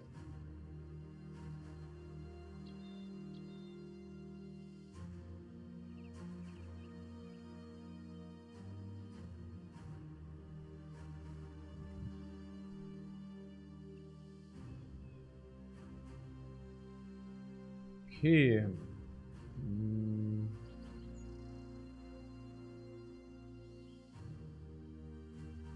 Where am I? Let's get the turbo boost here.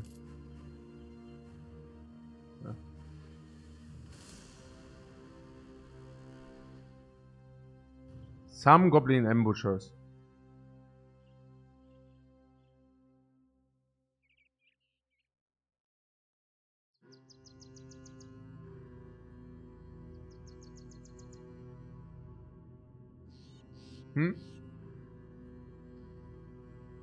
What? If you encamp when the clock turns what to midday? It is the time when it what? When it's decided if injuries get healed early or not. What do you mean? Early? Huh? Oh, you mean early? No, we just keep it that way. So what? Shaman gives night vision. What do you mean? You mean if he attacked during the night, the shaman actually gives them like they don't care or what? Really? What is this thing anyways? Some goblin ambushers. What? He casts a spell on all or what? And then they all have night vision. Wow, that sucks. And some goblin ambushers is what was some 4 to 6? Yeah. The knowing our luck, it's probably 6. 6 can actually kill us. I mean, or it's super annoying. Many goblin skirmishers. Many. 8. Well, that would suck, right? Some goblin wolf riders. 5 goblin wolf riders or something. Well, that would be annoying. And a goblin overseer and a goblin shaman.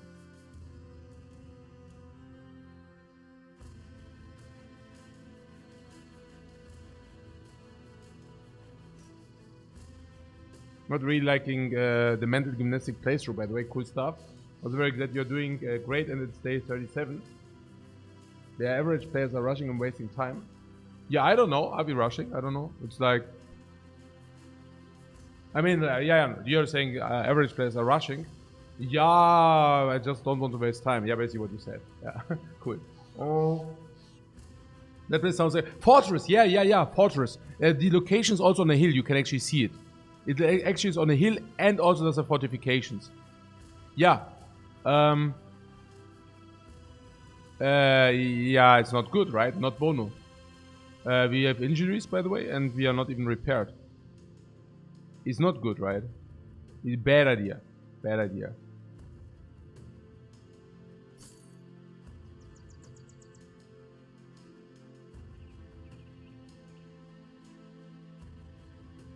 How is our team doing? We healed our injuries mostly.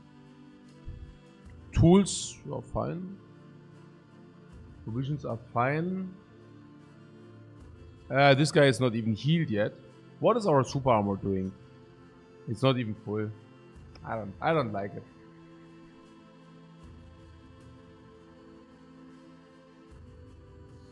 I don't like it. If you're playing Iron Man, you want to avoid them. Yeah, we definitely avoid them. We just die there, honestly. Unless they send out scouts now. That would be, of course, good for us. But many. Maybe we can kill the scouts.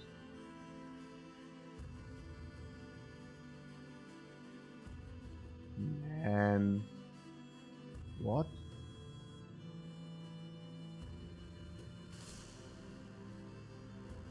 Six scouts. Some goblin ambushers. In the night. In the night!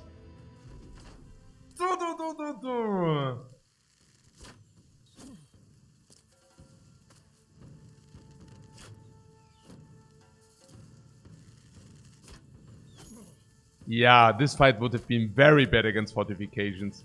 I mean, holy crap. What is this? What is this? Oh, yeah. Yeah, no, I mean, thinking about it, it was probably a good idea not to attack the Goblin City on day 38 or whatever. Wait. Oh, yeah. Yeah, I mean, yeah. That was probably a good idea.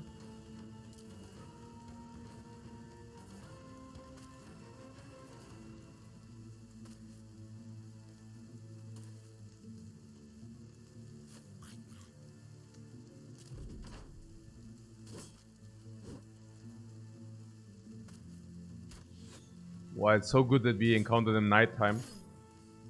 Hey, these suckers.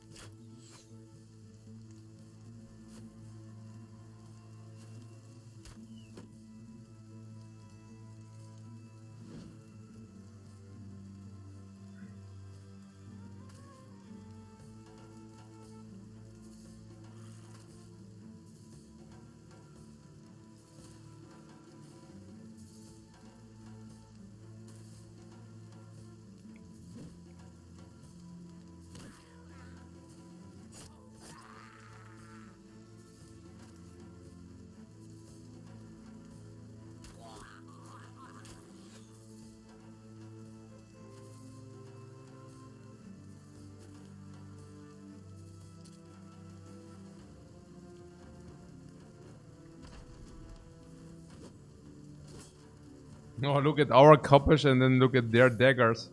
Yeah, we have a winner. Oh. Hey, if this... Yeah, I'm getting happier and happier that we didn't go for the freaking location. It would have been bad. I have a hunch that it would have been bad.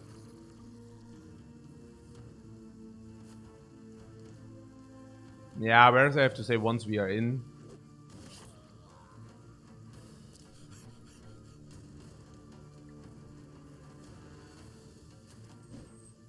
We could have not even fled because of the shaman rods, of the shaman roots. Yeah, I think so, yeah. Should we let him live? Yeah, right. Okay. 100 XP for everybody. Yeah.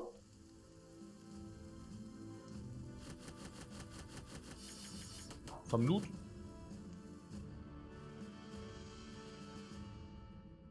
Now our tools, we don't have any tools. Yeah, back to civilization, ne?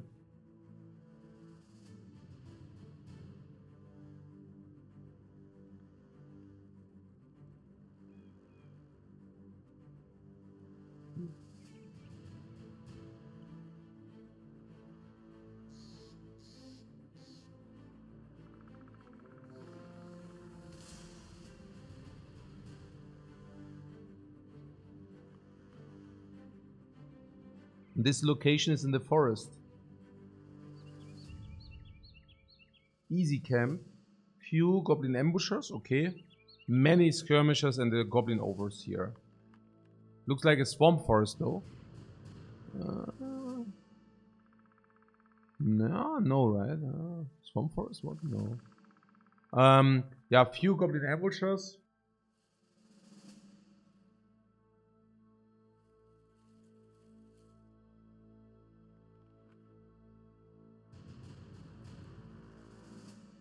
What, maybe attack on night? Yeah, but it's not really... I mean, a few goblins, it's like 2 or 3 goblin ambushers, who cares? Many goblin skirmishers, many. Yeah, like 4 to 6. No, 7 to 9 actually. And the goblin overseer. I mean, it's not that trivial, right? And they just...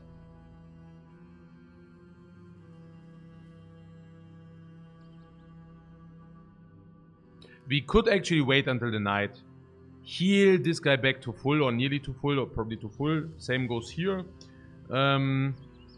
What time of the day is it? Morning. So we will probably also be able to one time check the wounds.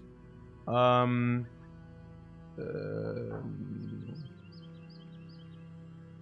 one time check the wounds, whether we heal or not. Meanwhile, also yeah, basically doing the supplies.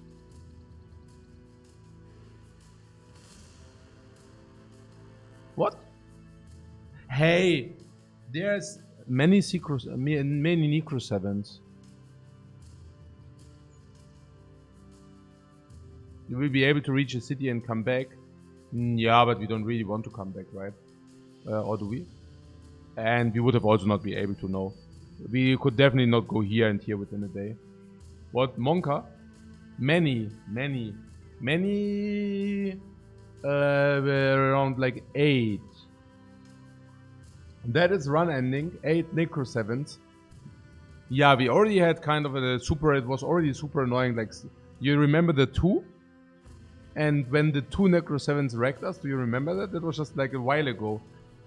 It was not even that much. It was not even that long ago. And now these guys are, what? 8. Yeah, that's not in our interest. That being said, some will maybe start with smaller HP. So they start, I think they start, correct me if I'm wrong, but I think they start with 56 to 225. So if they actually do start, if you're unlucky, they start with 225 and they wreck you. And if you're happy, like, they start with like 56 and you wreck them.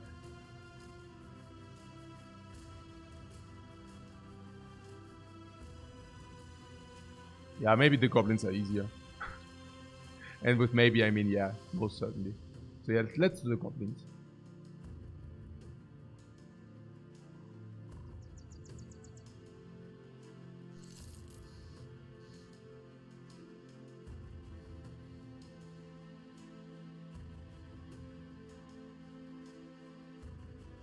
Yeah.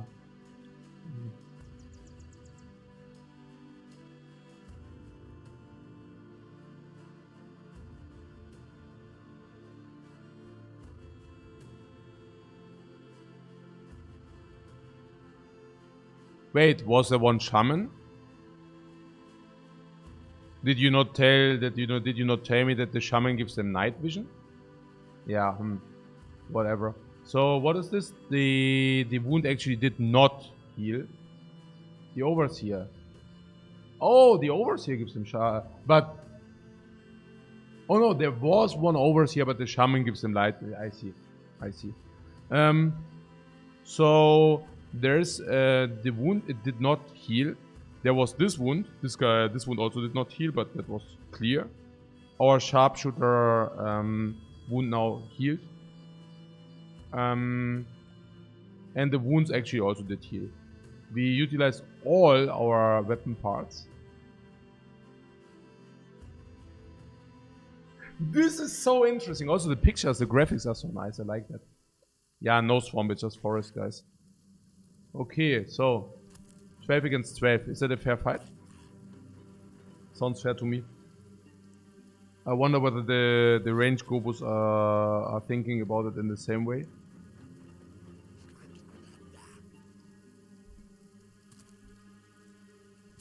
What? No swamp? The game lied to us? No, actually the game told us that it will be a forest, but yeah. Oh, pathfinding gives you more movement here. But not everybody. So most of them move like 3 tiles. Not exactly sure whether it's a problem. I don't think it is. Overseer spotted.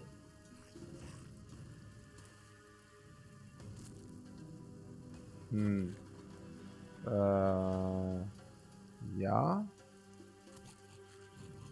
Pole arms.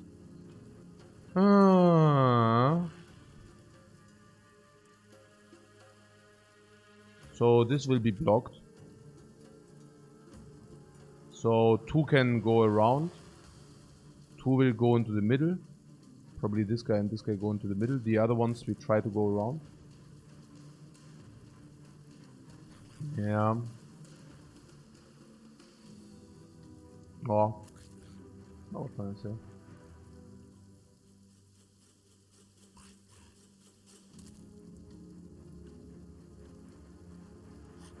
What?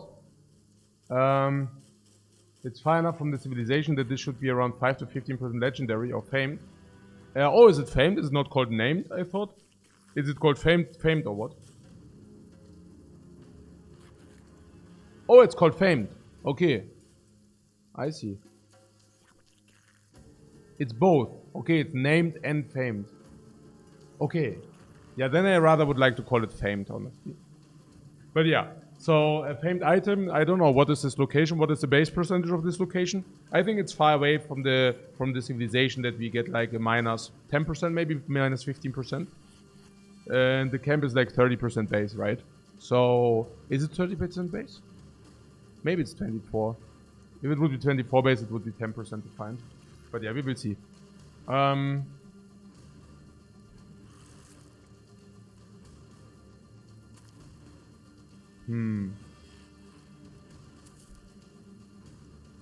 It's very brave archer here.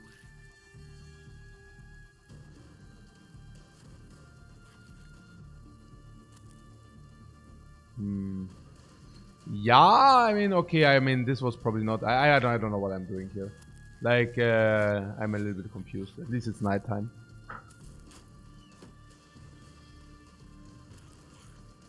I mean, what I mean with at least is like, it's super good that it's nighttime.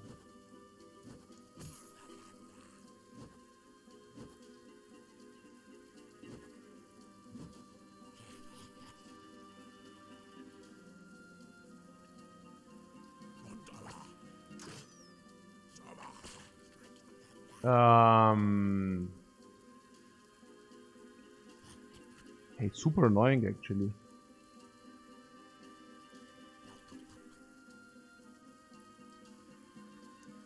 Like Omega annoying, guys. What the hell? What the freaking hell? 1, 2, 3, and then hey, this is Omega annoying. Why is this so bad? If he has Pathfinder, which he has, we can also give him. Yeah, no. Oh, it's Hodo. Ah.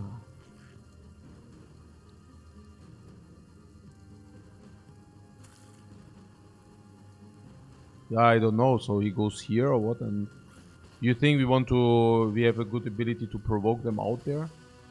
Yeah, I would like to try to provoke them out there. Like this can go here only. So these two flank. This and this goes here and here, and then we see whether they actually come out or not. Maybe they're stupid enough. Who knows? So this goes here. Boy, these are. I mean, yeah. I hate this for. Hey, okay. Yeah, it's not ideal, man.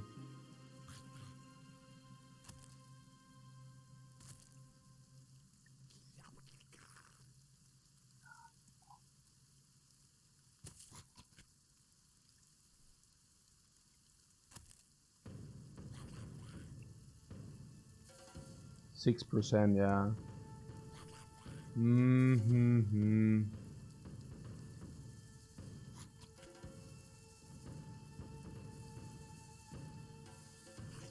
What? Mentally prepared to lose some brothers? No, I am not. Should I or what? I hope not.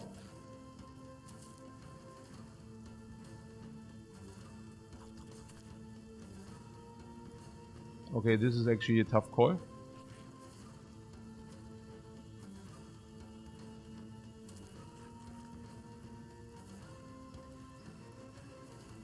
Hey, these suckers. Maybe should have flanked more on the top, but who would have known? I mean, how much do they have? They have 30% of what to hit.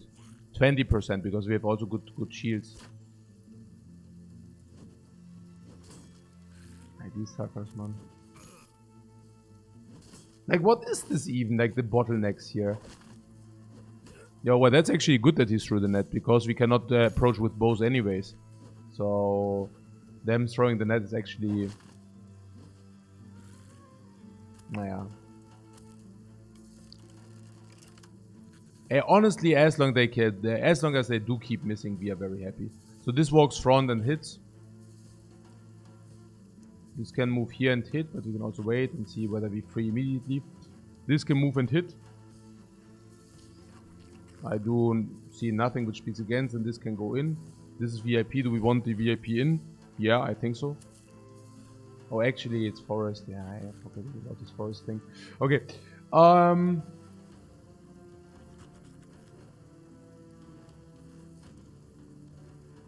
I don't know why I forgot about it. Yeah, then we cannot do this anyways. Move one.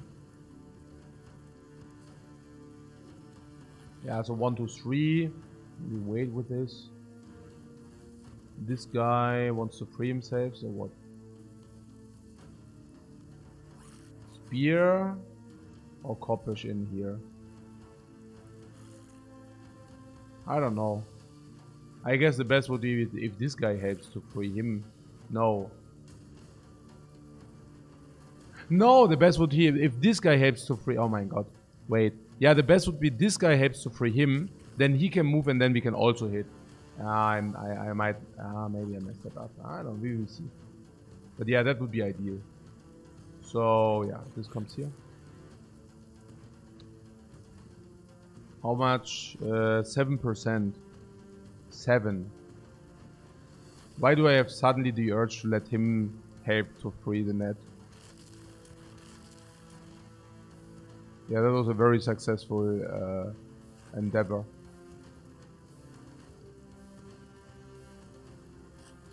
Wow.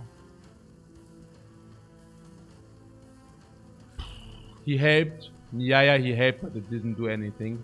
Actually, this guy can also help, and then we can move.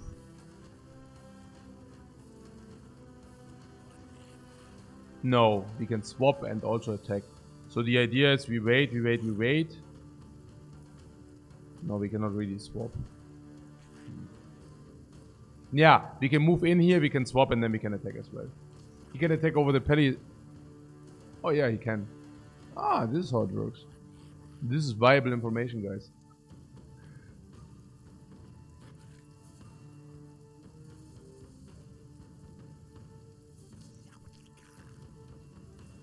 Oh, no. Oh, man, that was a misplay. Like, I should have let him help to do the net. Then this goes in and hits. And then this can move here and hit. Oh, it's so stupid for me. But now... Yeah, now I missed the opportunity. Let's go here. It's not the end of the world. But it's... I don't like to see it, of course. Okay, why did this guy have 57% and this 55? Maybe the end of the brother. No, not maybe the end of the brother. Stop telling me that. Nobody dies today.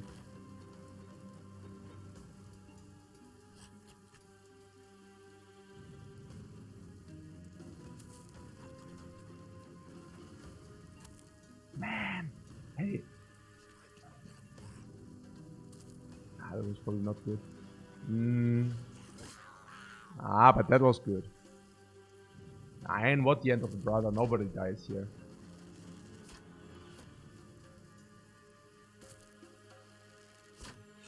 Ah, 2% because he was confident, right? Yeah, I see.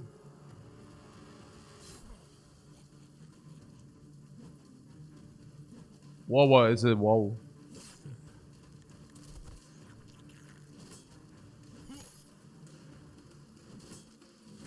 I mean, it's good if they know what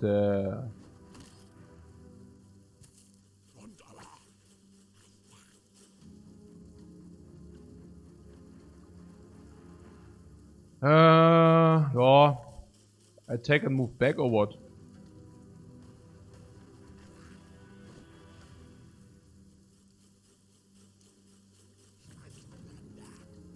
Oh, he's bleeding. Oh my god.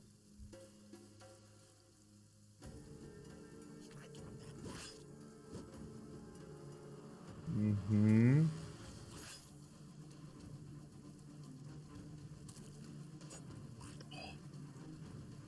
Stop missing.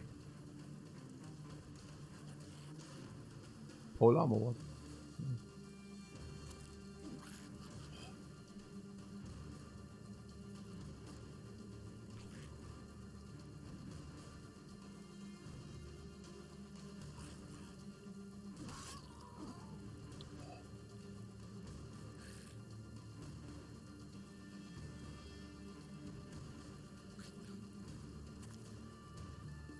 Hey, forest is pretty ugly, I have to say.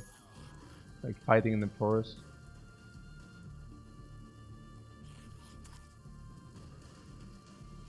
Naja, because 3 action points is exactly bad, kind of.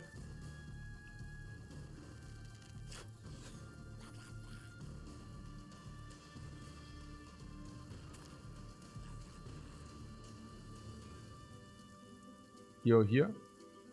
This is against the archer. Now what's happening here? Yeah, he's still good enough, so let's move him here and then... Yeah, eventually, let's see.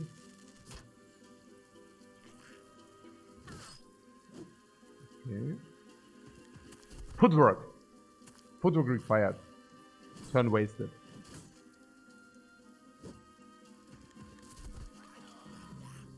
Aww.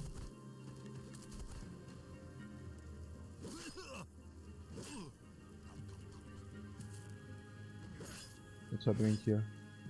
I get freaking hit all the time.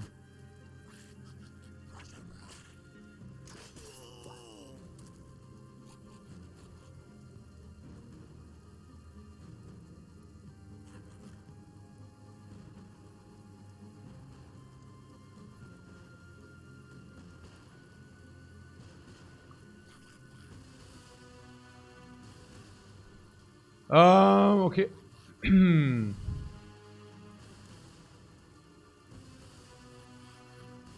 Wow, okay. Naja, now he is not priority target any longer, so he comes back.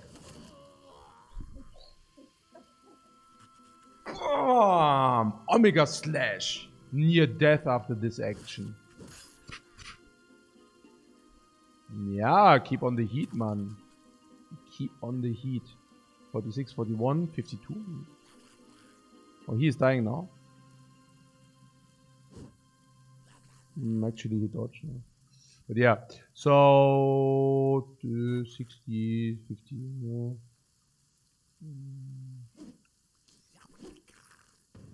Yeah. Another one bites the dust.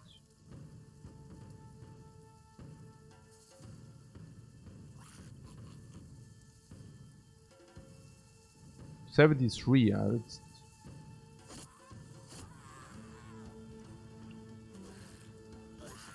yeah. Bye bye head. Yeah. Yeah. We move in again. No. This guy does not know fear. I mean, this guy won't hit again, right? Okay, so 89% are killing me, really. Can I move here and have a better shot? No. Whoa, actually I hit. I just need to target something else and then I hit automatically, no? Not bad, not bad.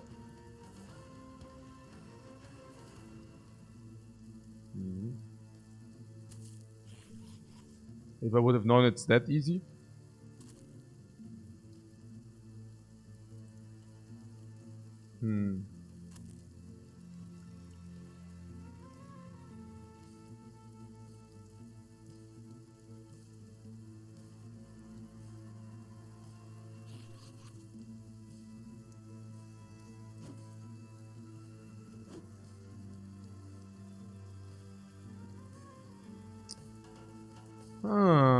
And this is the guy who has like 50 block left, right? But he's nimble, we can just charge with him.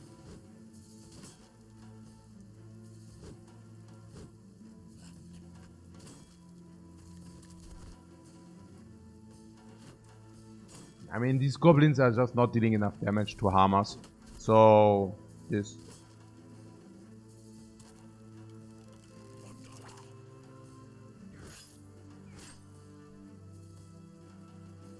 Yeah, another nimble user. Cool.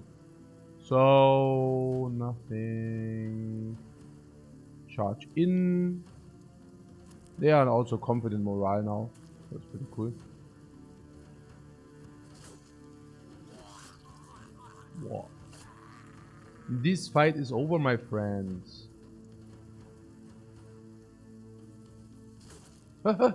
Hey, oh yeah, okay. Hey, I really need to work on my vision game. Hey, no, like, I don't know, man. This is like, and maybe I'm getting old.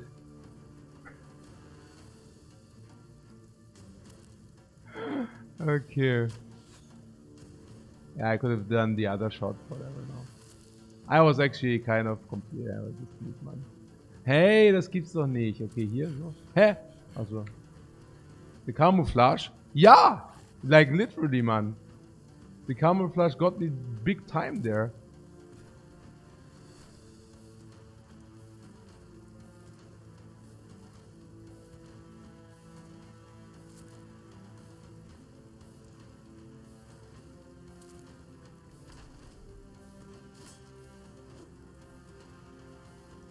I need this perk on me, night vision. Yeah, right. Thanks, guys. Thanks.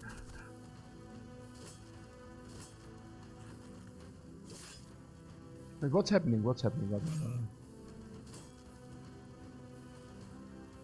hell?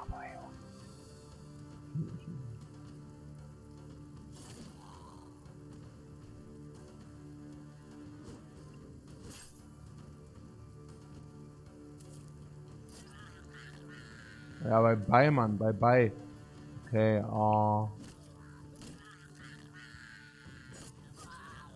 yeah, that's more like it, huh? Now they will feel, oh, what? Ah, they're so freaking squishy. Yeah, bye bye.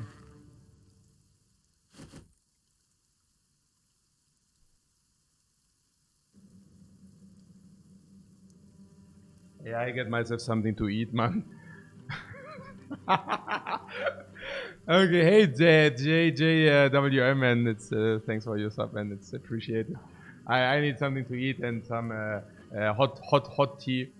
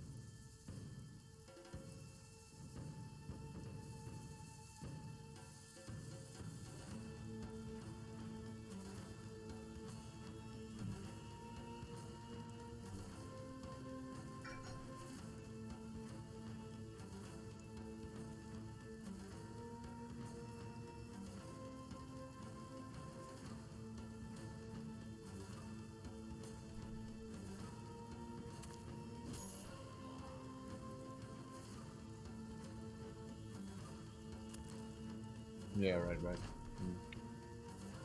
Give me that juicy loot. Yeah, it was actually not very difficult. But again, it's nighttime. If this would have not been nighttime, it would have been a completely different story. Give every character at least 200 XP, what the hell? What is this? I guess a silver... Oh. This is a spiked impaler. What do we think about the spiked impaler, guys? Whoa, look at this, 126. What a beauty.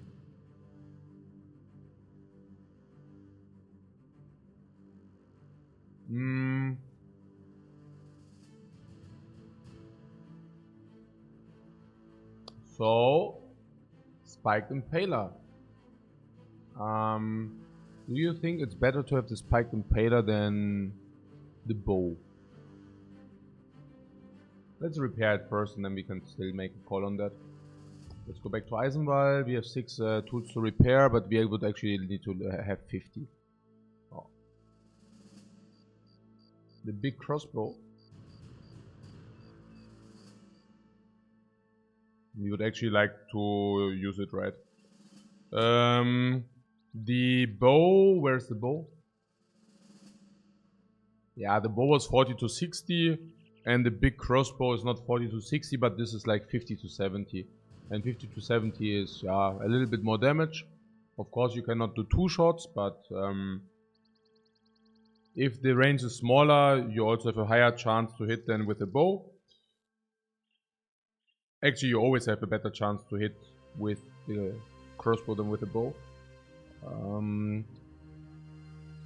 Yeah, I mean, big part of it ignores armor. It's also better against armor. So, what is the downside? Yeah, the downside is that you already have bow mastery. It can also knock back enemies. Yeah. If you hit, it also knocks them back. Is that good or is that bad? Yeah, probably tendentially it's probably rather good.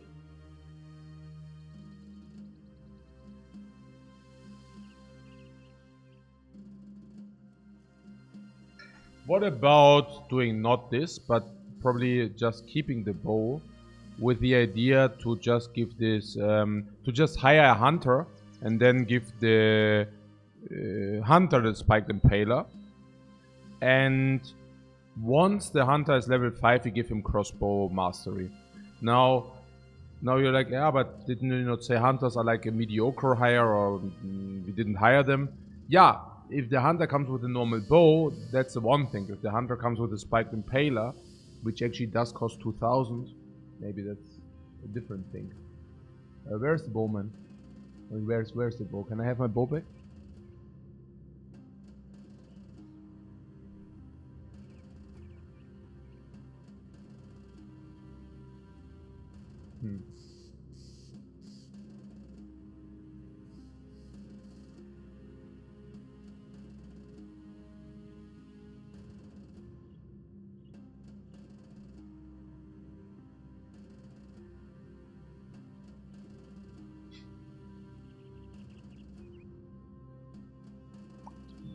Yeah. What, you like the crossbow polearm quick hand build? You shoot, you polearm. I'm not so sure.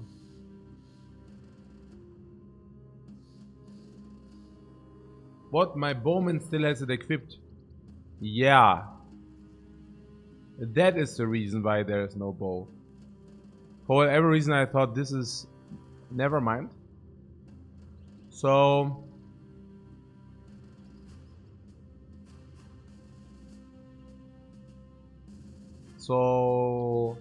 This guy had a shield and a sword, right? Where are they? Was it a normal shield or what was it?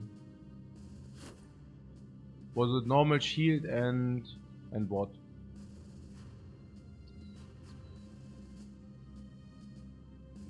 And this, or what was it? I don't know. Probably. Coffee number 5. Yeah, probably, right? Yeah, all calling it quits too. All calling it quits soon. I will check out in half an hour whether I'm still tired. Okay. So the sword tank had the normal shield and the Falchion, right? So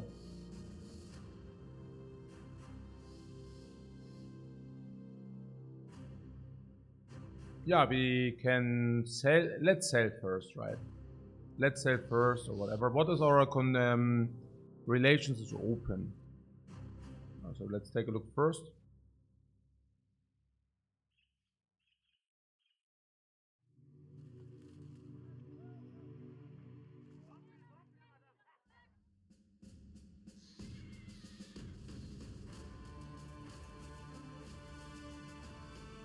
Overgrown homestead. What? Yeah, we just accepted, right? So did I just accept it? There is no hunter, no this, so. We need to buy these tools. It's obvious. The prices here are not very high, so let's give them the biggest garbage. This is garbage. This is garbage. These are also not very good. Yeah, like just sell them everything which is like below 10 gold or whatever. Or some of them. Oh, these bows are actually going also for nice gold. I like that. Ah.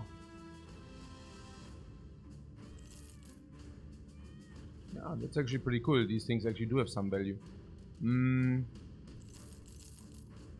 Mushroom. Wanna keep these mushrooms and eat them. Yeah, I mean for our polearms, that's pretty cool, right? I mean if you already found the mushrooms, why not use them? Oh.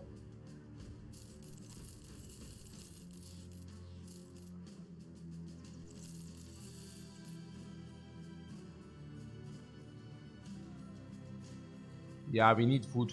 We need food soon. Might as well for 50.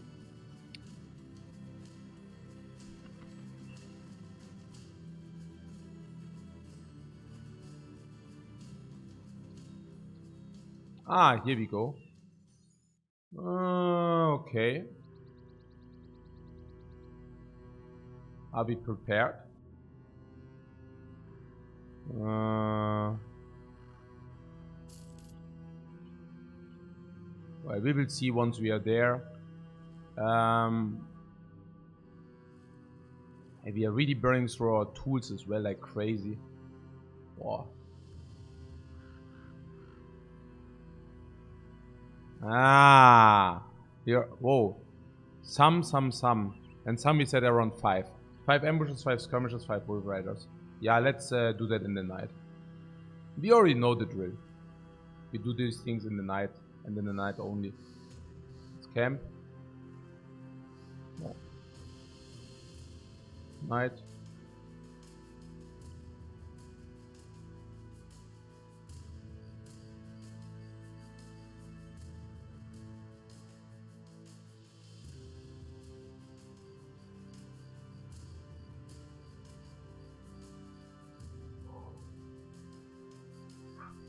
Okay.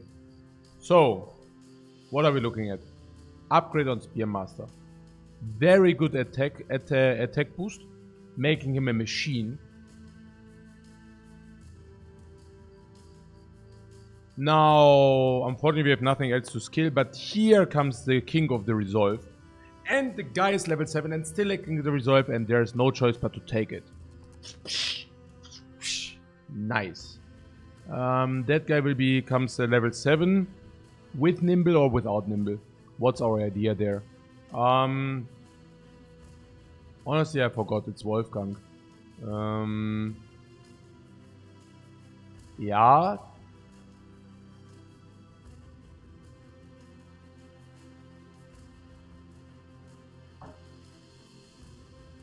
What do we do with him?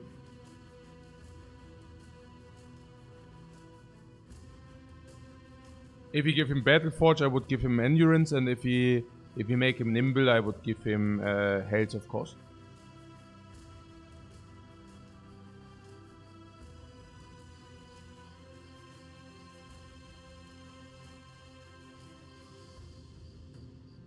He's already carrying a semi-heavy armor. Actually, it's not even true. I mean, this is nearly nimble equipment. I mean, actually, it's a little bit more. Maybe we give him Battle Forge. We will find some Battle Forge armor soon, right? Well, I guess so, yeah. Putting that aside, our super armor is also Battle Forge. But also this is already an equipment which... No, actually... No, that could actually also still go with nimble. Yeah, let's make it nimble. Huh? I forgot what... Okay, so this was nimble. This we don't know. This was nimble. This is nimble. We said this will Battle Forge. Nimble. Nimble. Nimble. This guy... Nimble probably.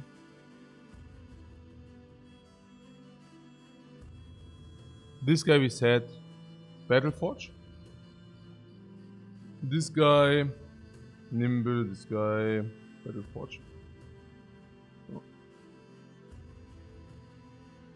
Do you have a Battle Forge Spearmaster yet? No. The other Spearmaster is Nimble for sure, right? Yeah, the other Spearmaster is Nimble. But I'm also not sure whether I want to give the Spearmaster heavy weaponry. Why would I like to do that? I mean, I would like that my Spearmaster has a lot of fatigue. Why? Yeah, because I want him to be able to spear wall every freaking turn forever. And even if the enemy approaches us, I would like to have the fatigue to skill him footwork, and then he can retreat with footwork and then do his skill again. So yeah, I think it's pretty clearly nimble because I want to have him. I want him to have a lot of fatigue. Now, that being said, it's weird because, I mean, I'm saying I want him to have a lot of fatigue, and then I'm skilling like hit points, right? I don't know, it's weird. But what I'm saying is nimble is also better because I don't want to give him heavy armor. I don't want him to tank a lot because he has spare wall, and if he has spear wall, he won't tank a lot. Yeah. Yeah, because there are no enemies in vicinity, right? Which will be able to hit him. Kind of. I hope that is true. Is it true?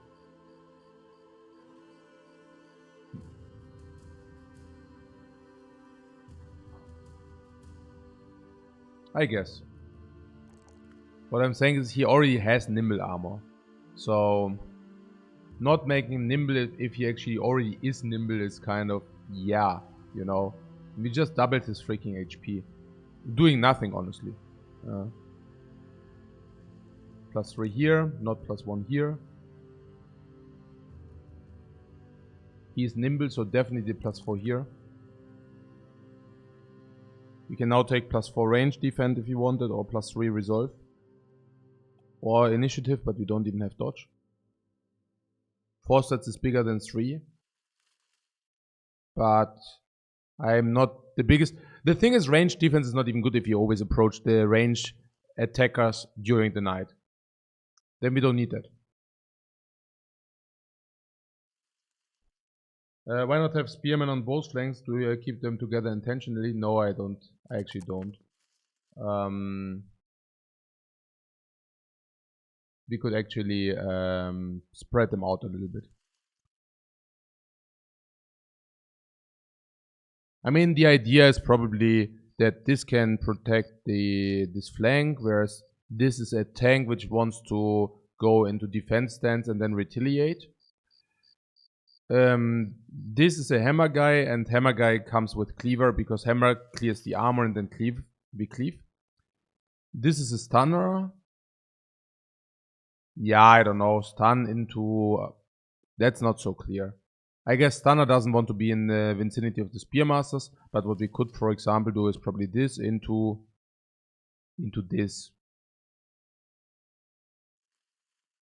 On the other hand, it's also not so bad to have maybe a spear wall on the left side, and then on the right side we actually go in. So, yeah.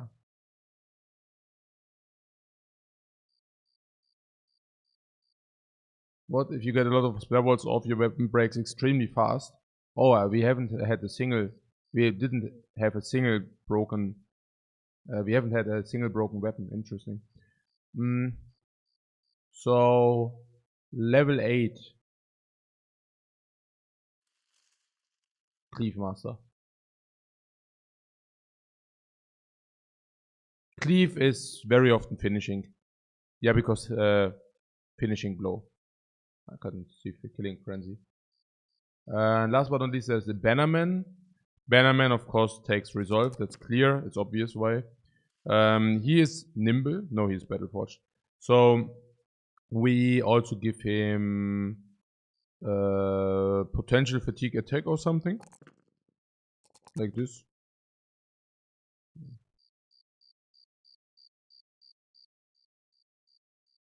Unless we say it's actually important to give him a little bit extra life, but he even has the cat, so. Do I like Fearsome? I don't like Fearsome, but what I do like is the hammers are always dealing at least 10 damage, and the usual skill of Fear Resolve check is 15. So yeah, I actually like to give it to the hammer guy, Fearsome, because the hammer hits for 10, and suddenly you do have an extra resolve. You do have some extra resolve checks because of that. But no, usually I don't like it too much. Here.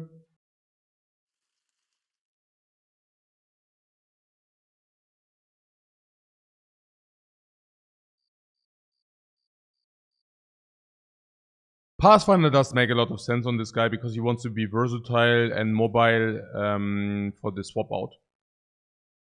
So it does make a lot of sense to give this.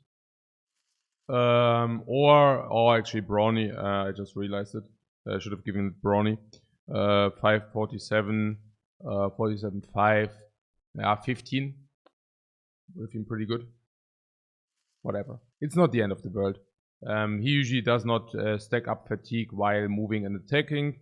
So there will be one swap you can do, or one time banner duel. That will be fine. He is also, I think, currently does have minus fatigue. He will recover. Pathfinder is still great, exactly. Maybe on banner guy, yeah, but the banner guy usually does not attack. He does definitely not attack 2 times, for obvious reasons, and even 1 time very often if he swaps out, like moves and swaps, or if he does a rally call.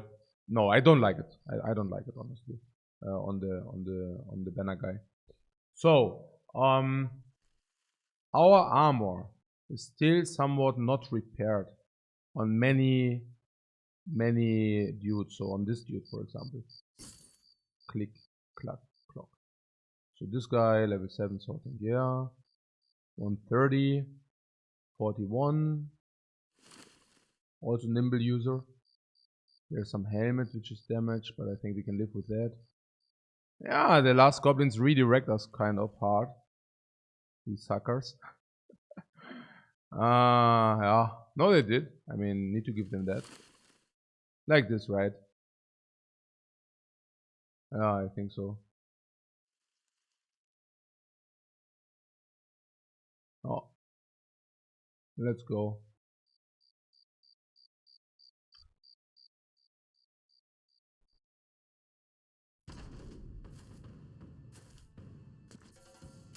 Hey, the first half of the game we only fought brigands, and now these days we only fight goblins, man. It's so crazy. Naja, you remember the first 20 days? We were like brigand camp, thieves, brigand blah, always brigands, and now it's like goblins, into goblins.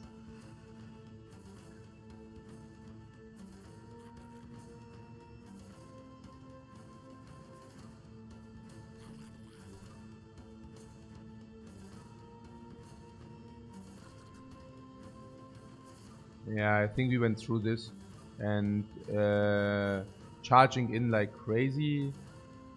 Oh my god. Yeah, no. Yeah, also specifically not be him being the super VIP. Also, no, thank you.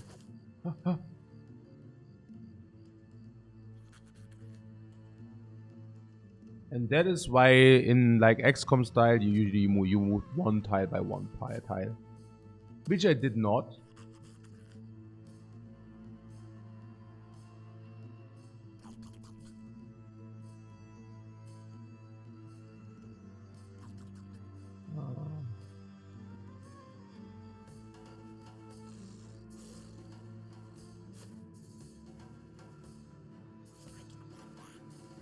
It's not that bad. I wanted to approach anyways. It will be fine.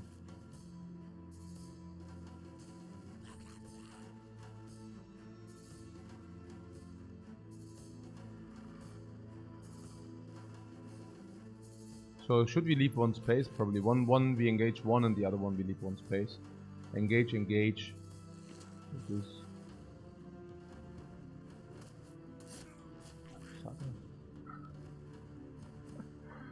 Ah, okay. Yeah, hammer in the middle or whatever, yeah. Ah, okay, now they are goners. Now we shoot them. Ha! One shot, one hit. And this is here.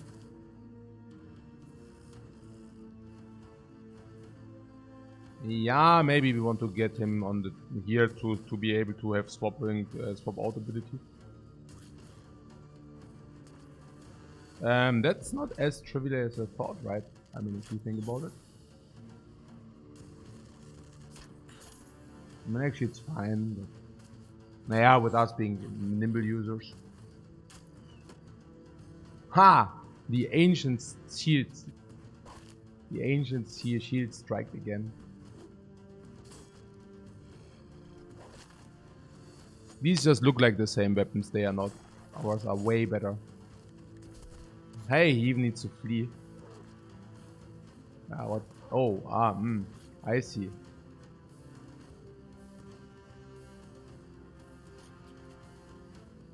Huh. Yeah, I somewhat have an idea what they are up to.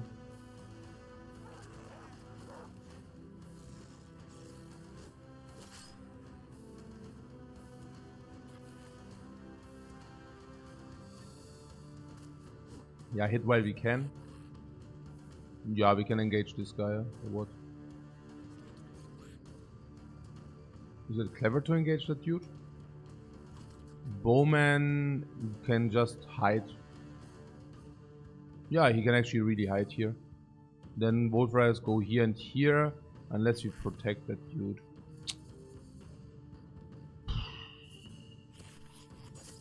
Yeah, I mean, that's fine.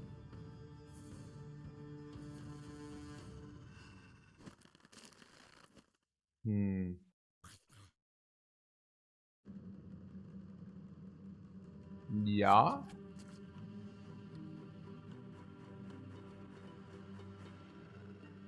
Or here and stun him. That's also possible.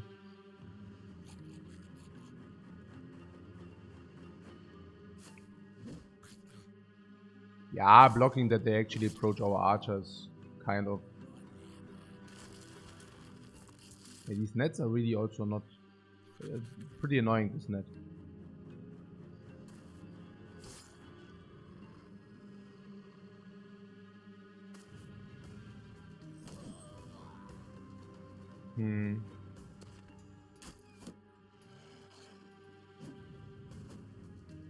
Yeah. Okay. So yeah, like this one.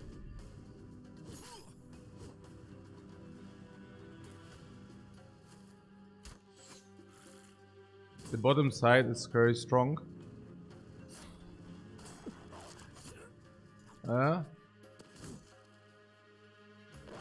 Hey, our dude is losing the 1 against 1 man. Okay.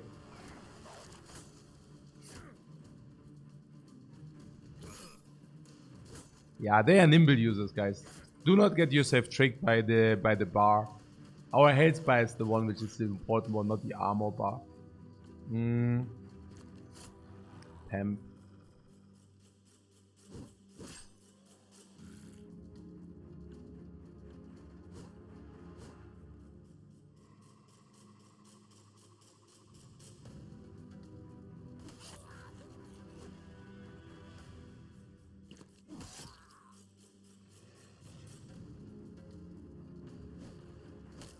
Ha. Okay, yeah.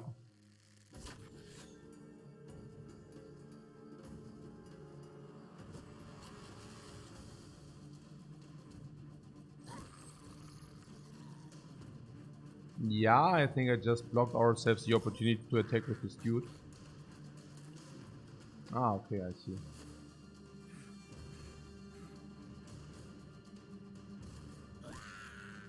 Yeah, with this I mean. Maybe we can make him flee. Pam Pam and then helping these or what? 87 but nimble, so that's pretty cool. Okay, but these are wrecking this guy standalone. I do not see that we need help there. So maybe just moving here. That will be fine.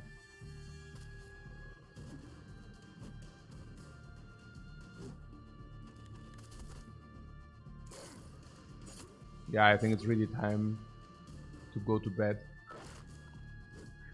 Kind of already tired. Tomorrow is another day. Maybe doing a short recap where we are currently at.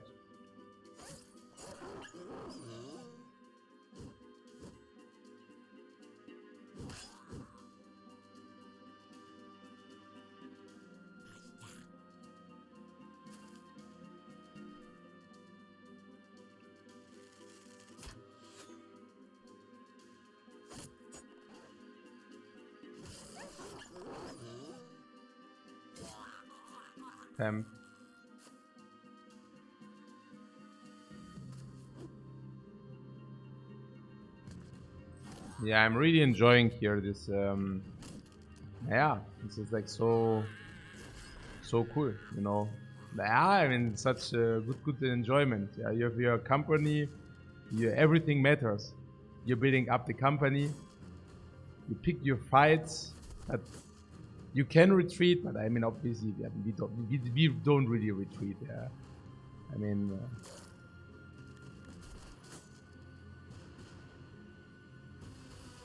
naja, we are freaking honest mercenaries. We accept the contract, you also fulfill the contract. Yeah, easy as that. It's just that we basically pick our fighting conditions, right? So instead of going into combat and fleeing, well, we actually wait until nighttime and then, for example, we do a contract instead, you know, so that we can actually succeed in fulfilling the contract. Okay, so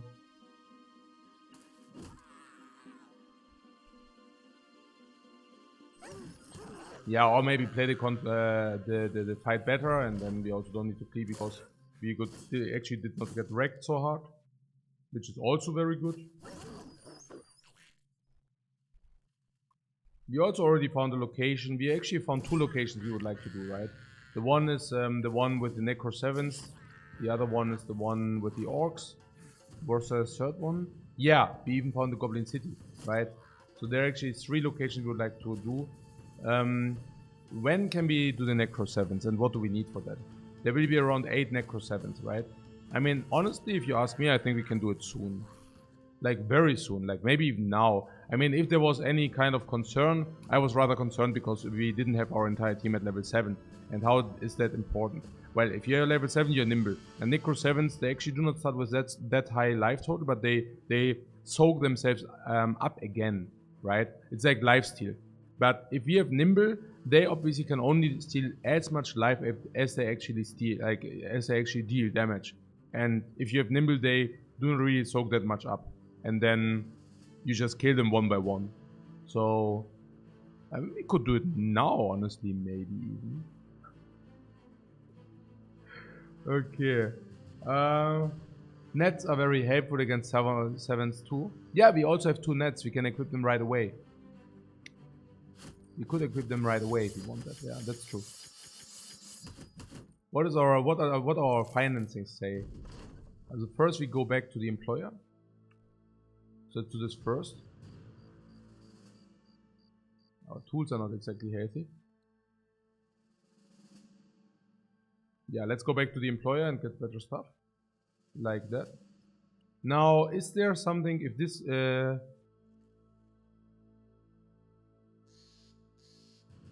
barracks, okay. Workshop. Tools of other supplies. We need this. We need to stack stuff up supplies. Strauchburg, ja? Ja, safe Strauchburg, genau. Hey Jan, Mann, was geht ab? Grüße gehen raus. Okay, ich muss auch mal pennen gehen. Okay,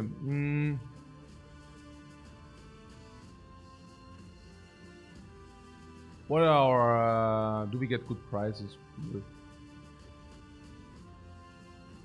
So let's go Straufen.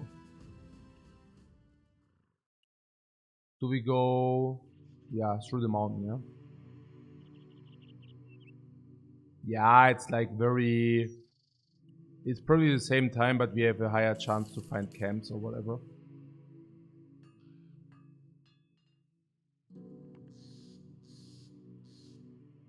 How much are we talking about? Yeah, give me the dough, man. Give me the cash. Okay, the student, but you don't have a hedge knight. Our finances? Maybe we should go to the market and see what they give us. Yeah, it's good enough. I sell them everything. So, let's take a little bit attention that we do not sell the wrong stuff.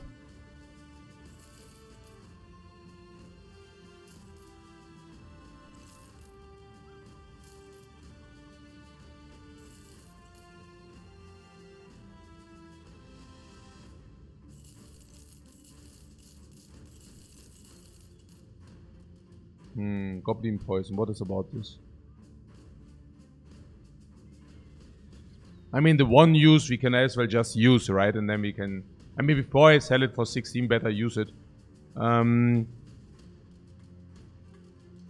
be used to coat the weapons and arrow tips. So we actually use... I never used it before.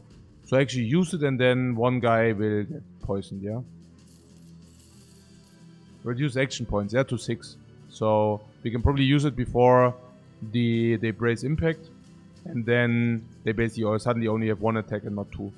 Yeah, I mean, that's actually pretty great. Let's use that. Naja, they want to run into us. We stall. Not only do we stall, but we actually code our weapon. And they come in, we poison them, and they lose action points. Sounds pretty good to me.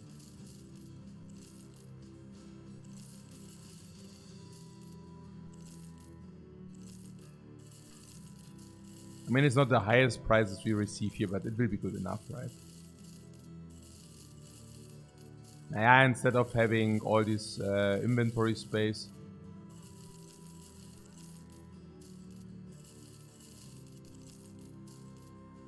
Could also use the mushrooms. Maybe we should just use mushrooms as well.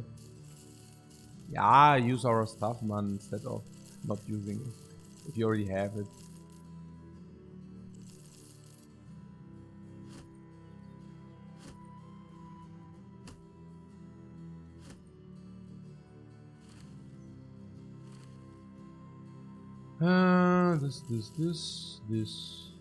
This. We are rich 10,000 gold, guys. Now look at this. Finances are fixed. Yes, they are. And not only the finances, but the tools. And that's why we go in here. Sark, 100 tools. And finances are fixed. Student. I mean, we don't really need a recruit. So... this guy comes with a great axe. Not really sure whether we want that. I'm not willing to pay for the great axe. I'm also not willing to pay for the armor. So I don't know. I do like Oath Keepers though, but I'm currently not really willing to pay 4,000 for this weapon. Yeah, no. I'm much rather a fan of finding that weapon. Or to get like some good supply and then striking and buying some very great armor from an allied city. Which we will be soon. Stuff like this. Oh. Okay. Now, for example, a hammer. If we don't find one, we might want to do a hammer master later. We will see about that. So...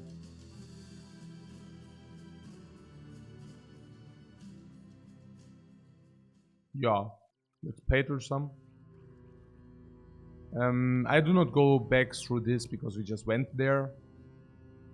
So that was kind of, that's kind of this. We are healing, right? Injuries are still being healed. Tools are being utilized for repair. Oh, we are getting attacked in the night.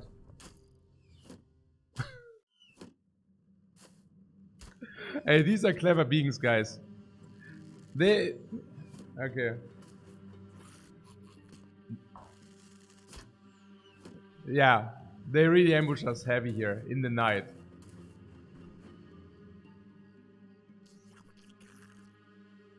More dead goblins. Yeah, for sure. So, this gives us XP. And now, I mean, I would have taken the fight already without extra pay. But now we are even getting extra paid for killing these. And we are also getting extra renown, reputation, and yeah, everything. Amazing. Yeah. These are our freaking helpers.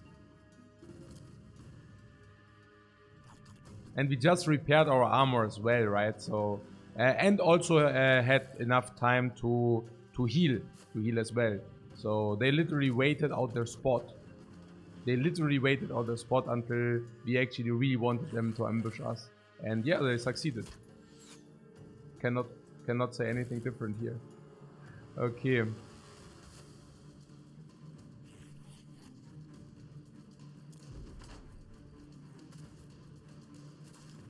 Yeah, these goblins got us good. Yeah, that's right. 12 against 11.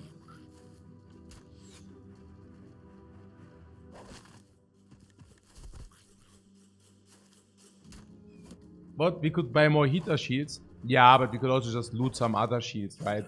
I actually do not even mind the range shields that much. Like, I do not find the range shields worse than the other ones. Oh, I could have actually freed. No, I could have not. Yeah, perfectly. King of the Hill.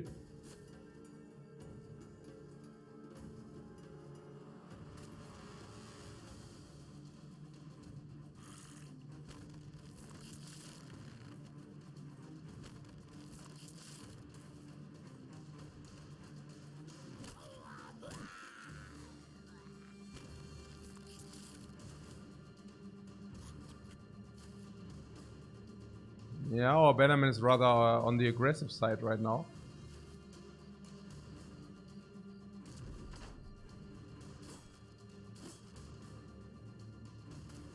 The sacred tree. I mean, come on, guys. Okay, wow. Okay, wow. I seem not the only one being tired.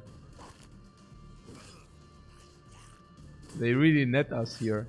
They net us a good net worth.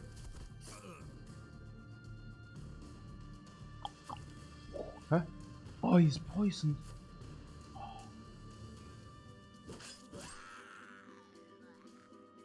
Direct revenge.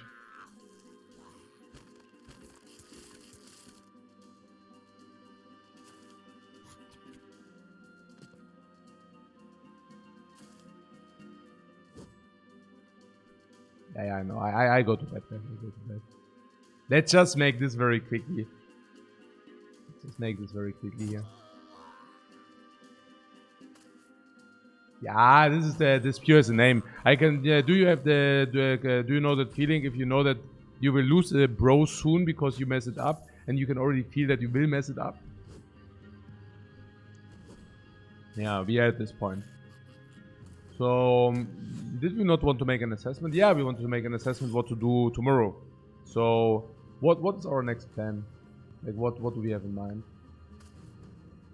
What's our next the village master or idea?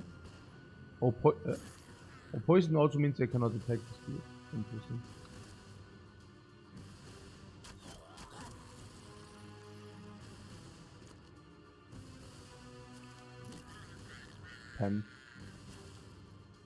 Let's take a look at our relations and our renown to see what's happening there. Our bros are leveling up in a very nice way, so that's cool. Yeah, no, let's make the recap after the fight.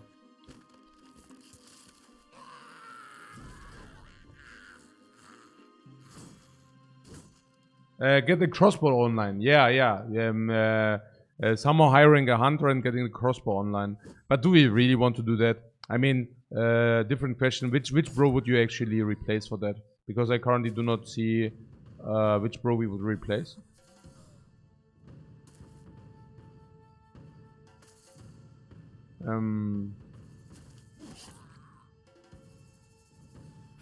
When do I start streaming at the moment? Yeah, when I wake up. Like literally.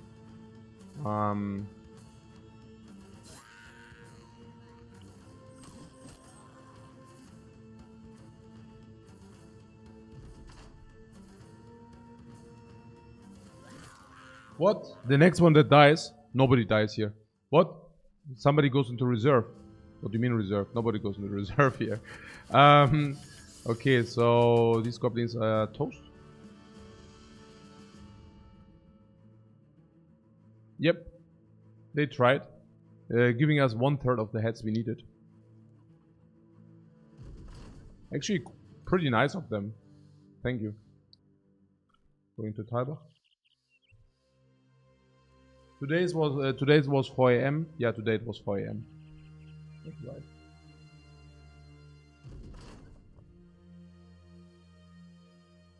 Okay, here's one quest. Okay, yeah. So let's take a look. We do have day 40. It's midday. And it's literally not only midday, but it's also mid time between the first invasion and the start of this game, right? The first invasion usually starts at day 80, 180, 85. The thing is, for those who don't know, the invasion, it's like a thing which is progressing over like 40, 50, 60 days. So it's not, you need to be ready by day 80, but by day 80 you will understand what kind of invasion it is, and then you will have time to prepare for that. Like around 40 days, maybe you will have time to prepare for that, right? So that means you need to be ready maybe at like 120, maybe 130. But yeah, so that's where we are currently. And how are we doing? How rich are we? We're very rich. We can hire any kind of hedge knight. We can hire an oathkeeper with nearly any kind of equipment. We can also nearly buy unique items already. Food is good. I mean, that's clear, right? Tools are these things are just like what you have: provisions, tools, herbs, and ammunition. What is our team doing? Like reputation-wise, right?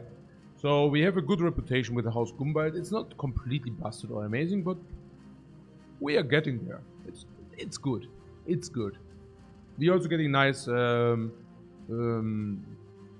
nice tasks, leveling ourselves up, receiving loot and gold for that. What is about our reputation? It's good. We are generating already 1/3 above payment than you would usually receive without renown. So that's good.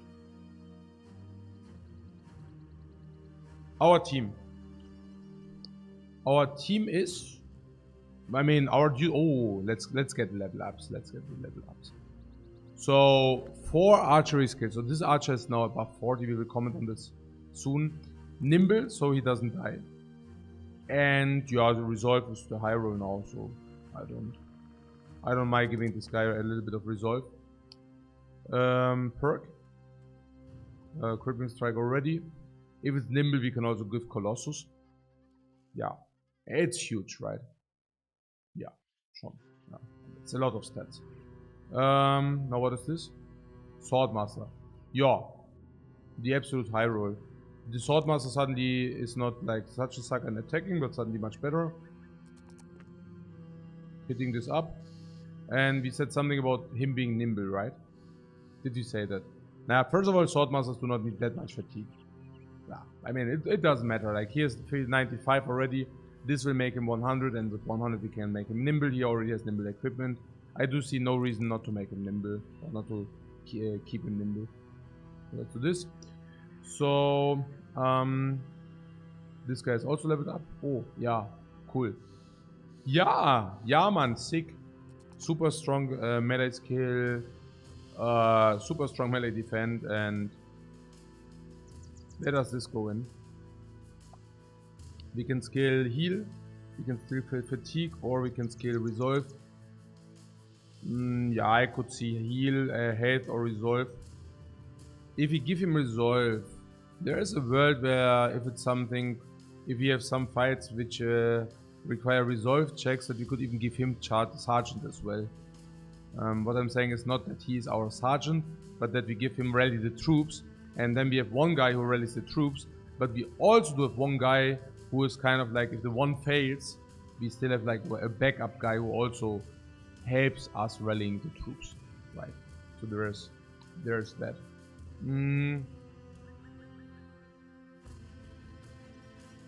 I could see that. I mean, before I give him health stats which he doesn't utilize.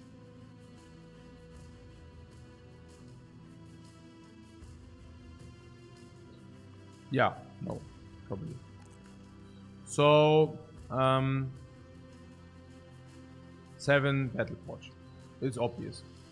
So, currently we do not have anybody who wants this armor. Right? Nimble. They are all at level 7 already. This is the Battle Forge guy. This could actually do with the armor if we don't want to keep it on him, but it does make sense to keep it on him, honestly. Unless we say we want to keep this. Yeah, but no, it's probably fine as is. Nimble. Yeah, this guy is level 5, but also does have no reason to equip something bad, like big armor. Nimble, and this is Battle Forge. Now, honestly, this guy could actually equip the armor. But actually, no. Yeah. I don't mind having the fatigue on this. Naja, he's the Hammer Master, he needs some fatigue. Yeah. So what need a better helmet for Bodo? I see. But okay, so we need oh, he already has Brownie and still has only that little bit of fatigue. Yeah, I'm not so sure whether we can just give him a better helmet. Look, if we do this, he only has 37 fatigue, and then we cannot even hammer. And he's a Hammer Master, right? So we cannot do that. We actually cannot do that. So I just had the ability to give him 2 fatigue instead of 3 resolve. Yeah, maybe I should have done that.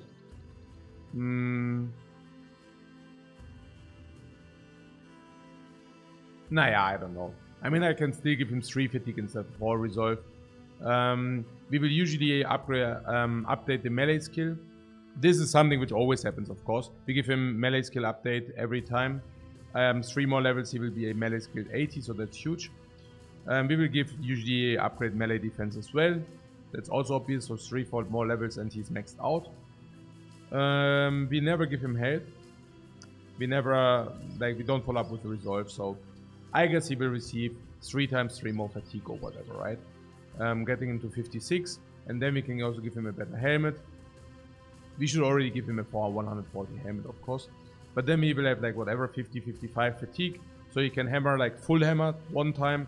He can probably full hammer or half hammer another time. And then he will need to, recover. But we can also just give him recover.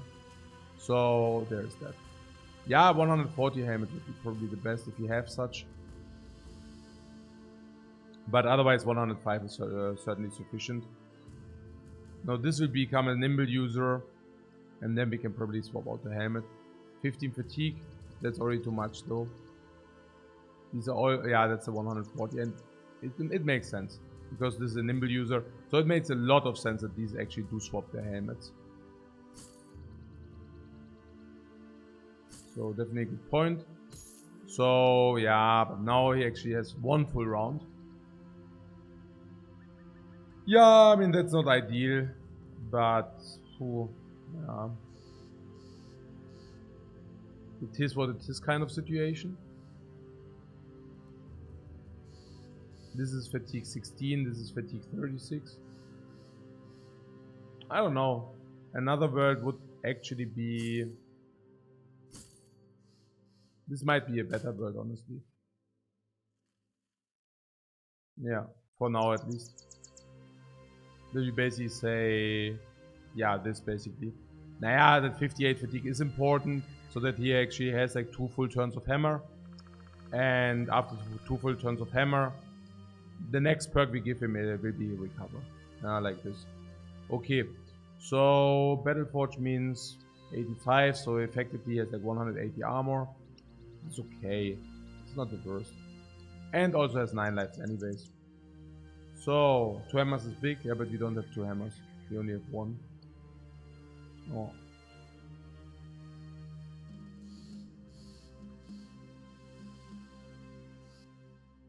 What Windy says my favorite stream is on. Yeah, and also off again. Guys, thanks so much for watching. And yeah, see you tomorrow. And thanks for your sub, Windy D man. Yeah, see you tomorrow, guys. Bye bye.